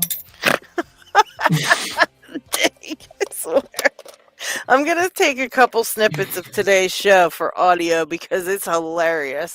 I'm getting Pocket Woman's excitement when she found out that lock was that lock. And I'm getting Diggs sighing whenever he gets out, when he's mad about his stuff. He's like, I can usually tell who it is, too. It's always Dig. Now I gotta figure out a little tray. Put the pins in here. Come on. Nope, that got pins in it. What the heck? I don't remember what these pins are for. Alright, this one's good. Okay. It should be normally just mystery turn it pins. up, turn it left, turn it down, turn it left, turn it up, turn it to left, turn it down. And that should bring it together like that, and it didn't work. So, there's a... What the heck? This lock is crazy. It has a clamp and it had a screwdriver thingy over top of it, and it still has a clamp on it. What in the world is this? Ouch! This is how I'm going to slice my whole finger off. This is how it's going to happen. Down, right. No. Up, right, down. And now everything should be... Yeah! Woo! We've all injured ourselves on locks, right? Yeah, Okay. for sure. Now the good question. How to turn everything into the right spot. Dang, come on. This thing is a real jerk. My goodness, there it went. What in the world kind of lock is this? And this is going to have these side pins or something in it too, these key retaining things. What's in here, guys? What am I going to do? I'm bringing out my picking time mat because it's on now. We got all kind of crap going to happen in this lock. Watch me ruin a lock. Are you guys ready? Here we go. All right, it is wrecking time. That is a part of picking time that I like to refer to when I decide to get a lock. Oh, shoot. Stuff fell out just like I suspected it would. And where's the pins? Oh, gosh. How did that happen? For you, it was the day I destroyed a lock. For me, it was Tuesday. Exactly. What are you doing? He's making weird noises now. It only has 5 pins in it? What kind of... Oh my gosh. For shame. This is shameful. I can't believe it, how shameful I am right now. Oh, it probably had more than 5 pins about 3 seconds ago. No. We only had 5. Don't jinx me, Kraken. It does have kind of a sidebar thing, though. We're just going to put that right in the core holder thingy there. I don't want to be... Oh, there we go. Sidebar across the room. You were trying to jinx me, and that is just so wrong of you. Stop this shenanigans. Alright. Pin 5. Oh, look. A big old standard pin. No. Oh, God. Did you get it? Yeah. Did you? Yeah. Congratulations, Dig. Thanks. That's great. So. Okay, again. Again. I think that's the reason why lock sportlers tend to love Rubik cubes. It's the same like with locks. I got it open. Okay, let's close it. Do it again. That's probably right. So, who was asking? Is the lock picking guy was asking about segmented followers? So I don't know if it helps, but I bought this off of one of the Chinese sites. Said it come with segmented followers, and it comes with the pinning shoe. I guess. Is that blue kit? Yeah. Oh yeah, you got it. The Yeah, hooks. that's the one I have too. I love that one. And it come with several followers and plug holders too. Tray. Yeah. Different size. So that if you're doing the, I guess trying to do a full Euro, that the only thing it doesn't include is this. Whoop, you have to get one of these 3D printed, I guess, if you want to take the drivers out. Yeah, I like that better, the front loader. Is that what you showed? Yeah, well, sorry. Yeah, the little 3D printed front loaders. Mm-hmm. I saw them on, I want to say Sparrows has them now. Probably. They didn't used to though, because when I wanted to get one, I couldn't find them anywhere. And then I had Bobby Keys make me one of the front loaders. And he actually made me 2, and I gave one to somebody. I can't remember who it was, but yeah, Sparrows did not have them at that time. This dang thing. Brass tweezers. Where did you get those from, Terry B? What is it? These? Terry B was saying he had to get some brass tweezers because they were getting, I guess, magnetic. Oh, huh. That's wild.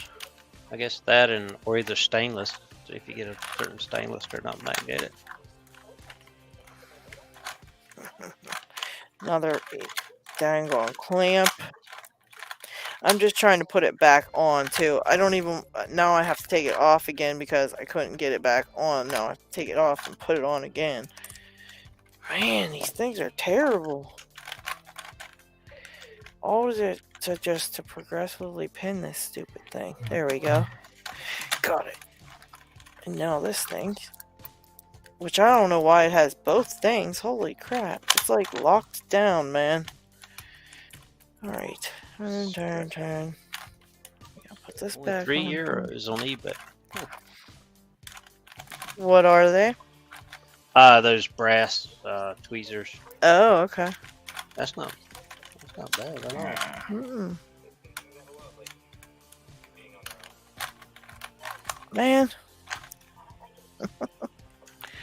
I don't know why I got into a hobby that has tiny little intricate parts like this. I drive myself insane. This is crazy.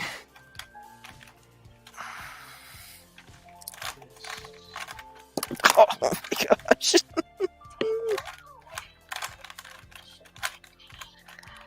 I'm a mess. Yeah, Zoe, I guess it all depends on the grade, I guess, of the stainless, if it's ferrous or not, has enough ferrous metal in it.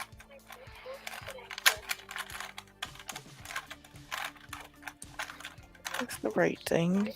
No, it isn't. That would help if I did it right. I am so stupid. Holy crap. The level of stupidity that I have sometimes is crazy.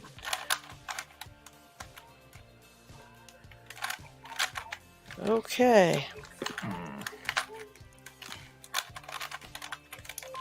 I almost just don't even want to put the other screw in, but I'm going to because my chances are I'll lose it if I do not put it in here. Oh, I didn't even know. Dang it. I didn't even notice. I guess LockHeat changed my name on here. What did he make it? Chuck Tape. Instead of duct tape. That's right. He did tell me that was a good one.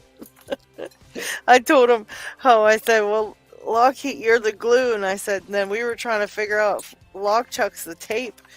And I said, we need to figure out a good kind of tape for LockChuck. And he said, Chuck tape. That's when I come on. I did put the tape up there, but I didn't even look at it till right now.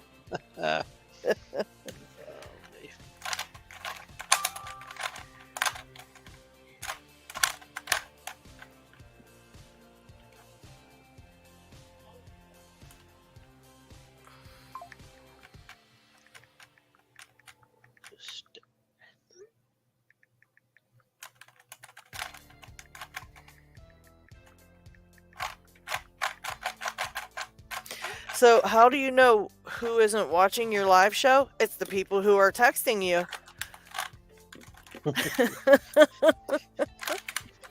Well, we all know my husband isn't being supportive and watching Picking Time because he's texting me right now. He's probably like, you're still on? He knows how we sometimes go hard on Picking Time. We're here all day.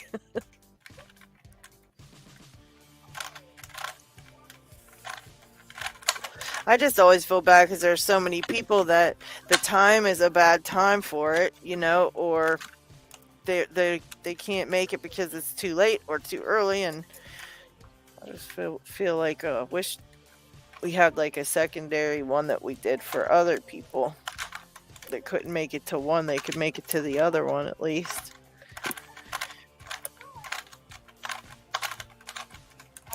Hey, when LockChuck takes over, we just hang out like it's the after party because this is all we would do at the after parties. Just sit here and pick locks and talk to each other. So, how long did those usually run? I never stayed for Oh gosh, dig. No idea. Long. Sometimes we would take it off of YouTube StreamYard and we would go through Discord because we could do the same thing on our Discord server. We could go into the voice chat and then you can actually hook your camera up into the voice chat too. So we had like many picking times going on. And so after the after party, we would get on and just hang out and talk about locks. And then we'd go, hey, you want to just take this to the Discord? And then we'd go over there and continue. And we pulled several all-nighters on chatting for sure. poor Dig. It's like 3 a.m. for you, ain't it, Dig? Yeah. Oh, come on.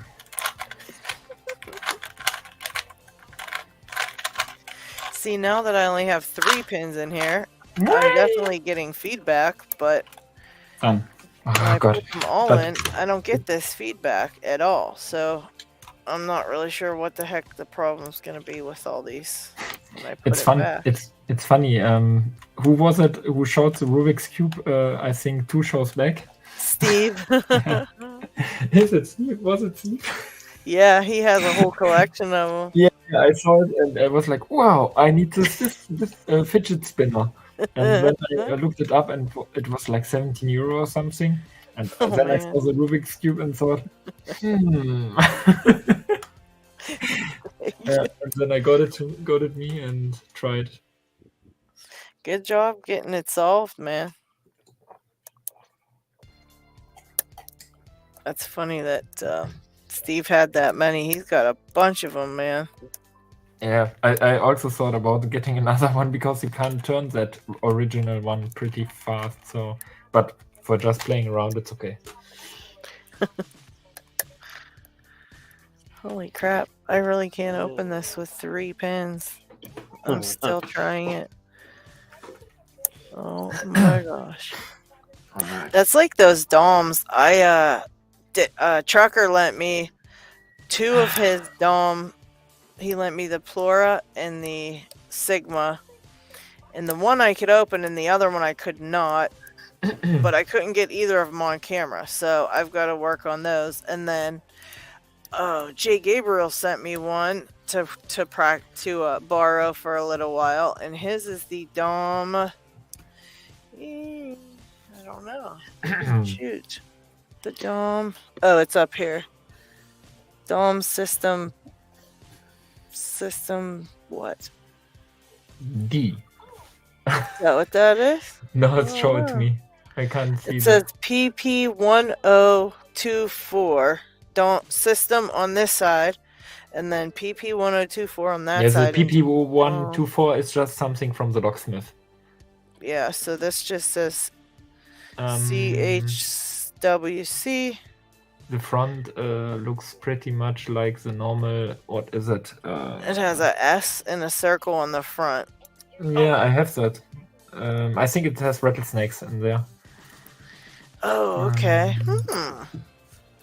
I think also the lock was made around the same time like the Dome D, because it was the time when Dome branded their locks with something in the circle. It wasn't long, I think, because they don't do it anymore. Okay. But I also thought about putting my Domes out, but I think they are deep. Too many, huh? Too many Dome locks. You remember the stuff I got from the locksmith? Yes. Oh my god. And there is from Dome. Yes, wait. If you know you have too many locks, if you have too many DOMs, because not a lot of people. Okay, the DOM S in Germany, with the floating wafers and rattlesnake pins. Okay, this EVA has 2 standard pins in the back, and I don't know what in the front because I didn't got it the full way, but still not have it open with 3 pins. So that's shameful and regretful. And you guys can all see how bad I suck when I can't get a lock open with 3 pins. Yeah.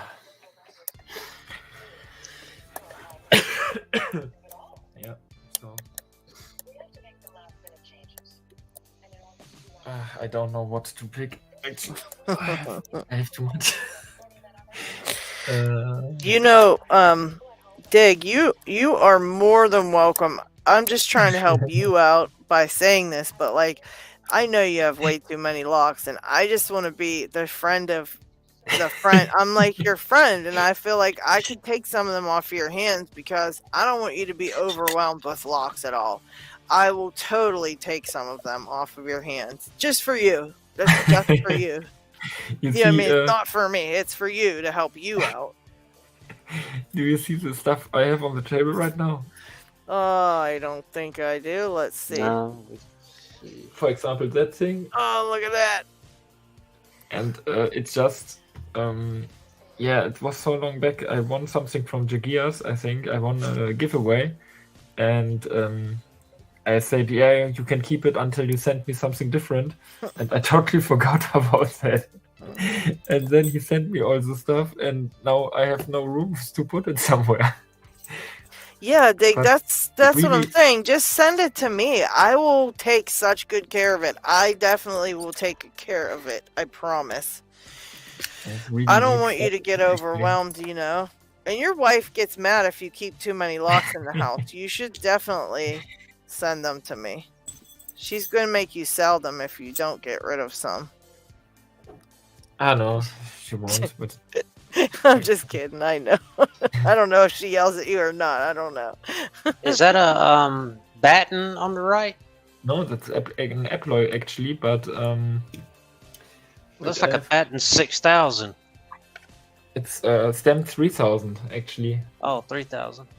But the original key of it is an alloy.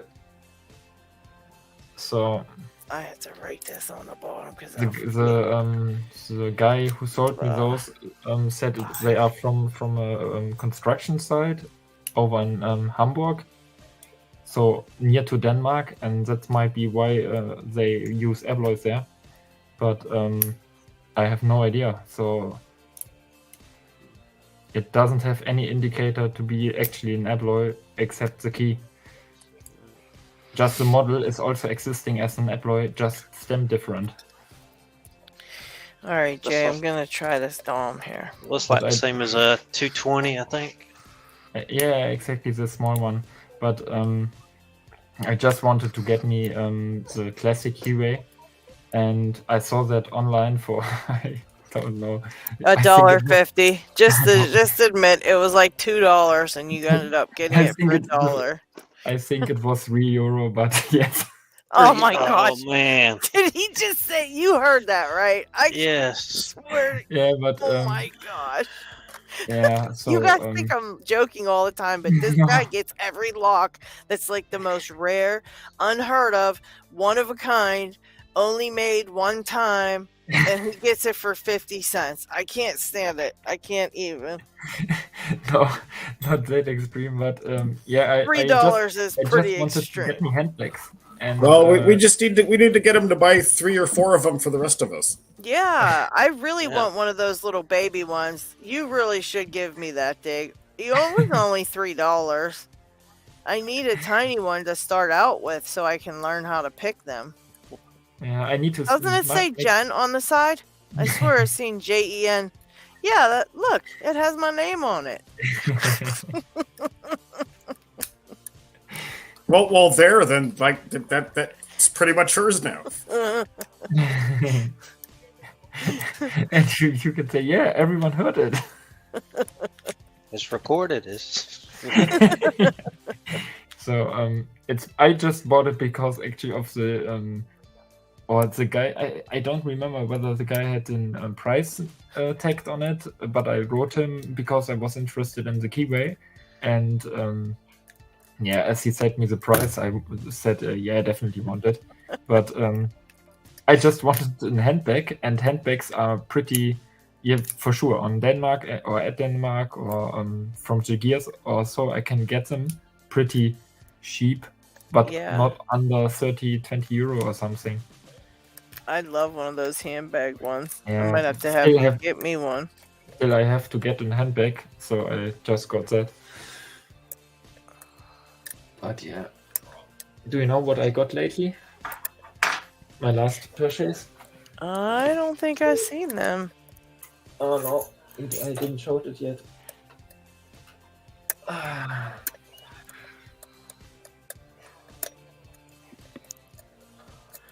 Do you see it? Oh wow. What one's that? A ASA? Is that a guideline? What is it? No, it's a standard. I think it's an ASA 600. Oh, okay. With some keys. Oh my goodness. Is that what came with it? Yeah. Oh my gosh. Yeah, I still have to pick it to see whether it has barrels or something.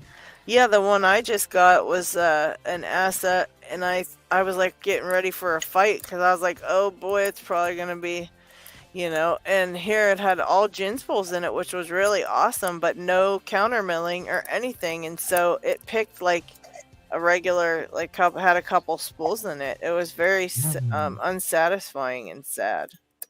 Yeah, I never. Yeah, think you're right. That could also happen. I didn't remember that. Yeah, I don't know. I was bummed out about it, but I have a bunch of gin spools that I can use in something else, or or just leave it the lock how it is and just pick it. And the people that don't know much about counter milling, when I show it on my channel, it's gonna look like I'm such a pro. You know what I mean? I'm just gonna look so pro. Be like, bam, it's open in like 10 seconds, and I'll just be like, oh, it didn't have any counter milling, but everybody will still be so impressed because they'll be like, wow, gin spools. But the secret to gin spools is they're not hard unless they have milling. Exactly like Terry said. Why use gins with no milling? Brett Sucks says Dig just dropped the lock, so it's only worth $1.50 now. Probably less. Probably less. But that's why I have a mat on here and paper. He's prepared. It's worth $2. Yeah. It's worth $2 now. Can't wait to see what's in that one. That's a pretty cool one. I need to figure out what's in my 6K that I'm gonna try someday to make a video about how to get this lock apart.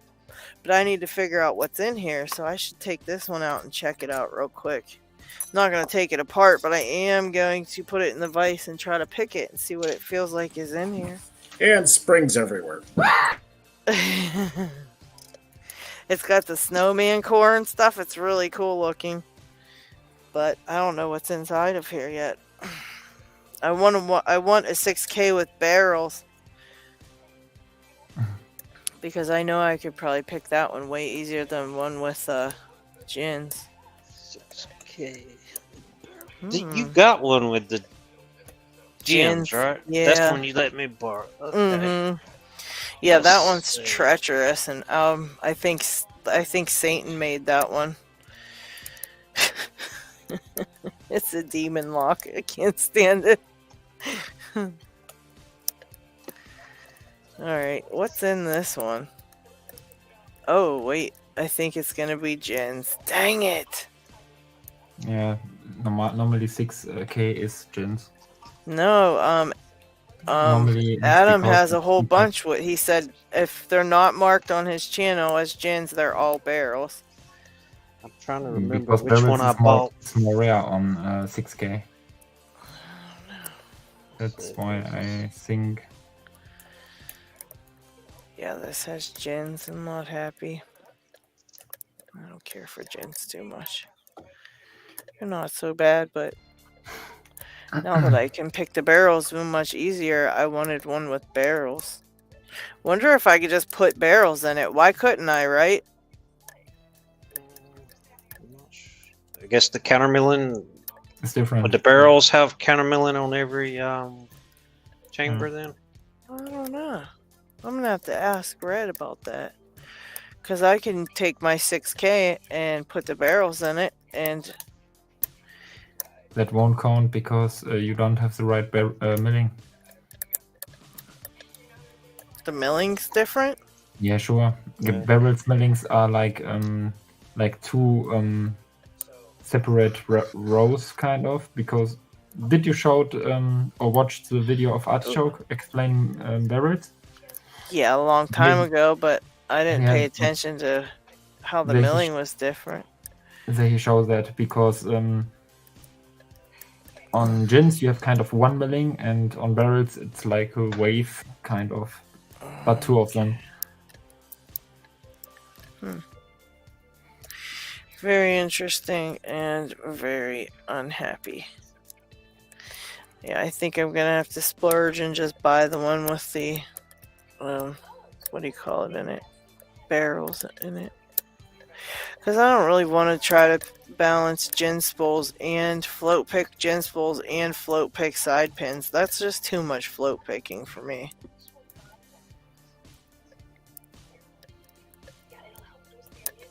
I don't think that's fun. Did you pick a 6K with gins, Dig? No, not yet. I don't want to. You can't make me. I think it's gins. It feels like gins, like clicking each in the milling. But still didn't found out the binding order because I'm oversetting always. There, this one feels good. Again overset it.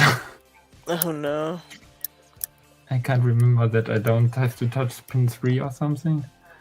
Come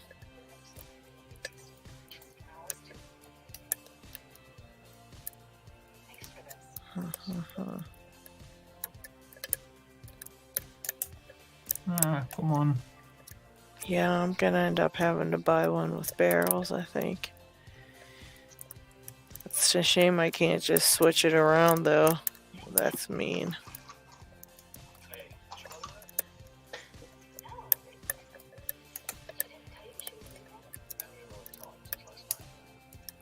Dang. Yeah, this is super treacherous. What is everybody? Who's all in the chat? Lockpicking guys here. Jay Gabriel, Brett Sucks, Dana Reed, Terry. Boy, you guys are hardcore.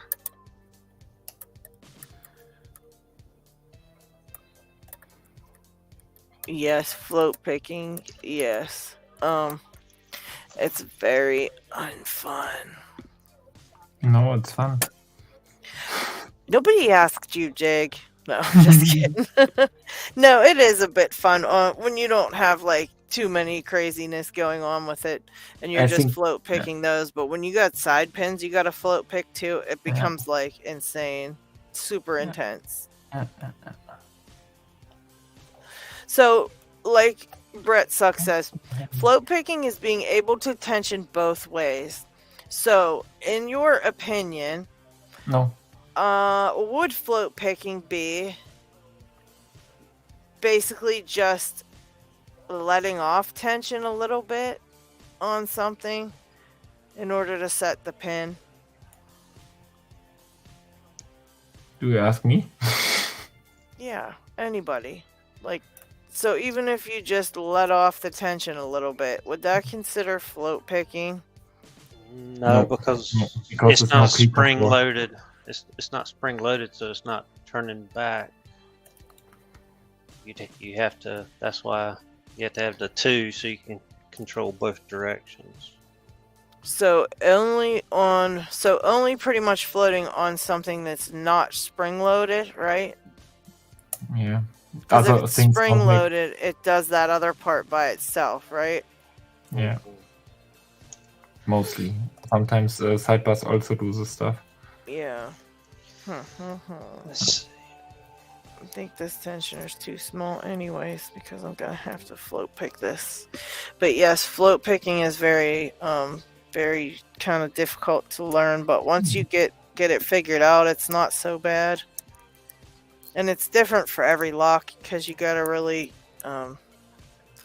every lock you pick is gonna be a little bit different. Like that Ruko that Jay Gabriel actually just picked his Ruko with gins, so congratulations to Jay Gabriel. That one was a bit of a crazy one, but that one, boy, those gins in there, oh my gosh, are they the tiniest gins I've ever seen in my life. And to be able to float pick that one with the tiny gins is crazy, because you'd like barely move for that one. Even when Pocket Women watched my video, she was like, "Oh, I see you didn't have to really float pick the gins on that." And I was like, oh yeah, it was float picked. You just couldn't see it move. That's how tiny of it movements you have to do. You barely see the movement.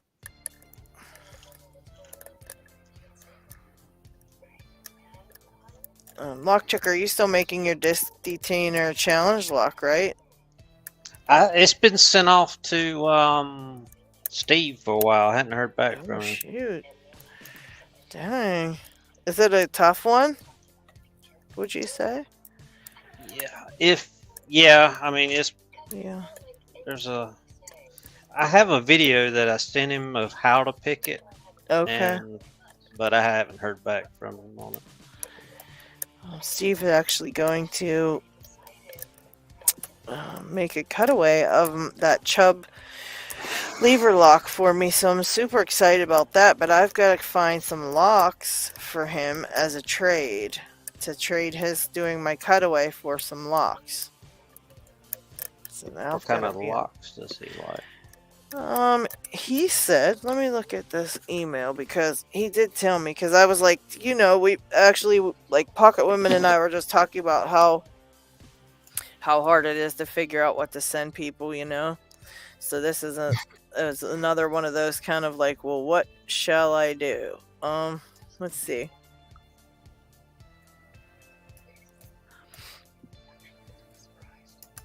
Okay, a general lock. He said the general locks, but I don't remember mentioning it, but I'm not sure what those are. So let's see here. Okay, so okay, so he's actually interested in some gold locks and the Miwa locks or other type of dimple locks and some abloy disc detainer locks. And watching Picking Time, you mentioned something about the general locks. Those are some that I haven't had the opportunity to try yet, but I'm not sure what general locks. Maybe that big padlock that what's his name had on here. I'm just thinking general is like the cheaper. Yeah, was that big round body lock. I think Trans Mechanic had. Remember that one? Yeah, that from Harbor Freight. That's the general. Yeah, I got one of those somewhere. Okay, so that's the one he's talking about. I think I have one of those, actually. Well, we'll definitely give him that. And I got to figure out a couple other good ones. See what kind of... Because I know he likes master locks, but he probably has every master lock made. If you've seen his pile of master locks. I haven't, but I'm excited to see it. And I ordered a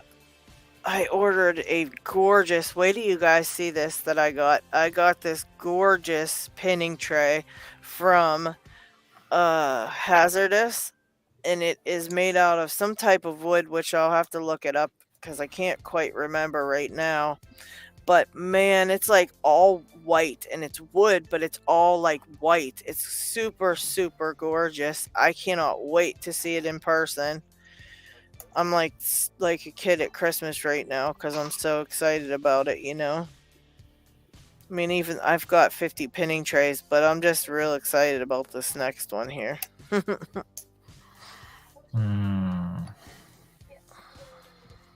That don't sound good. Yeah, keep turning. There you go. There you go. Nice job, buddy. Yeah, I see. I see. Holy cow! Great work. That's why I'm oversetting always. You did it. You did it. I black belt and still can't deal with oversetting. You what, Dick?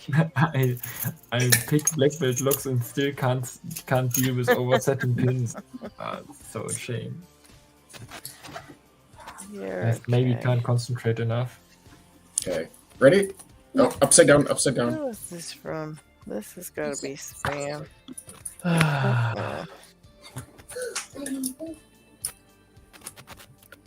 what this is. I'm gonna just say delete. Okay. Yeah, so I've got to figure out some steep locks, and I got one coming for Snake that I picked out for him, but I also need to figure out some locks for Snake. And Snake said he likes. Let me find that message from Snake that says me what he likes the locks of. Oh. Snake. Okay, let's see. And Snake's wife's actually getting into picking now. Wow. So that would be nice to see. Alright, let's see here. I don't know whether it's good or it's bad that my wife don't like picking. Yeah, you know what? It's probably good because if she was better than you, you'd be really freaking mad. No, not about better, but she would pick all my locks. She would just go to my collection and would like be, okay, I pick now this Siegel Heinz. That looks good. Oh yeah, Terry, we did see that pic. That thing is amazing looking. He showed it to me when it was like not quite done yet, and boy, I'll tell you what, that was crazy. But I mean, Terry's pics are crazy too. I mean, I don't know. Okay, Jay said the General Locks are the cheap ones from Harbor Freight. Okay. I think Jay, I think he was just talking about the Generals in general. Like, Transmechanic was showing that round one, and I have that one, I think, so I'll send him that one. But that's like you said, it's a cheap Harbor Freight lock. I'm not giving him like that one only because that's like super cheap. But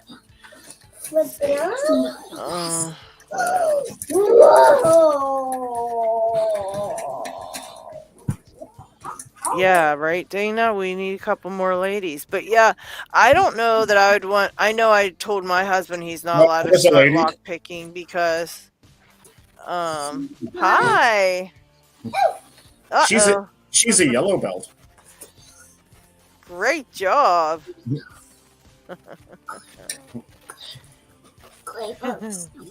You can do it! You can do it!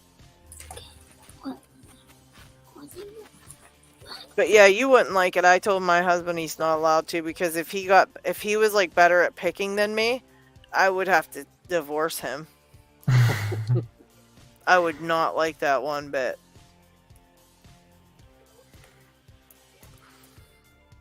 Yeah, all Snake said to me was he is also a fan of 40mm padlocks. I mean, how do you find something for somebody when that's all they tell you they like? I'm like, hey Snake, anything cool that you could think of? Like,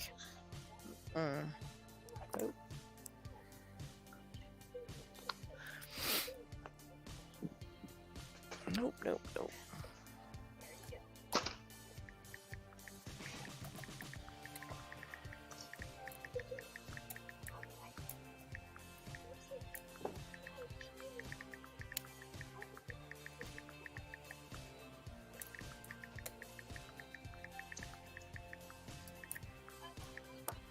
And plus, I don't even know what 40mm padlocks he has. He says he's run out of room on all his shelves because he has so many 40mm padlocks. So that really doesn't tell me anything about like what one to get him or that he would like. And I give up on this giant 6K with freaking gins in it. That's a hard pass. I'll pick that when I'm like as good as Yabende. You know what I mean? That's when I'll pick that one.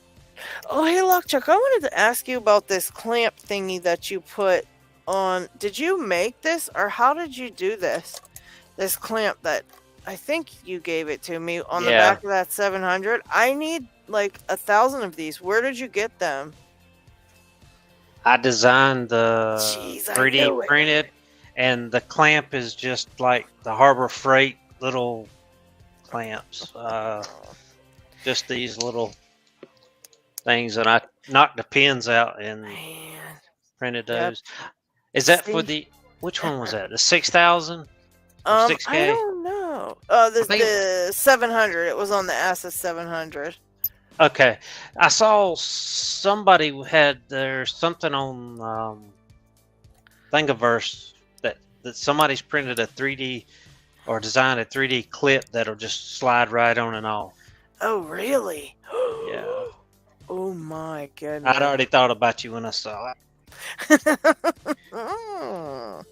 I might have to I can't I need to figure out where that design is, because if you're not gonna accept payment for stuff, I don't want you to do it. So I'm gonna have to give it. I don't things just show up. So.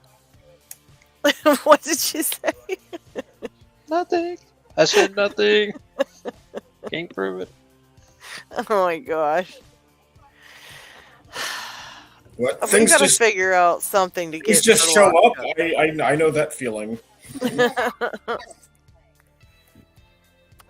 Yeah, I know that feeling too. Kraken used to freaking send me so many random things. I was like, every time I'd see something picking time coming in the mail, I was like, no, he did not.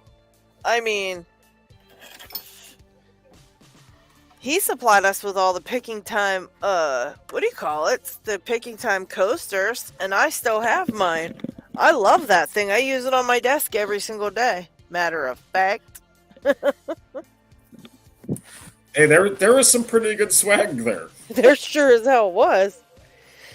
I tried to make sure to keep at least one of every single thing you always made for picking time, because that was really very, very cool of you.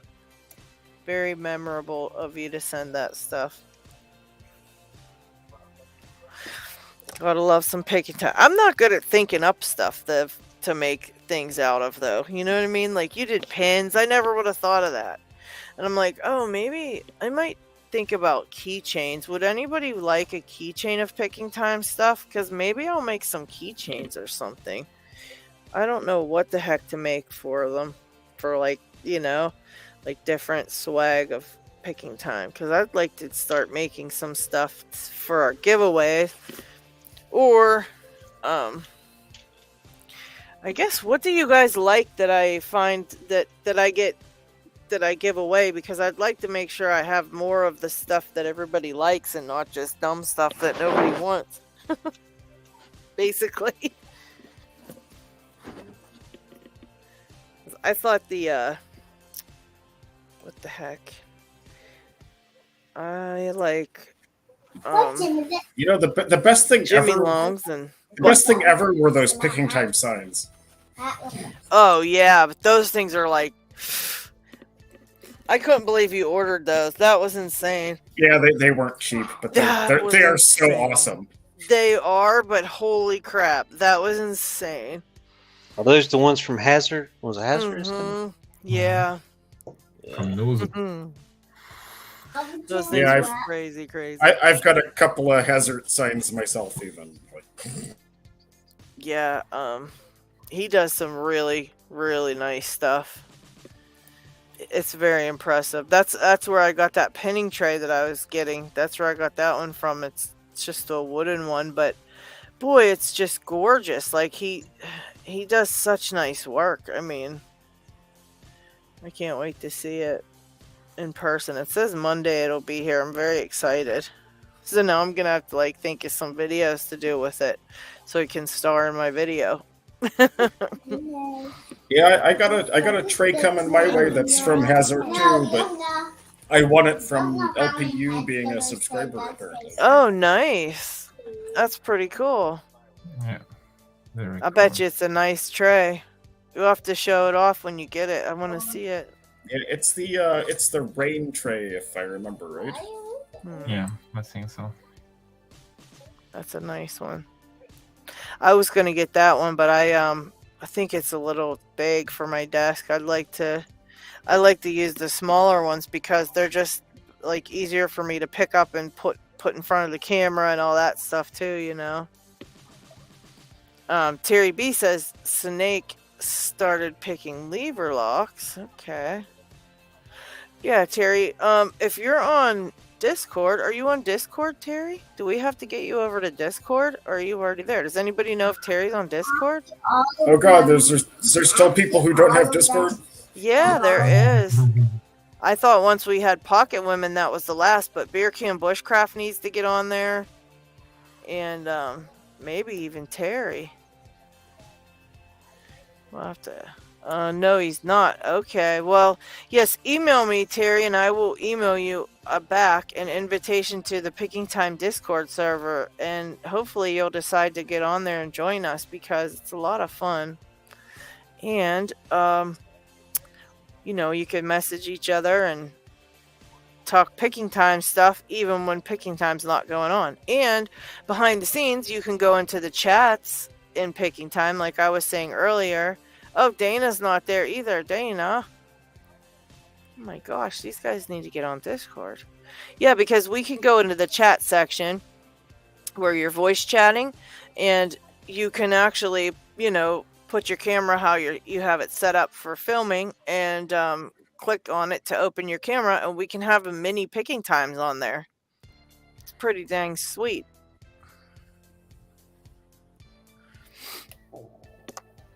Or you could just say to anybody on, you know, you could tell whoever, like, hey, do you want to come on there and pick with me for a little bit, and ask somebody that's on there, you know, hanging out on the server, and just pick with them for a little bit. What is your what's going on, Dick? I hear you over there getting very angry. Hulk smash! It's really, really strange. I need to drop everything. I can't get the gins picked. So this keyway is way more nasty than... Yeah. I show the one I already picked, and it looks... I don't know, it looks different.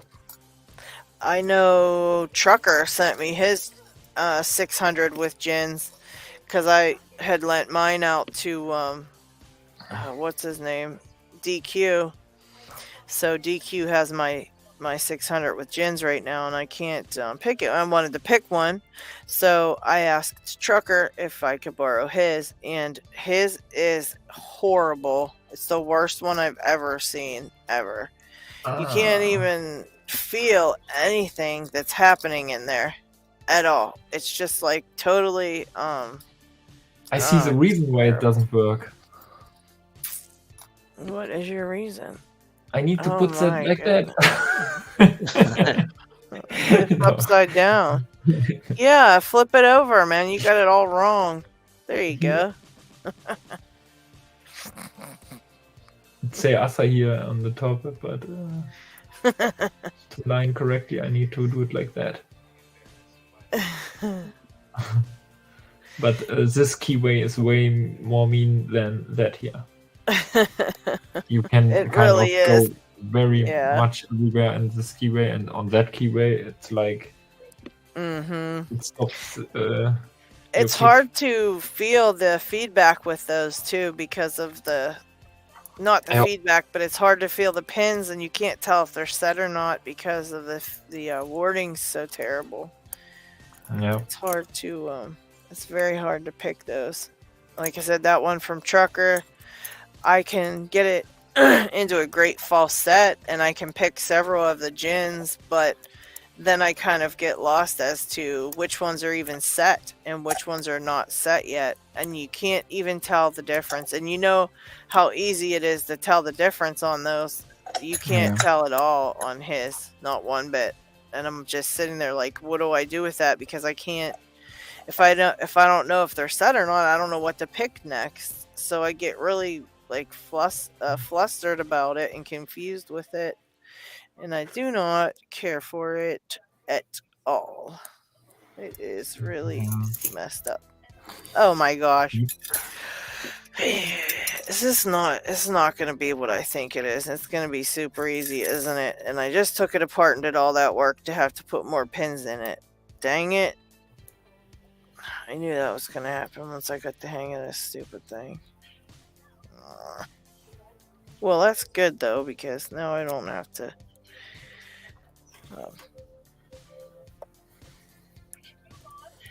I don't know if I ever... This Kiwa and this Eva is really nasty, but guess what? You can pick right up through the warding, so it doesn't even matter. Which Eva? The ICS? The DPS. Yeah.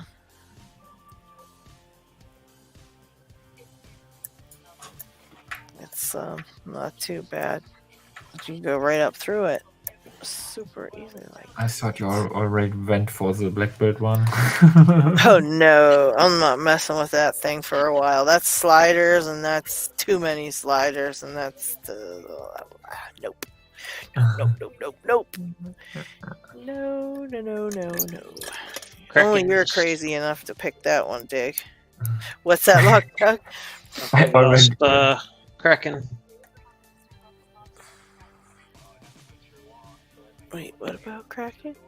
We lost him. Oh, where the heck did he go? Oh, man. Yeah, I think I'm going to switch this over and try to pick it a couple times. And then I got to get some dinner. So just let me know when you're ready. I'm just... Well, if you got stuff to do and you're ready to go, we can cut the stream. No, I mean, I'm good. I mean, I know. Oh, okay. I don't want to keep you here wishing that you was gone. No, I'm fine. I just want to try to get this pinned. I really wish I could pick it fully pinned, because it's only standard pins. That might be my problem, because I was thinking it had like all this complex stuff in there, and I was like, you know, picking it according to my brain, like what I thought it should have and not what it felt like it had. Yeah, I do worse sometimes trying to look at the key and versus just listening to or feeling the lock. Yes, I quit looking at keys a while back because of that. I was really picking like how I thought, you know, the bidding would make me pick, and that wasn't even how it should be picked, you know. Like, and then once I did that, I started picking way better, but I still do pick thinking the pins, like what kind of pins it is, and I'm thinking this got to be full of like spools and stuff, and I was just picking it like very stupidly instead of listening to the feedback like you're supposed to. I was just doing it in the dumb way. But yeah, I'm excited to make that video. Like I said, I think it's going to be a helpful video for people. It's going to be mostly talking though. So I think I'm just going to record like, you know, my desk and then make Keller boards behind it. Like on the screen, you know. So mainly I'm just going to be doing like audio for that video I want to do, but because it's mainly just talking about things. You did that kind of on one of your other not too long ago. Mm-hmm. Yeah, and that one got a lot of views, so I don't think it's gonna make it. You know, I don't think it's gonna make it a bad video if I don't use my hands and do my picking or anything. So I think it'll be okay. But I just wanted to think of different things to tell people to help, like, get them to pick, like, move up the belts and do better picking.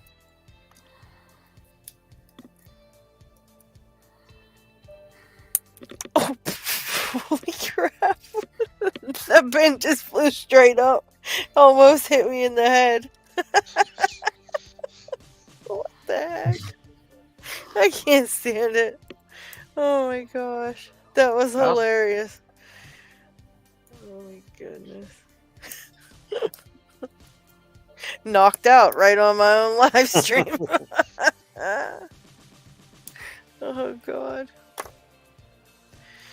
3mm total knockout. Okay. This is all backwards. Holy cow. I got this all messed up. Alright, that should be okay like this. Like this. Okay, you could do it. You could do it. There we go. Whew. Okay. Yeah, this one's like weird. You have to turn the key upside down. Like the whole way. Spin it like, the whole way around in order to get this clamp on and off. And then, it's just really wild. I never saw one that had a clamp and this backing that you screw on there at the same time. It's either been one or the other, you know. So I'm not sure why it does that. I have to ask our locksmith. Yeah. Smith, what the heck that's about.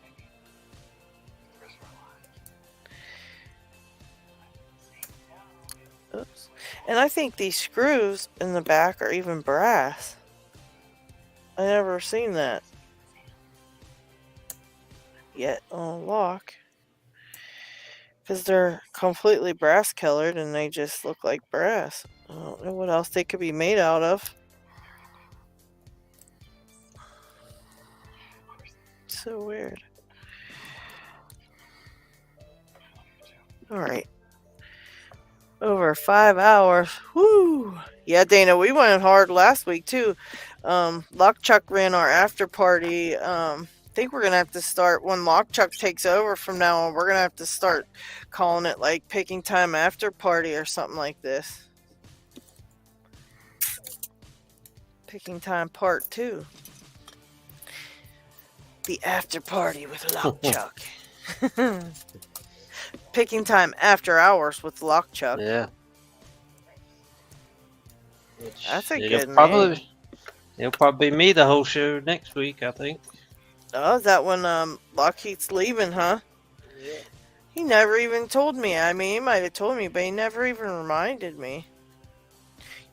I would have just like shown up and had LockChuck on there like, hey LockHeat, how's it? Wait a minute.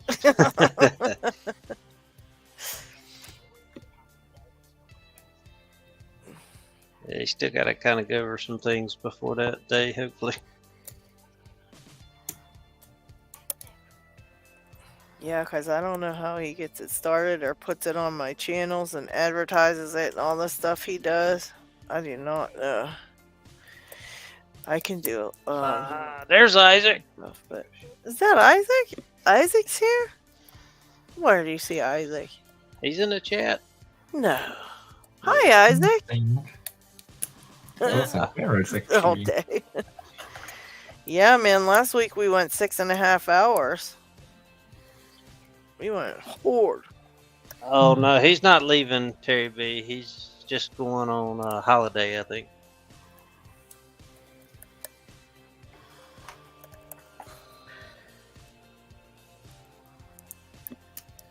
This will be the first episode that LockHeat wasn't on. He's been on every single one, even more ones than I have, because I had, I think, 2 that I didn't do, because the one I was sick, and the other one I was, that's right, I had my mom's high school reunion I had to take her to, so that was like the second time I wasn't here, but LockHeat's never taken a day off. Oh. He's a slacker taking a day off. I mean, come on. Slacker. Thinks he gets a vacation. Oh, we even moved the show for him and everything, right? Yeah, right? Jeez. Oh, man, I got it. Look at that. That's what progressive pinning does for you right there. Let's Did you see that? That was insane. That was like 30 seconds, and I struggled with this for like an hour before I did that. That's insane. That's how much it makes you, it like shows you what to do and stuff, you know?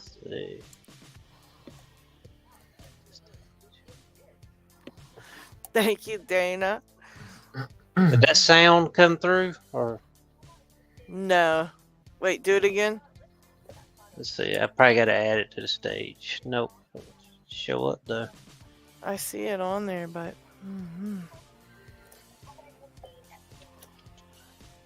Yeah, I was trying to figure out a way for next week though. Make some sounds. Yeah, I bought LockHeat a control panel, like a control board for his, so he could control all the sounds. Yeah, that's what, because I asked him what he used, and I was trying to figure out little ways to... Well, if Isaac would get here next week, maybe he can make the fart sounds. Oh, Kraken said he's just gonna chat. I'm gonna be chat boy instead of stream boy. What's that? I need to go on here and change this. Let me see if I can do it here.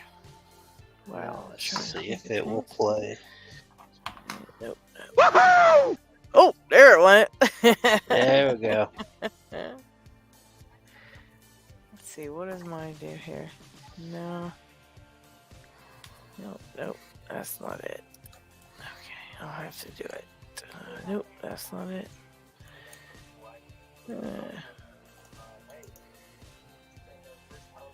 Oh well. Yeah, we'll have to, Lockchuck figured it out. You figured it out, Lockchuck. Good job. You're very computer accurate and literate and all that fun stuff. Holy cow. Yeah, Pocket Woman was just sitting back in MA or awe, I think, which I thought was pretty cool. Taking control from Australia. That is really cool, actually. I'm very sorry for you, though, that you let that information leak about how good you are with computers. I'm just going to apologize in advance because I'll probably be bothering the crap out of you for Lockchuck, can you help me? You're going to change your name, number, and zip code. Like, nope, no, I cannot. That's I deal with it with my family now. It's like, do I have to help you? That's the worst when it's your family, because they don't have a problem complaining and yelling and everything else, you know. No, I'm just I'm not very good with figuring out how to do things that I need to do. But once I am shown how to do it, I can do it. Even reading how to do it, I can't grasp it in my head. But like if someone says, you know, shows me what to do, I never forget. But trying to figure it out on my own is terrible. Yeah, I've got to at least do it 1 or 2 times to get it. Yeah.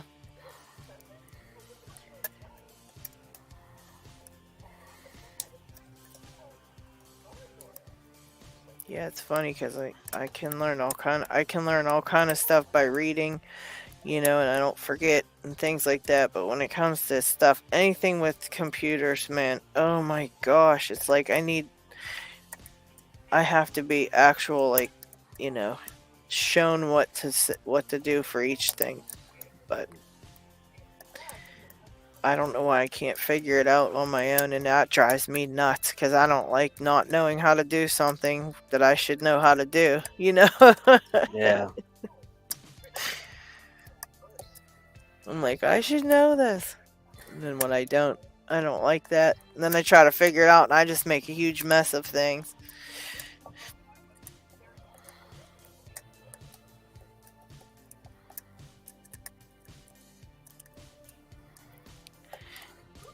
What are you working on up there, Dig? I think by now it's barrels, but I had to reclamp it for using more force actually. Because it has like a tapered feeling. Pins coming up, and it's normally not the thing you have on gens.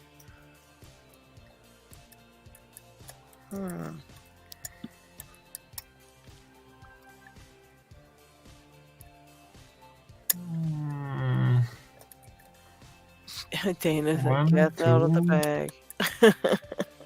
Oh, good night, Terry. Have a good one and have a good week. And don't forget to email me and whatever it was you wanted to tell me. Hopefully, we can get you on the Discord. Yeah, 1, 2, 3. Brett sucks.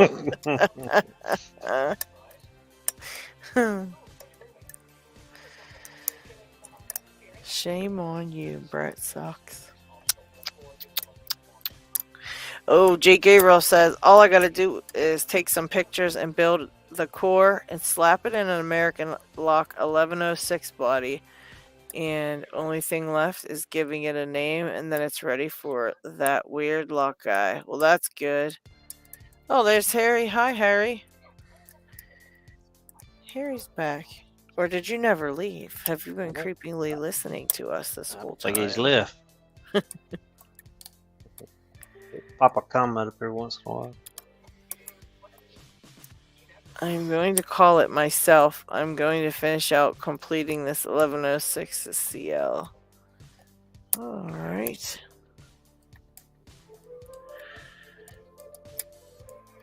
Yeah, he doesn't show up ever. That weird lock guy never comes on. You'll have to talk him into it cracking.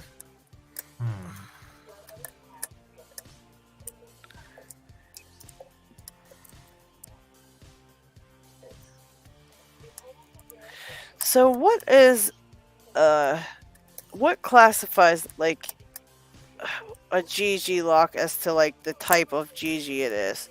Because I've got like all these P extras, but I've never seen like another different kind other than the other one that I have though with 5 pins, but I don't think it's a P extra. I don't know how that works. This one just says GG on it. Doesn't have anything else on the key or on the actual lock. It's like a plain old lock, except for the pins inside are all those double spools.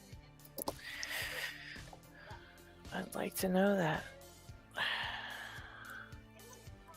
Oh, Harry never left, he said. Okay, Harry.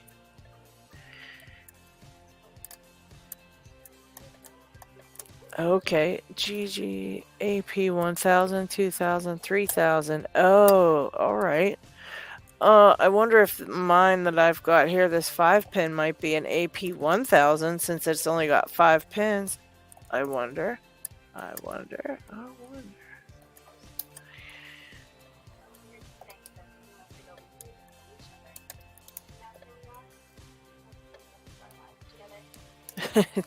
Dana who? I don't know that person.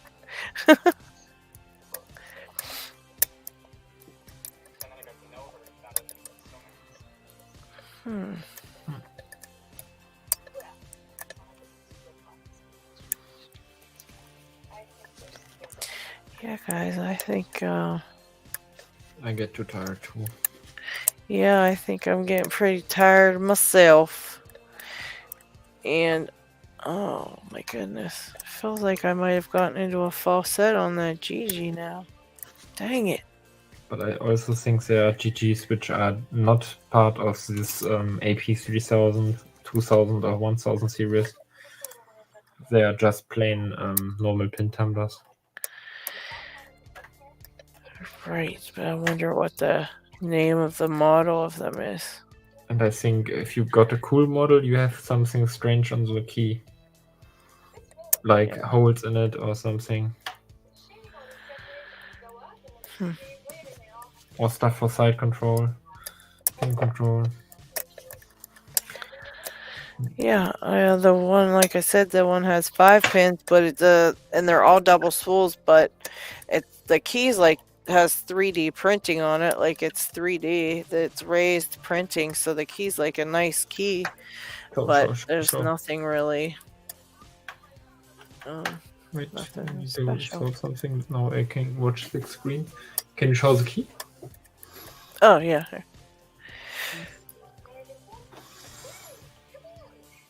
Yeah, that's no, wrong picture. A little bit deeper, a little bit. Hold it a little bit lower, far away. I think there's a focus point. Yeah, there. Yeah, I saw that already. That can you pull out the key? Is there something special on it? Turn it. No, that's just a normal pin tumbler from GD. If you here, for example, that is a P extra. You have also the P extra, I think. Yeah. there's the AP3000 or 2000 or something that has like a complete holes through it. And okay. I don't have that. I think Du has that. I still search for it because it has kind of a gear wheel in the lock, and the holes go in those gear wheel teeth and turn it kind of. It doesn't have it has no security feature that you need to turn this gear, but I think if you have a key without those holes, you can't push it in because the gear will block it then. That's crazy. It's a cool thing, but couldn't find it yet. You will. I'm sure you will. I hope. Just need some time.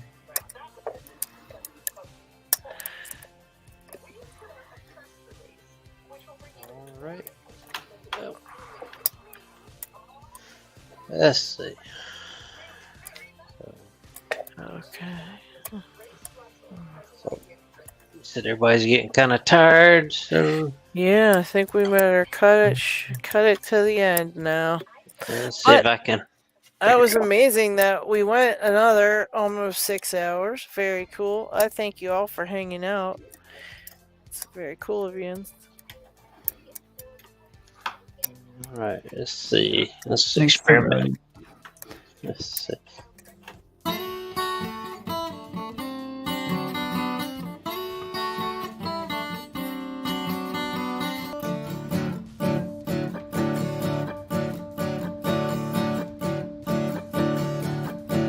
Well, I don't know why you're watching midnight, but you've got a feeling something's ain't right. You're so scared from what you've just come aware. So many locks over there, there, and there. Abloys to the left of me, asses to the right. Here I am, stuck in a faucet with you. Yes, I'm stuck in a faucet with you, and I'm wondering what it is I should do.